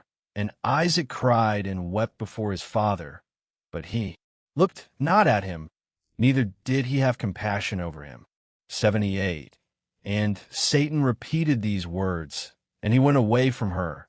And Sarah heard all the words of Satan, and she imagined him to be an old man from amongst the sons of men who had been with her son, and had come and told her these things. 79. And Sarah lifted up her voice and wept and cried out bitterly on account of her son. And she threw herself upon the ground, and she cast dust upon her head. And she said, O my son, Isaac my son, oh, that I had this day died instead of thee. And she continued to weep, and said, It grieves me for thee, O my son Isaac, oh, that I had died this day in thy stead. 80. And she still continued to weep, and said, It grieves me for thee, after that I have reared thee and have brought thee up. Now my joy is turned into mourning over thee, I that had a longing for thee, and cried and prayed to God till I bare thee at 90 years old. And now hast thou served this day for the knife and the fire to be made an offering. 81. But I console myself with thee, my son, in its being the word of the Lord, for thou didst perform the command of thy God. For who can transgress the word of our God, in whose hands is the soul of every living creature? 82. Thou art just, O Lord our God, for all thy works are good and righteous. For I also am rejoiced with thy word which thou didst command, and whilst mine eye weepeth bitterly, my heart rejoiceth. 83. And Sarah laid her head upon the bosom of one of her handmaids, and she became as still as a stone. 84. She afterward rose up, and went about making inquiries till she came to Hebron, and she inquired of all those whom she met walking in the road, and no one could tell her what had happened to her son. 85. And she came with her maid servants and men servants to Kirith-Arba, which is Hebron, and she asked concerning her son. And she remained there, while she sent some of her servants to seek where Abraham had gone with Isaac. They went to seek him in the house of Shem and Eber, and they could not find him. And they sought throughout the land, and he was not there. 86. And behold, Satan came to Sarah in the shape of an old man, and he came and stood before her. And he said unto her, I spoke falsely unto thee, for Abraham did not kill his son, and he is not dead. And when she heard the word, her joy was so exceedingly violent on account of her son, that her soul went out through joy. She died, and was gathered to her people. 87. And when Abraham had finished his service, he returned with his son Isaac to his young men, and they rose up and went together to Beersheba, and they came home. 88. And Abraham sought for Sarah, and could not find her, and he made inquiries concerning her. And they said unto him, She went as far as Hebron to seek you both where you had gone, for thus was she informed. 89. And Abraham and Isaac went to her to Hebron, and when they found that she was dead, they lifted up their voices and wept bitterly over her. And Isaac fell upon his mother's face and wept over her. And he said, O my mother, how hast thou left me? And where hast thou gone? O how hast thou left me? 90. And Abraham and Isaac wept greatly, and all their servants wept with them on account of Sarah, and they mourned over her a great and heavy mourning. Underscore.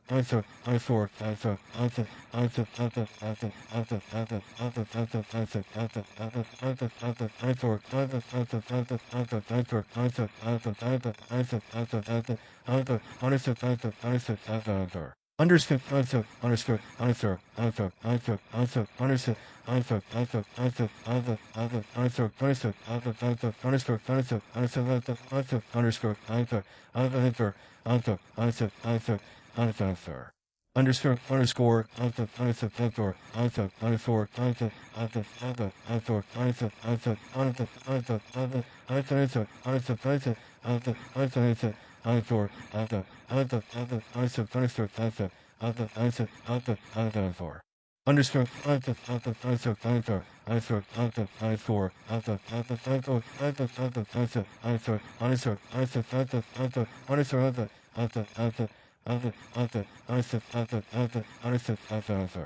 The Book of Jasher, Chapter 24.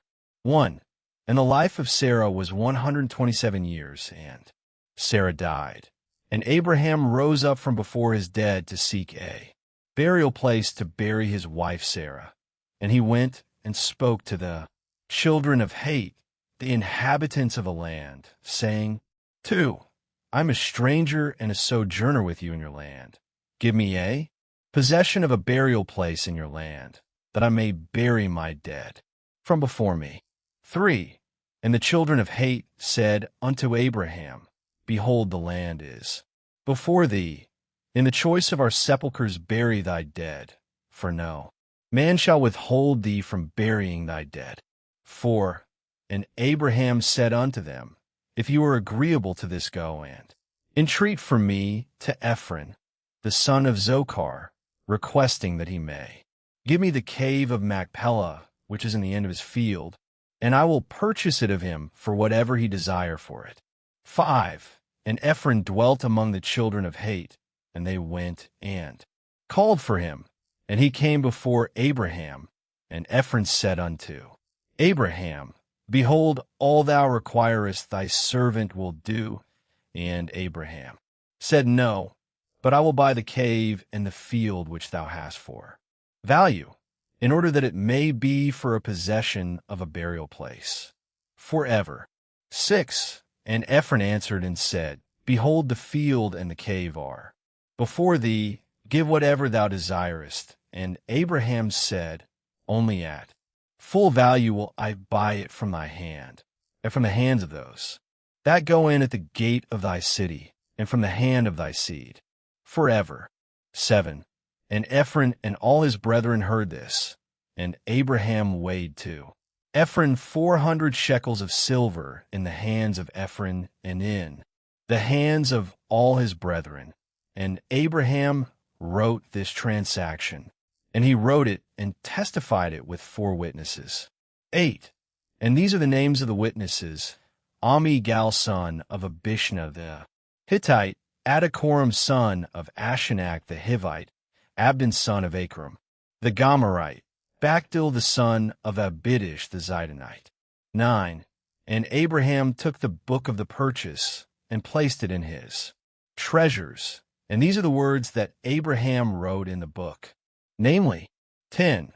That the cave and the field Abraham bought from Ephron the Hittite, and from his seed, and from those that go out of his city, and from their seed forever, are to be a purchase to Abraham and to his seed, and to those that go forth from his loins, for possession of a burial place forever.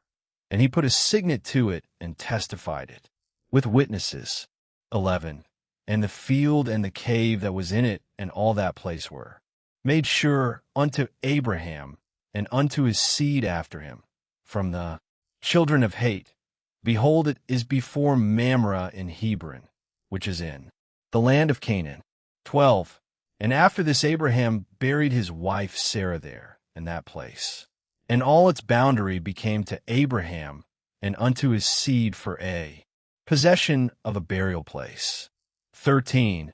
And Abraham buried Sarah with pomp, as observed at the interment of kings, and she was buried in very fine and beautiful garments. 14. And at her bier was Shem, his sons Eber and Abimelech together, with Aner, Ashgal, and Mamre, and all the grandees of the land, followed her bier. 15. And the days of Sarah were 127 years, and she died. And Abraham made a great and heavy mourning, and he performed the rites of mourning for 7 days. 16. And all the inhabitants of the land comforted Abraham and Isaac his son on account of Sarah. 17.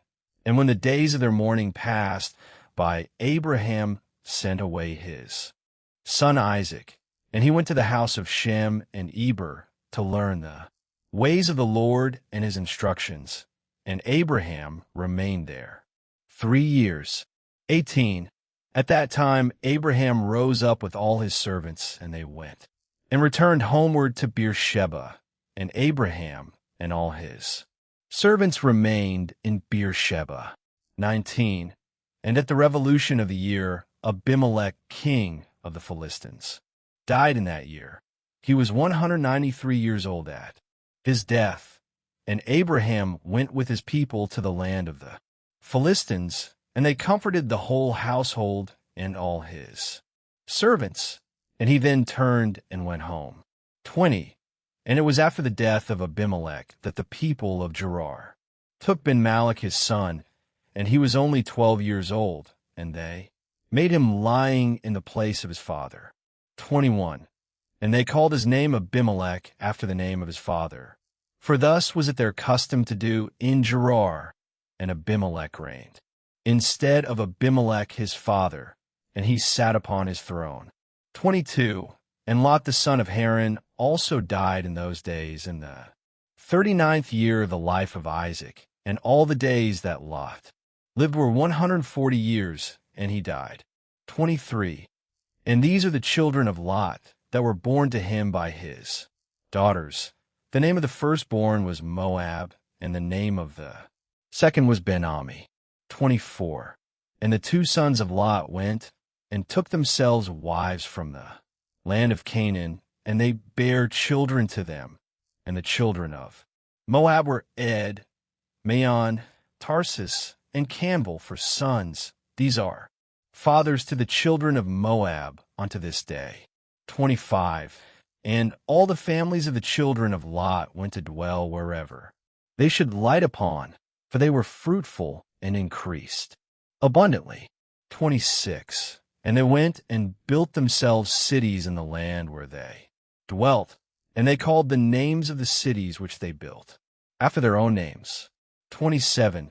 And Nahor the son of Terah, brother to Abraham, died in those days, in the 40th year of the life of Isaac, and all the days of Nahor were 172 years, and he died and was buried in Haran. 28. And when Abraham heard that his brother was dead, he grieved sadly, and he mourned over his brother many days. 29. And Abraham called for Eliezer his head servant to give him orders concerning his house, and he came and stood before him. 30. And Abraham said to him, Behold, I am old, I do not know the day of my death, for I am advanced in days. Now therefore rise up, go forth, and do not take a wife for my son from this place and from this land, from the daughters of the Canaanites, amongst whom we dwell. 31. But go to my land and to my birthplace, and take from thence a wife for my son, and the Lord God of heaven and earth, who took me from my father's house, and brought me to this place, and said unto me, To thy seed will I give this land for an inheritance forever. He will send his angel before thee, and prosper thy way, that thou mayest obtain a wife for my son, for my family, and for my father's house. 32. And the servant answered his master Abraham, and said, Behold, I go to thy birthplace and to thy father's house, and take a wife for thy son from there. But if the woman be not willing to follow me to this land, shall I take thy son back to the land of thy birthplace? 33. And Abraham said unto him, Take heed that thou bring not my son hither again, for the Lord before whom I have walked he will send his angel before thee, and prosper thy way. 34. And Eliezer did as Abraham ordered him, and Eliezer swore unto Abraham his master upon this matter. And Eliezer rose up and took 10 camels of the camels of his master, and 10 men from his master's servants with him. And they rose up and went to Haran, the city of Abraham and Nahor, in order to fetch a wife for Isaac the son of Abraham. And whilst they were gone, Abraham sent to the house of Shem and Eber, and they brought from thence his son Isaac. 35. And Isaac came home to his father's house to Beersheba, whilst Eleazar and his men came to Haran, and they stopped in the city by the watering place, and he made his camels to kneel down by the water, and they remained there. 36. And Eleazar, Abraham's servant, prayed and said, O God of Abraham, my master, send me, I pray thee, good speed this day, and show kindness unto my master, that thou shalt appoint this day a wife for my master's son from his family. 37. And the Lord hearkened to the voice of Eleazar for the sake of his servant Abraham, and he happened to meet with the daughter of Bethuel, the son of Milcah, the wife of Nahor, brother to Abraham. And Eleazar came to her house. 38. And Eleazar related to them all his concerns, and that he was Abraham's servant, and they greatly rejoiced at him. 39. And they all blessed the Lord who brought this thing about, and they gave him Rebekah, the daughter of Bethuel, for a wife for Isaac. 40. And the young woman was of very comely appearance. She was a virgin, and Rebekah was 10 years old in those days. 41. And Bethuel and Laban and his children made a feast on that night. And Eleazar and his men came and ate and drank and rejoiced there on that night. 42. And Eleazar rose up in the morning, he and the men that were with him. And he called to the whole household of Bethuel, saying, Send me away, that I may go to my master. And they rose up and sent away Rebekah and her nurse Deborah, the daughter of Uzi, and they gave her silver and gold, men's servants and maid servants, and they blessed her. 43. And they sent Eleazar away with his men, and the servants took Rebekah, and he went and returned to his master to the land of Canaan. 44. And Isaac took Rebekah, and she became his wife, and he brought her into the tent. 45. And Isaac was 40 years old when he took Rebekah, the daughter of his uncle Bethuel, for a wife. Underscore. Underscore. Underscore. Underscore. Underscore. Underscore.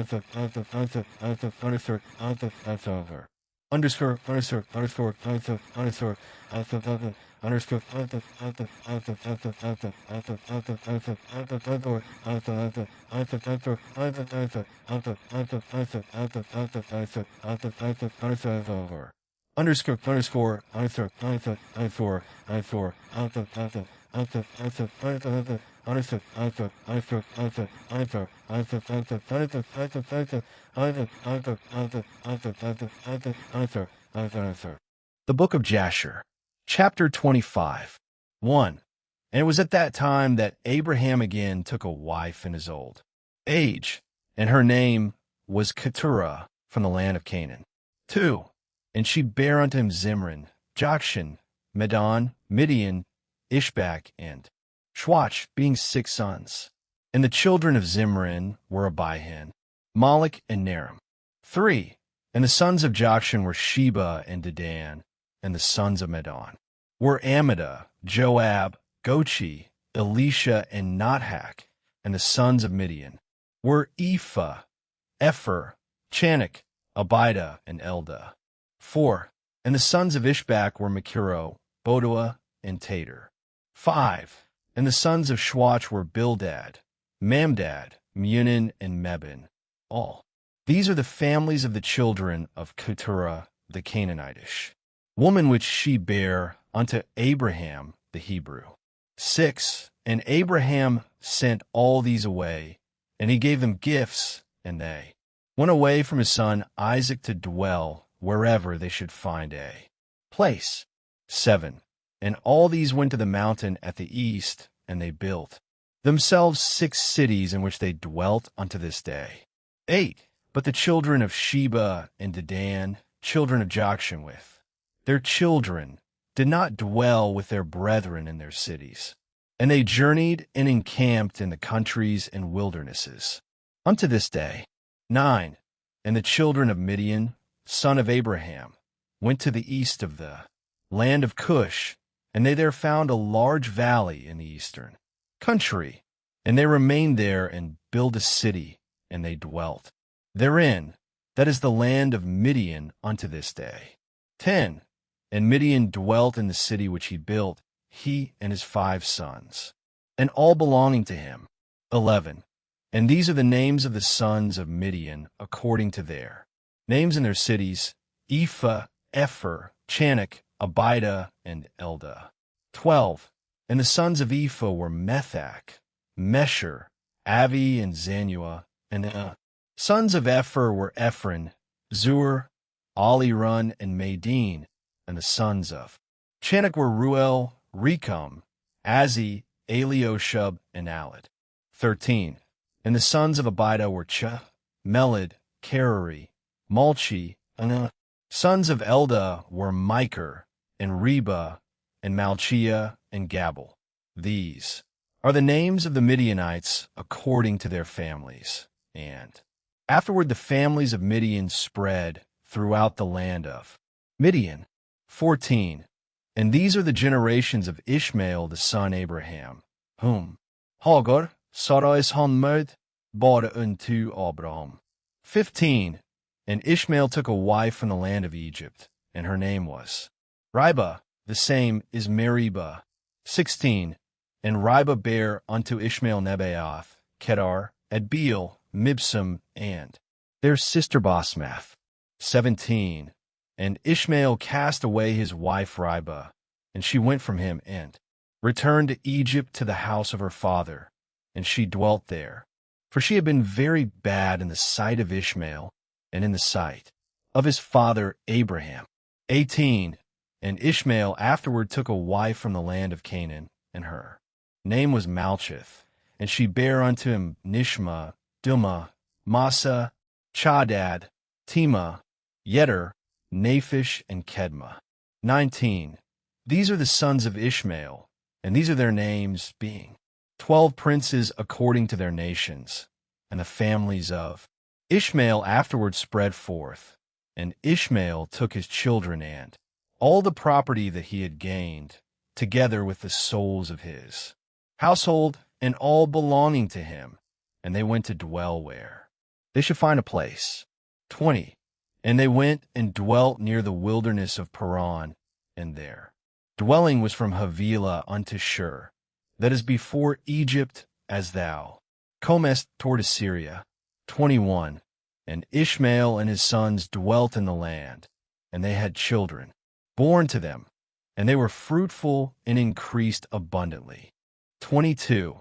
And these are the names of the sons of Nebaioth, the firstborn of Ishmael: Mend, Sind, Maon, and the sons of Kedar were Alion, Kezem, Chamad, and Eli. 23. And the sons of Adbeel were Chamad and Jabin, and the sons of Mibsam were Obadiah, Ebedmelech, and Yush.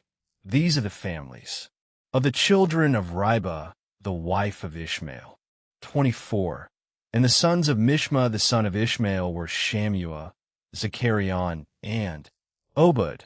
And the sons of Dumah were Keezd, Eli, Machmad, and Aimed. 25. And the sons of Massa were Melon, Mula, and Abidadin. And the sons of Chadad were Azza, Minzer, and Ebedmelech. And the sons of Tema were Seir, Sadon, and Yakal. 26. And the sons of Yeder were Merith, Yaish, Elio, and Pachith. And the sons of Naphish were Ebed-tamed, Abiasaph, and Mir. And the sons of Kedma were Caleb, Takti, and Omir. These were the children of Malchith, the wife of Ishmael, according to their families. 27. All these are the families of Ishmael according to their generations.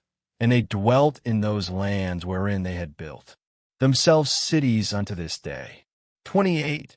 And Rebekah, the daughter of Bethuel, the wife of Abraham's son, Isaac, was barren in those days. She had no offspring, and Isaac dwelt with his father in the land of Canaan, and the Lord was with Isaac. And Arpachshad, the son of Shem, the son of Noah, died in those days, in the 48th year of the life of Isaac, and all the days that Arpachshad lived were 438 years, and he died. Underscore, underscore, underscore, underscore, underscore, underscore, underscore, underscore, underscore, underscore underscore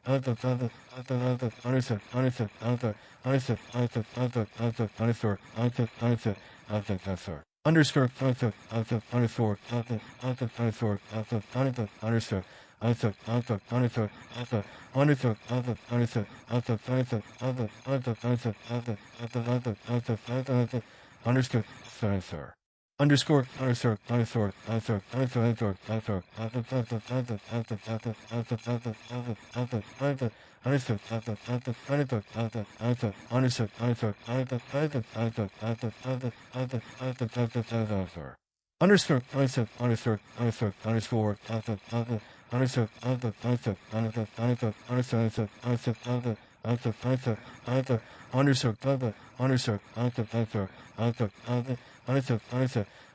underscore underscore The Book of Jasher, Chapter 26. 1. And in the 59th year of the life of Isaac the son of Abraham, Rebekah his wife was still barren in those days. 2. And Rebekah said unto Isaac, Truly I have heard, my lord, that thy mother Sarah was barren in her days, until my lord Abraham, thy father, prayed for her, and she conceived by him. 3. Now therefore stand up, pray thou also to God, and he will hear thy prayer, and remember us through his mercies. 4. And Isaac answered his wife Rebekah, saying, Abraham has already prayed for me to God to multiply his seed. Now therefore this barrenness must proceed to us from thee. 5.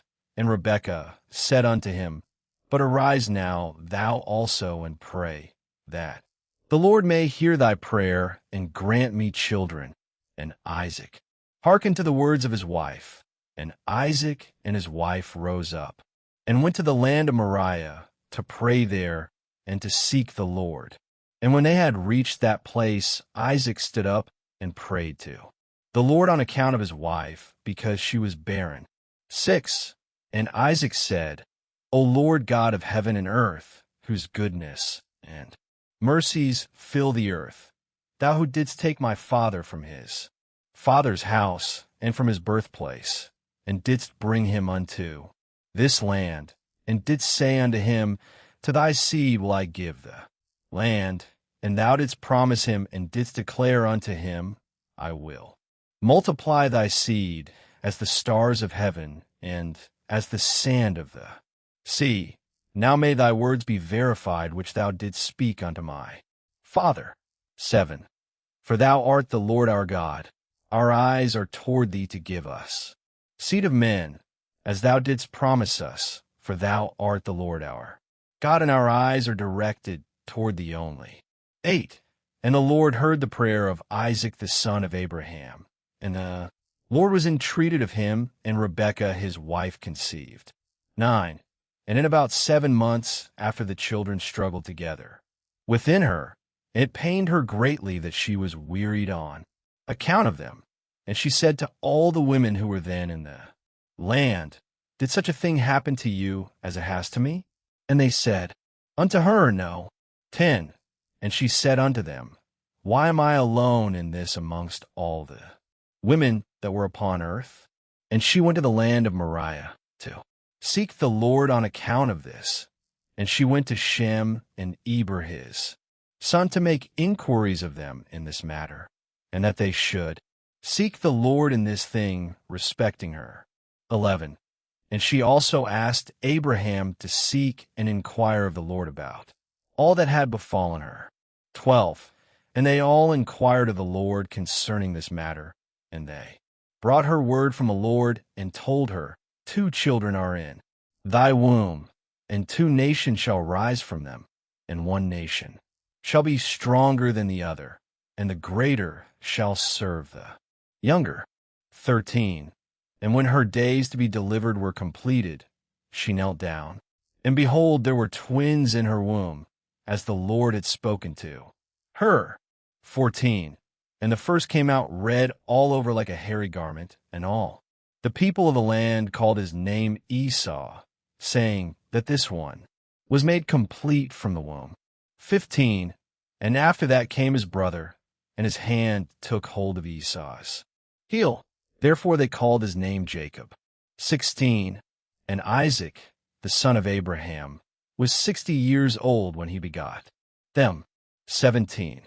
And the boys grew up to their 15th year, and they came amongst the society of men. Esau was a designing and deceitful man, and an expert hunter in the field, and Jacob was a man perfect and wise, dwelling in tents, feeding flocks, and learning the instructions of the Lord and the commands of his father and mother. 18. And Isaac and the children of his household dwelt with his father Abraham in the land of Canaan, as God had commanded them. 19. And Ishmael the son of Abraham went with his children and all, belonging to them, and they returned there to the land of Havilah, and they dwelt there. 20. And all the children of Abraham's concubines went to dwell in the land of the east, for Abraham had sent them away from his son, and had given them presents, and they went away. 21. And Abraham gave all that he had to his son Isaac, and he also gave him all his treasures. 22. And he commanded him, saying, Dost thou not know and understand the Lord is God in heaven and in earth, and there is no other beside him? 23. And it was he who took me from my father's house, and from my birth place, and gave me all the delights upon earth, who delivered me from the counsel of the wicked, for in him did I trust. 24. And he brought me to this place, and he delivered me from Uar, Kasdim. And he said unto me, To thy seed will I give all these lands, and they shall inherit them when they keep my commandments, my statutes, and my judgments that I have commanded thee, in which I shall command them. 25. Now therefore, my son, hearken to my voice, and keep the commandments of the Lord thy God, which I commanded thee. Do not turn from the right way, either to the right or to the left, in order that it may be well with thee and thy children after thee, forever. 26. And remember the wonderful works of the Lord, and his kindness that he has shown toward us, in having delivered us from the hands of our enemies. And the Lord our God caused them to fall into our hands. And now therefore keep all that I have commanded thee, and turn not away from the commandments of thy God, and serve none beside him, in order that it may be well with thee and thy seed after thee. 27. And teach thou thy children and thy seed the instructions of the Lord and his commandments, and teach them the upright way in which they should go, in order that it may be well with them forever. 28. And Isaac answered his father, and said unto him, That which my Lord has commanded, that will I do, and I will not depart from the commands of the Lord my God. I will keep all that he commanded me. And Abraham blessed his son Isaac, and also his children. And Abraham taught Jacob the instruction of the Lord and his ways. 29. And it was at that time that Abraham died, in the 15th year of the life of Jacob and Esau, the sons of Isaac, and all the days of Abraham were 175 years, and he died, and was gathered to his people in good old age, old and satisfied with days, and Isaac and Ishmael his sons buried him. 30. And when the inhabitants of Canaan heard that Abraham was dead, they all came with their kings and princes, and all their men too. Bury Abraham. 31. And all the inhabitants of the land of Haran, and all the families of the house of Abraham, and all the princes and grandees, and the sons of Abraham by the concubines, all came when they heard of Abraham's death, and they requited Abraham's kindness, and comforted Isaac his son, and they buried Abraham in the cave which he bought from Ephron the Hittite and his children for the possession of a burial place. 32. And all the inhabitants of Canaan, and all those who had known Abraham, wept for Abraham a whole year, and men and women mourned over him. 33. And all the little children, and all the inhabitants of the land, wept on account of Abraham, for Abraham had been good to them all, and because he had been upright with God and men. 34. And there arose not a man who feared God like unto Abraham, for he had feared his God from his youth, and had served the Lord, and had gone in all his ways during his life, from his childhood to the day of his death. 35. And the Lord was with him, and delivered him from the counsel of Nimrod and his people. And when he made war with the 4 kings of Elam, he conquered them. 36. And he brought all the children of the earth to the service of God. And he taught them the ways of the Lord, and caused them to know the Lord. 37. And he formed a grove, and he planted a vineyard therein, and he had always prepared in his tent meat and drink to those that passed through the land, that they might satisfy themselves in his house. 38. And the Lord God delivered the whole earth on account of Abraham. 39. And it was after the death of Abraham that God blessed his son, Isaac, and his children. And the Lord was with Isaac as he had been with his father Abraham. For Isaac kept all the commandments of the Lord as Abraham his father had commanded him. He did not turn to the right or to the left from the right path which his father had commanded him. Underscore.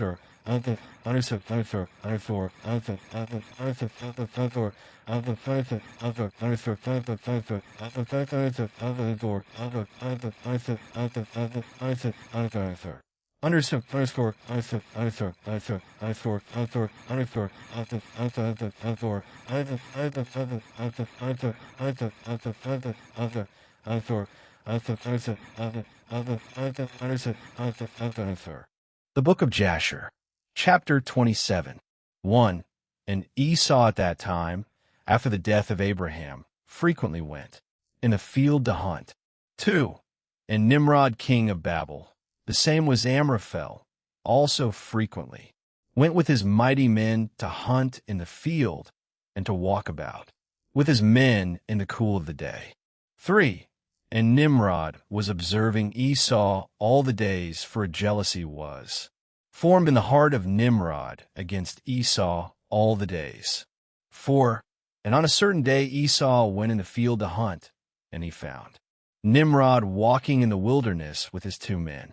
5. And all his mighty men and his people were with him in the wilderness, but they removed at a distance from him, and they went from him in different directions to hunt, and Esau concealed himself for Nimrod, and he lurked for him in the wilderness. 6. And Nimrod and his men that were with him did not know him, and Nimrod and his men frequently walked about in the field at the cool of the day, and to know where his men were hunting in the field. 7. And Nimrod and 2 of his men that were with him came to the place where they were when Esau started suddenly from his lurking place. and drew his sword, and hastened and ran to Nimrod and cut off his head. 8. And Esau fought a desperate fight with the two men that were with Nimrod. And when they called out to him, Esau turned to them and smote them to death with his sword. 9. And all the mighty men of Nimrod, who had left him to go to the wilderness, heard the cry at a distance, and they knew the voices of those two men, and they ran to know the cause of it when they found their king and the two men that were with him lying dead in the wilderness. 10. And when Esau saw the mighty men of Nimrod coming at a distance, he fled and thereby escaped. And Esau took the valuable garments of Nimrod, which Nimrod's father had bequeathed to Nimrod, and with which Nimrod prevailed over the whole land, and he ran and concealed them in his house. 11. And Esau took those garments and ran into the city on account of Nimrod's men, and he came unto his father's house wearied and exhausted from fight, and he was ready to die through grief when he approached his brother Jacob and sat before him. 12. And he said unto his brother Jacob, Behold, I shall die this day, and wherefore then do I want the birthright? And Jacob acted wisely with Esau in this matter, and Esau sold his birthright to Jacob, for it was so brought about by the Lord. 13. And Esau's portion in the cave of the field of Machpelah, which Abraham had bought from the children of Het for the possession of a burial ground, Esau also sold to Jacob, and Jacob bought all this from his brother Esau for value given. 14. And Jacob wrote the whole of this in a book, and he testified the same with witnesses, and he sealed it, and the book remained in the hands of Jacob. 15. And when Nimrod the son of Cush died, his men lifted him up and brought him in consternation and buried him in his city, and all the days that Nimrod lived were 215 years, and he died. 16. And the days that Nimrod reigned upon the people of the land were 185 years, and Nimrod died by the sword of Esau in shame and contempt, and the seed of Abraham caused his death as he had seen in his dream. 17.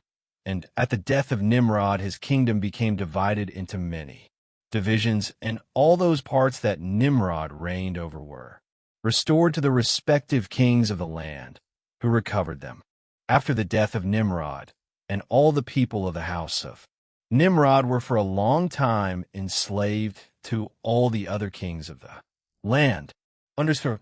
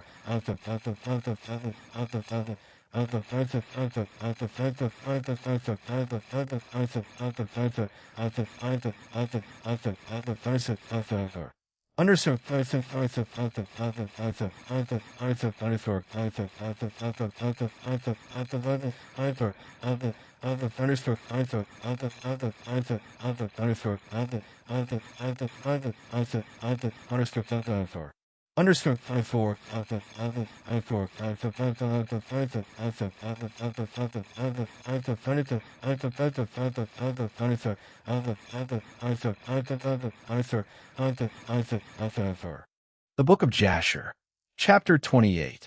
1. And in those days after the death of Abraham, in that year the Lord brought a heavy famine in the land.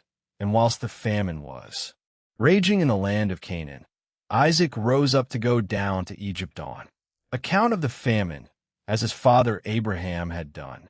2.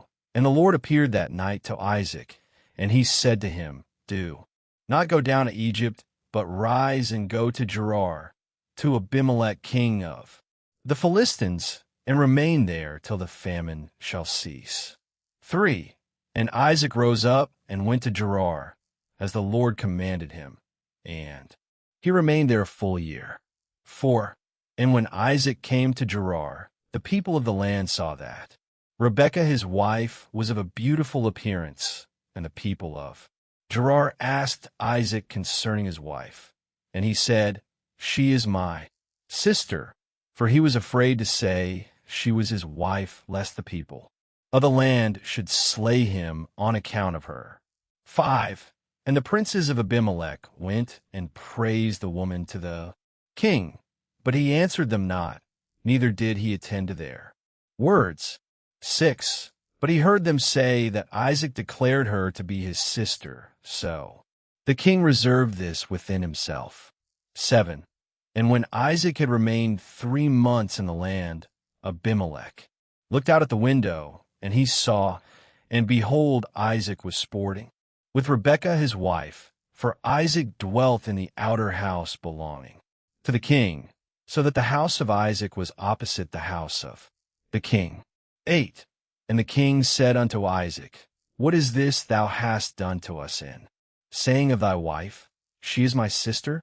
How easily might one of the great men of the people have lain with her, and thou wouldst then have brought guilt upon us. 9.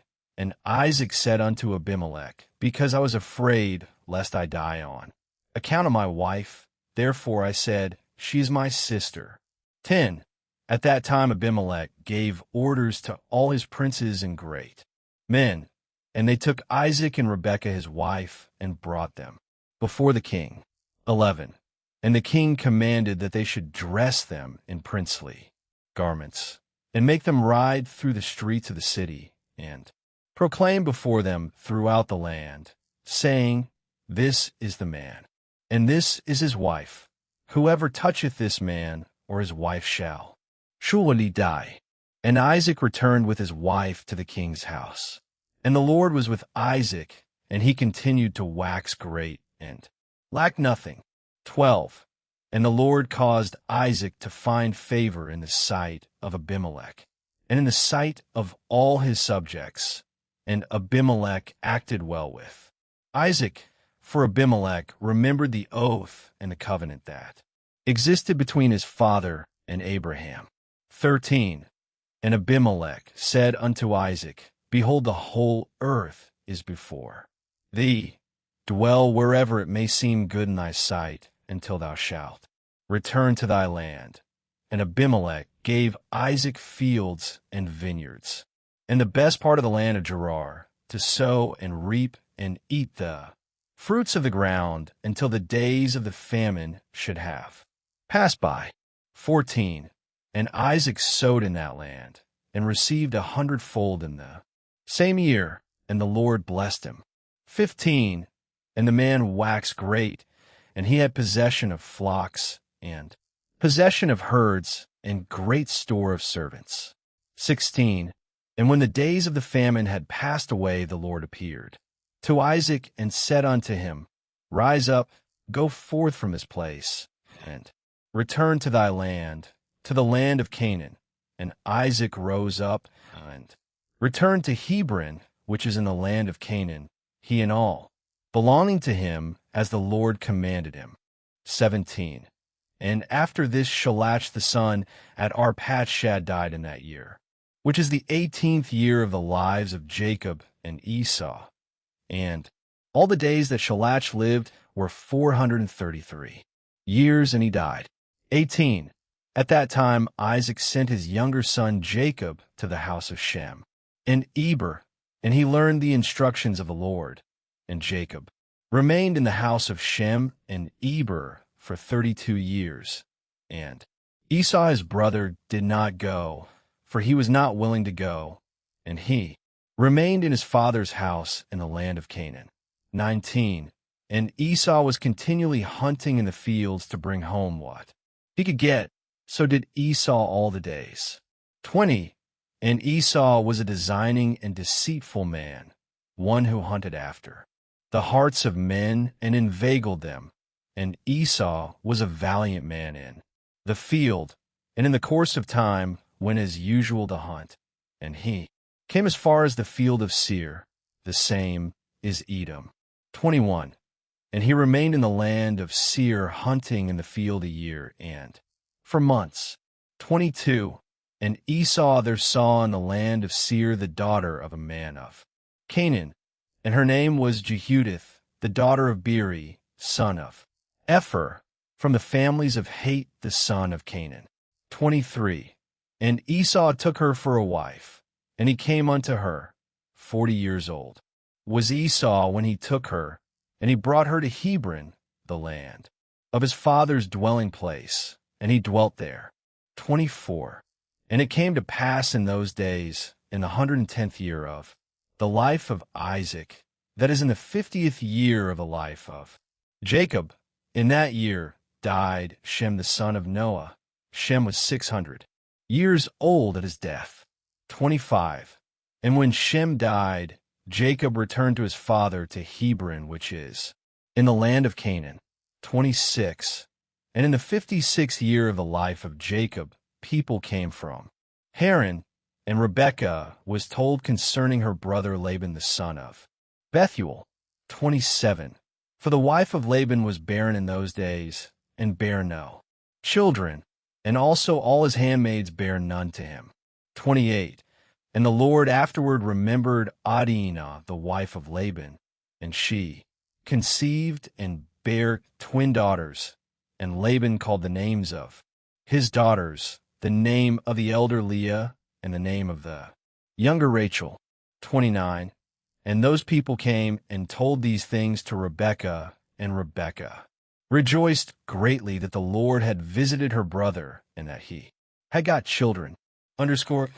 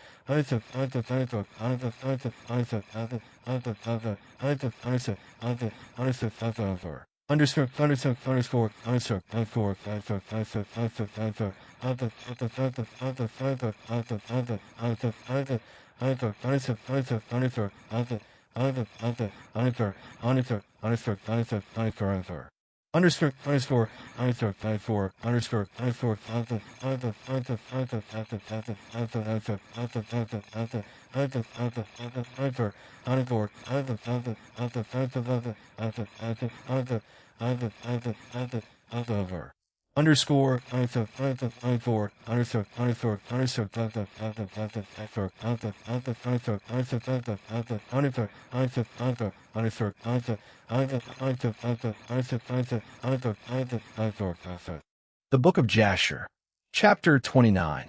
1. And Isaac the son of Abraham became old and advanced in days, and his eyes became heavy through age. They were dim and could not see. 2. At that time Isaac called unto Esau his son, saying, Get, I pray thee, thy weapons, thy quiver and thy bow. Rise up and go forth into the field, and give me some venison, and make me savory meat, and bring it to me, that I may eat, in order that I may bless thee before my death, as I have now become old and gray-headed. 3. And Esau did so, and he took his weapon and went forth into the field to hunt for venison, as usual, to bring to his father as he had ordered him, so that he might bless him. 4. And Rebekah heard all the words that Isaac had spoken unto Esau, and she hastened and called her son Jacob, saying, Thus did thy father speak unto thy brother Esau, and thus did I hear. Now, therefore hasten thou, and make that which I shall tell thee. 5. Rise up and go, I pray thee, to the flock, and fetch me 2 fine kids of the goats, and I will get the savory meat for thy father. And thou shalt bring the savory meat, that he may eat before thy brother shall have come from the chase, in order that thy father may bless thee. 6. And Jacob hastened and did as his mother had commanded him, and he made the savory meat and brought it before his father before Esau had come from his chase. 7. And Isaac said unto Jacob, Who art thou, my son? And he said, I am thy firstborn Esau. I have done as thou didst order me now. Therefore rise up, I pray thee, and eat of my hunt, in order that thy soul may bless me as thou didst speak unto me. 8. And Isaac rose up, and he ate, and he drank, and his heart was comforted. And he blessed Jacob, and Jacob went away from his father. And as soon as Isaac had blessed Jacob, and he had gone away from him, behold, Esau came from his hunt from the field, and he also made savory meat, and brought it to his father to eat thereof, and to bless him. 9. And Isaac said unto Esau, And who was he that has taken venison and brought it me before thou camest, and whom I did bless? And Esau knew that his brother Jacob had done this, and the anger of Esau was kindled against his brother Jacob, that he had acted thus toward him. 10. And Esau said, Is he not rightly called Jacob? For he has supplanted me twice. He took away my birthright, and now he has taken away my blessing. And Esau wept greatly. And when Isaac heard the voice of his son Esau weeping, Isaac said unto Esau, What can I do, my son? Thy brother came with subtlety, and took away thy blessing. And Esau hated his brother Jacob on account of the blessing that his father had given him, and his anger was greatly roused against him. 11. And Jacob was very much afraid of his brother Esau, and he rose up, and fled to the house of Eber the son of Shem, and he concealed himself there on account of his brother. And Jacob was 63 years old when he went forth from the land of Canaan from Hebron. And Jacob was concealed in Eber's house 14 years on account of his brother Esau, and he there continued to learn the ways of the Lord and his commandments. 12. And when Esau saw that Jacob had fled and escaped from him, and that Jacob had cunningly obtained the blessing, then Esau grieved exceedingly, and he was also vexed at his father and mother. And he also rose up and took his wife and went away from his father and mother to the land of Seir, and he dwelt there. And Esau saw there a woman from amongst the daughters of Heth, whose name was Basmath, the daughter of Elon the Hittite, and he took her for a wife in addition to his first wife. And Esau called her name Adah, saying, The blessing had in that time passed from him. 13. And Esau dwelt in the land of Seir 6 months without seeing his father and mother. And afterward Esau took his wives and rose up, and returned to the land of Canaan. And Esau placed his 2 wives in his father's house in Hebron. 14.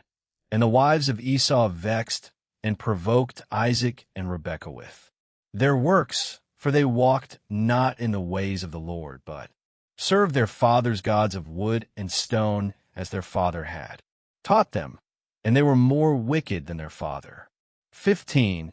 And they went according to the evil desires of their hearts, and they sacrificed and burnt incense to the Baalim, and Isaac and Rebekah became weary of them. 16. And Rebekah said, I am weary of my life because of the daughters of Heth. If Jacob take a wife of the daughters of Heth, such as these, which are of the daughters of the land, what good then is life unto me? 17. And in those days Adah the wife of Esau conceived and bare him a son, and Esau called the name of the son that was born unto him Eliphaz, and Esau was 65 years old when she bare him. 18. And Ishmael the son of Abraham died in those days in the 64th year of the life of Jacob, and all the days that Ishmael lived were 137 years, and he died. 19. And when Isaac heard that Ishmael was dead, he mourned for him, and Isaac lamented over him many days. 20. And at the end of 14 years of Jacob's residing in the house of Eber, Jacob desired to see his father and mother, and Jacob came to the house of his father and mother to Hebron, and Esau had in those days forgotten what Jacob had done to him in having taken the blessing from him in those days. 21. And when Esau saw Jacob coming to his father and mother, he remembered what Jacob had done to him, and he was greatly incensed against him, and he sought to slay him. 22. And Isaac the son of Abraham was old and advanced in days, and Esau said, Now my father's time is drawing nigh, that he must die, and when he shall die, I will slay my brother Jacob. 23. And this was told to Rebekah, and she hastened and sent and called for Jacob her son. And she said unto him, Arise, go, and flee to Haran to my brother Laban, and remain there for some time, until thy brother's anger be turned from thee, and then shalt thou come back. 24. And Isaac called unto Jacob, and said unto him, Take not a wife from the daughters of Canaan, for thus did our father Abraham command us, according to the word of the Lord which he had commanded him, saying, Unto thy seed will I give this land, if thy children keep my covenant that I have made with thee. Then will I also perform to thy children that which I have spoken unto thee, and I will not forsake them. 25. Now therefore, my son, hearken to my voice, to all that I shall command thee, and refrain from taking a wife from amongst the daughters of Canaan. Arise, go to Haran, to the house of Bethuel thy mother's father, and take unto thee a wife from there, from the daughters of Laban thy mother's brother. 26. Therefore take heed, lest thou shouldst forget the Lord thy God, and all his ways in the land to which thou goest, and shouldst get connected with the people of the land, and pursue vanity, and forsake the Lord thy God. 27. But when thou comest to the land, serve there the Lord. Do not turn to the right or to the left from the way which I commanded thee, and which thou didst learn. 28. And may the Almighty God grant thee favor in the sight of the people of the earth, that thou mayest take there a wife according to thy choice, one who is good and upright in the ways of the Lord. 29. And may God give unto thee and thy seed the blessing of thy father Abraham, and make thee fruitful and multiply thee, and mayest thou become a multitude of people in the land whither thou goest. And may God cause thee to return to this land, the land of thy fathers, dwelling with children and with great riches, with joy and with pleasure. 30. And Isaac finished commanding Jacob and blessing him, and he gave him many gifts together with silver and gold, and he sent him away. And Jacob hearkened to his father and mother. He kissed them, and arose, and went to Padan Aram. And Jacob was 77 years old when he went out from the land of Canaan, from Beersheba. 31. And when Jacob went away to go to Haran, Esau called unto his son Eliphaz, and secretly spoke unto him, saying, Now hasten, take thy sword in thy hand, and pursue Jacob, and pass before him in the road, and lurk for him, and slay him with thy sword in one of the mountains, and take all belonging to him, and come back. 32. And Eliphaz the son of Esau was an active man and expert with the bow, as his father had taught him, and he was a noted hunter in the field and a valiant man. 33. And Eliphaz did as his father had commanded him, and Eliphaz was at that time 13 years old, and Eliphaz rose up and went and took 10 of his mother's brothers with him, and pursued Jacob. 34. And he closely followed Jacob, and he lurked for him in the border of the land of Canaan, opposite to the city of Shechem. 35.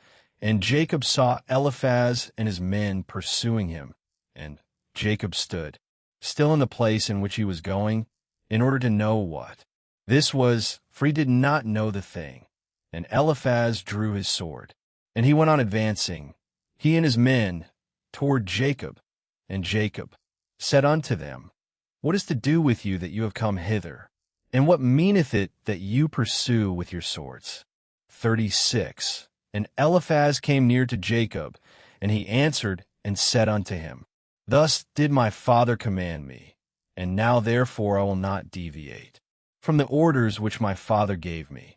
And when Jacob saw that Esau had spoken to Eliphaz to employ force, Jacob then approached and supplicated Eliphaz and his men, saying to him, 37. Behold all that I have, in which my father and mother gave unto me, that take unto thee, and go from me, and do not slay me, and may this thing be accounted unto thee a righteousness. 38. And the Lord caused Jacob to find favor in the sight of Eliphaz the son of Esau and his men, and they hearkened to the voice of Jacob, and they did not put him to death. And Eliphaz and his men took all belonging to Jacob, together with the silver and gold that he had brought with him from Beersheba. They left him nothing. 39. And Eliphaz and his men went away from him, and they returned to Esau to Beersheba, and they told him all that had occurred to them with Jacob, and they gave him all that they had taken from Jacob. 40. And Esau was indignant at Eliphaz his son, and at his men that were with him, because they had not put Jacob to death. 41. And they answered and said unto Esau, Because Jacob supplicated us in this matter not to slay him, our pity was excited toward him. And we took all belonging to him, and brought it unto thee. And Esau took all the silver and gold which Eliphaz had taken from Jacob, and he put the buy in his house. 42. At that time when Esau saw that Isaac had blessed Jacob, and had commanded him, saying, Thou shalt not take a wife from amongst the daughters of Canaan, and that the daughters of Canaan were bad in the sight of Isaac and Rebekah. 43. Then he went to the house of Ishmael his uncle, and in addition to his older wives, he took Machlath the daughter of Ishmael, the sister of Nebaioth, for a wife.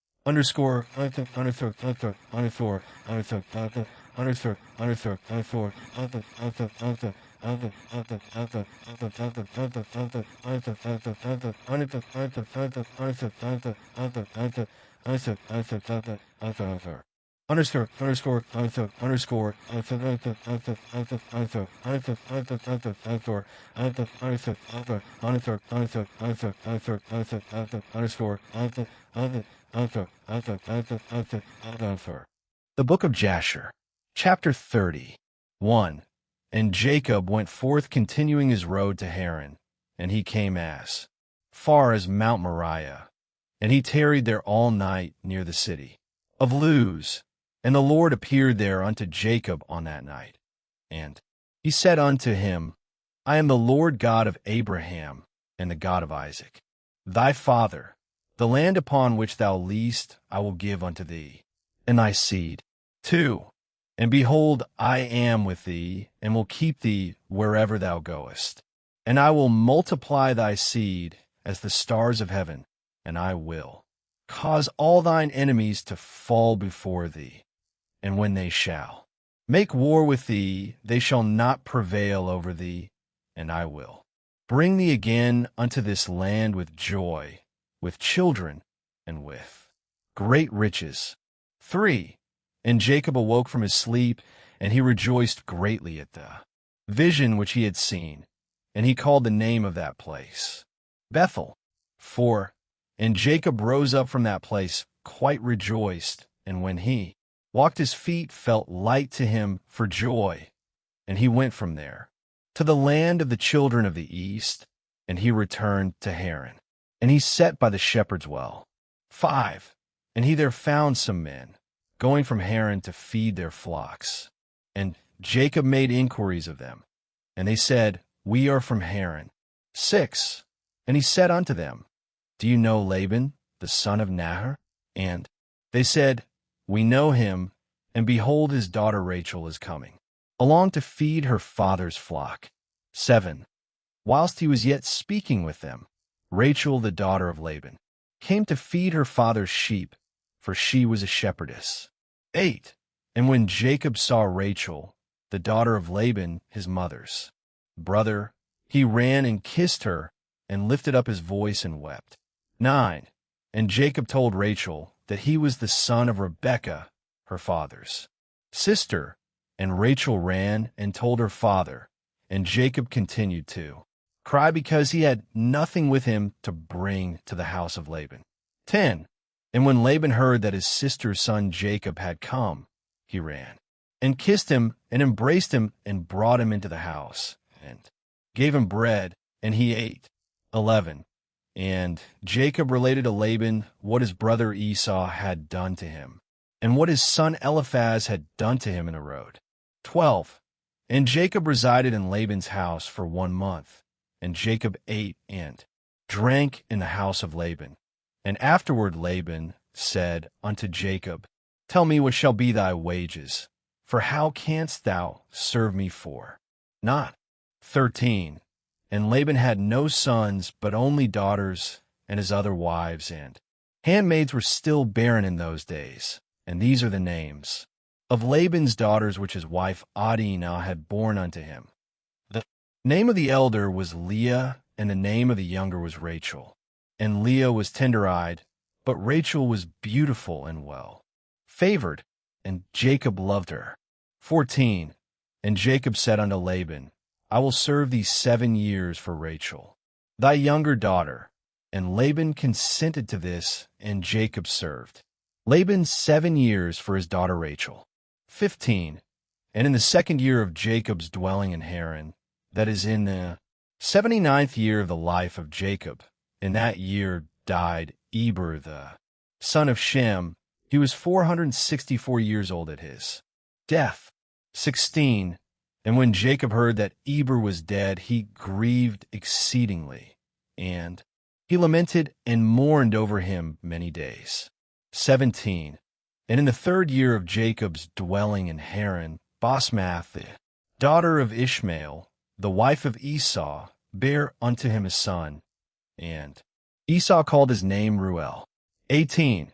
And in the 4th year of Jacob's residence in the house of Laban, the Lord visited Laban and remembered him on account of Jacob, and sons were born unto him.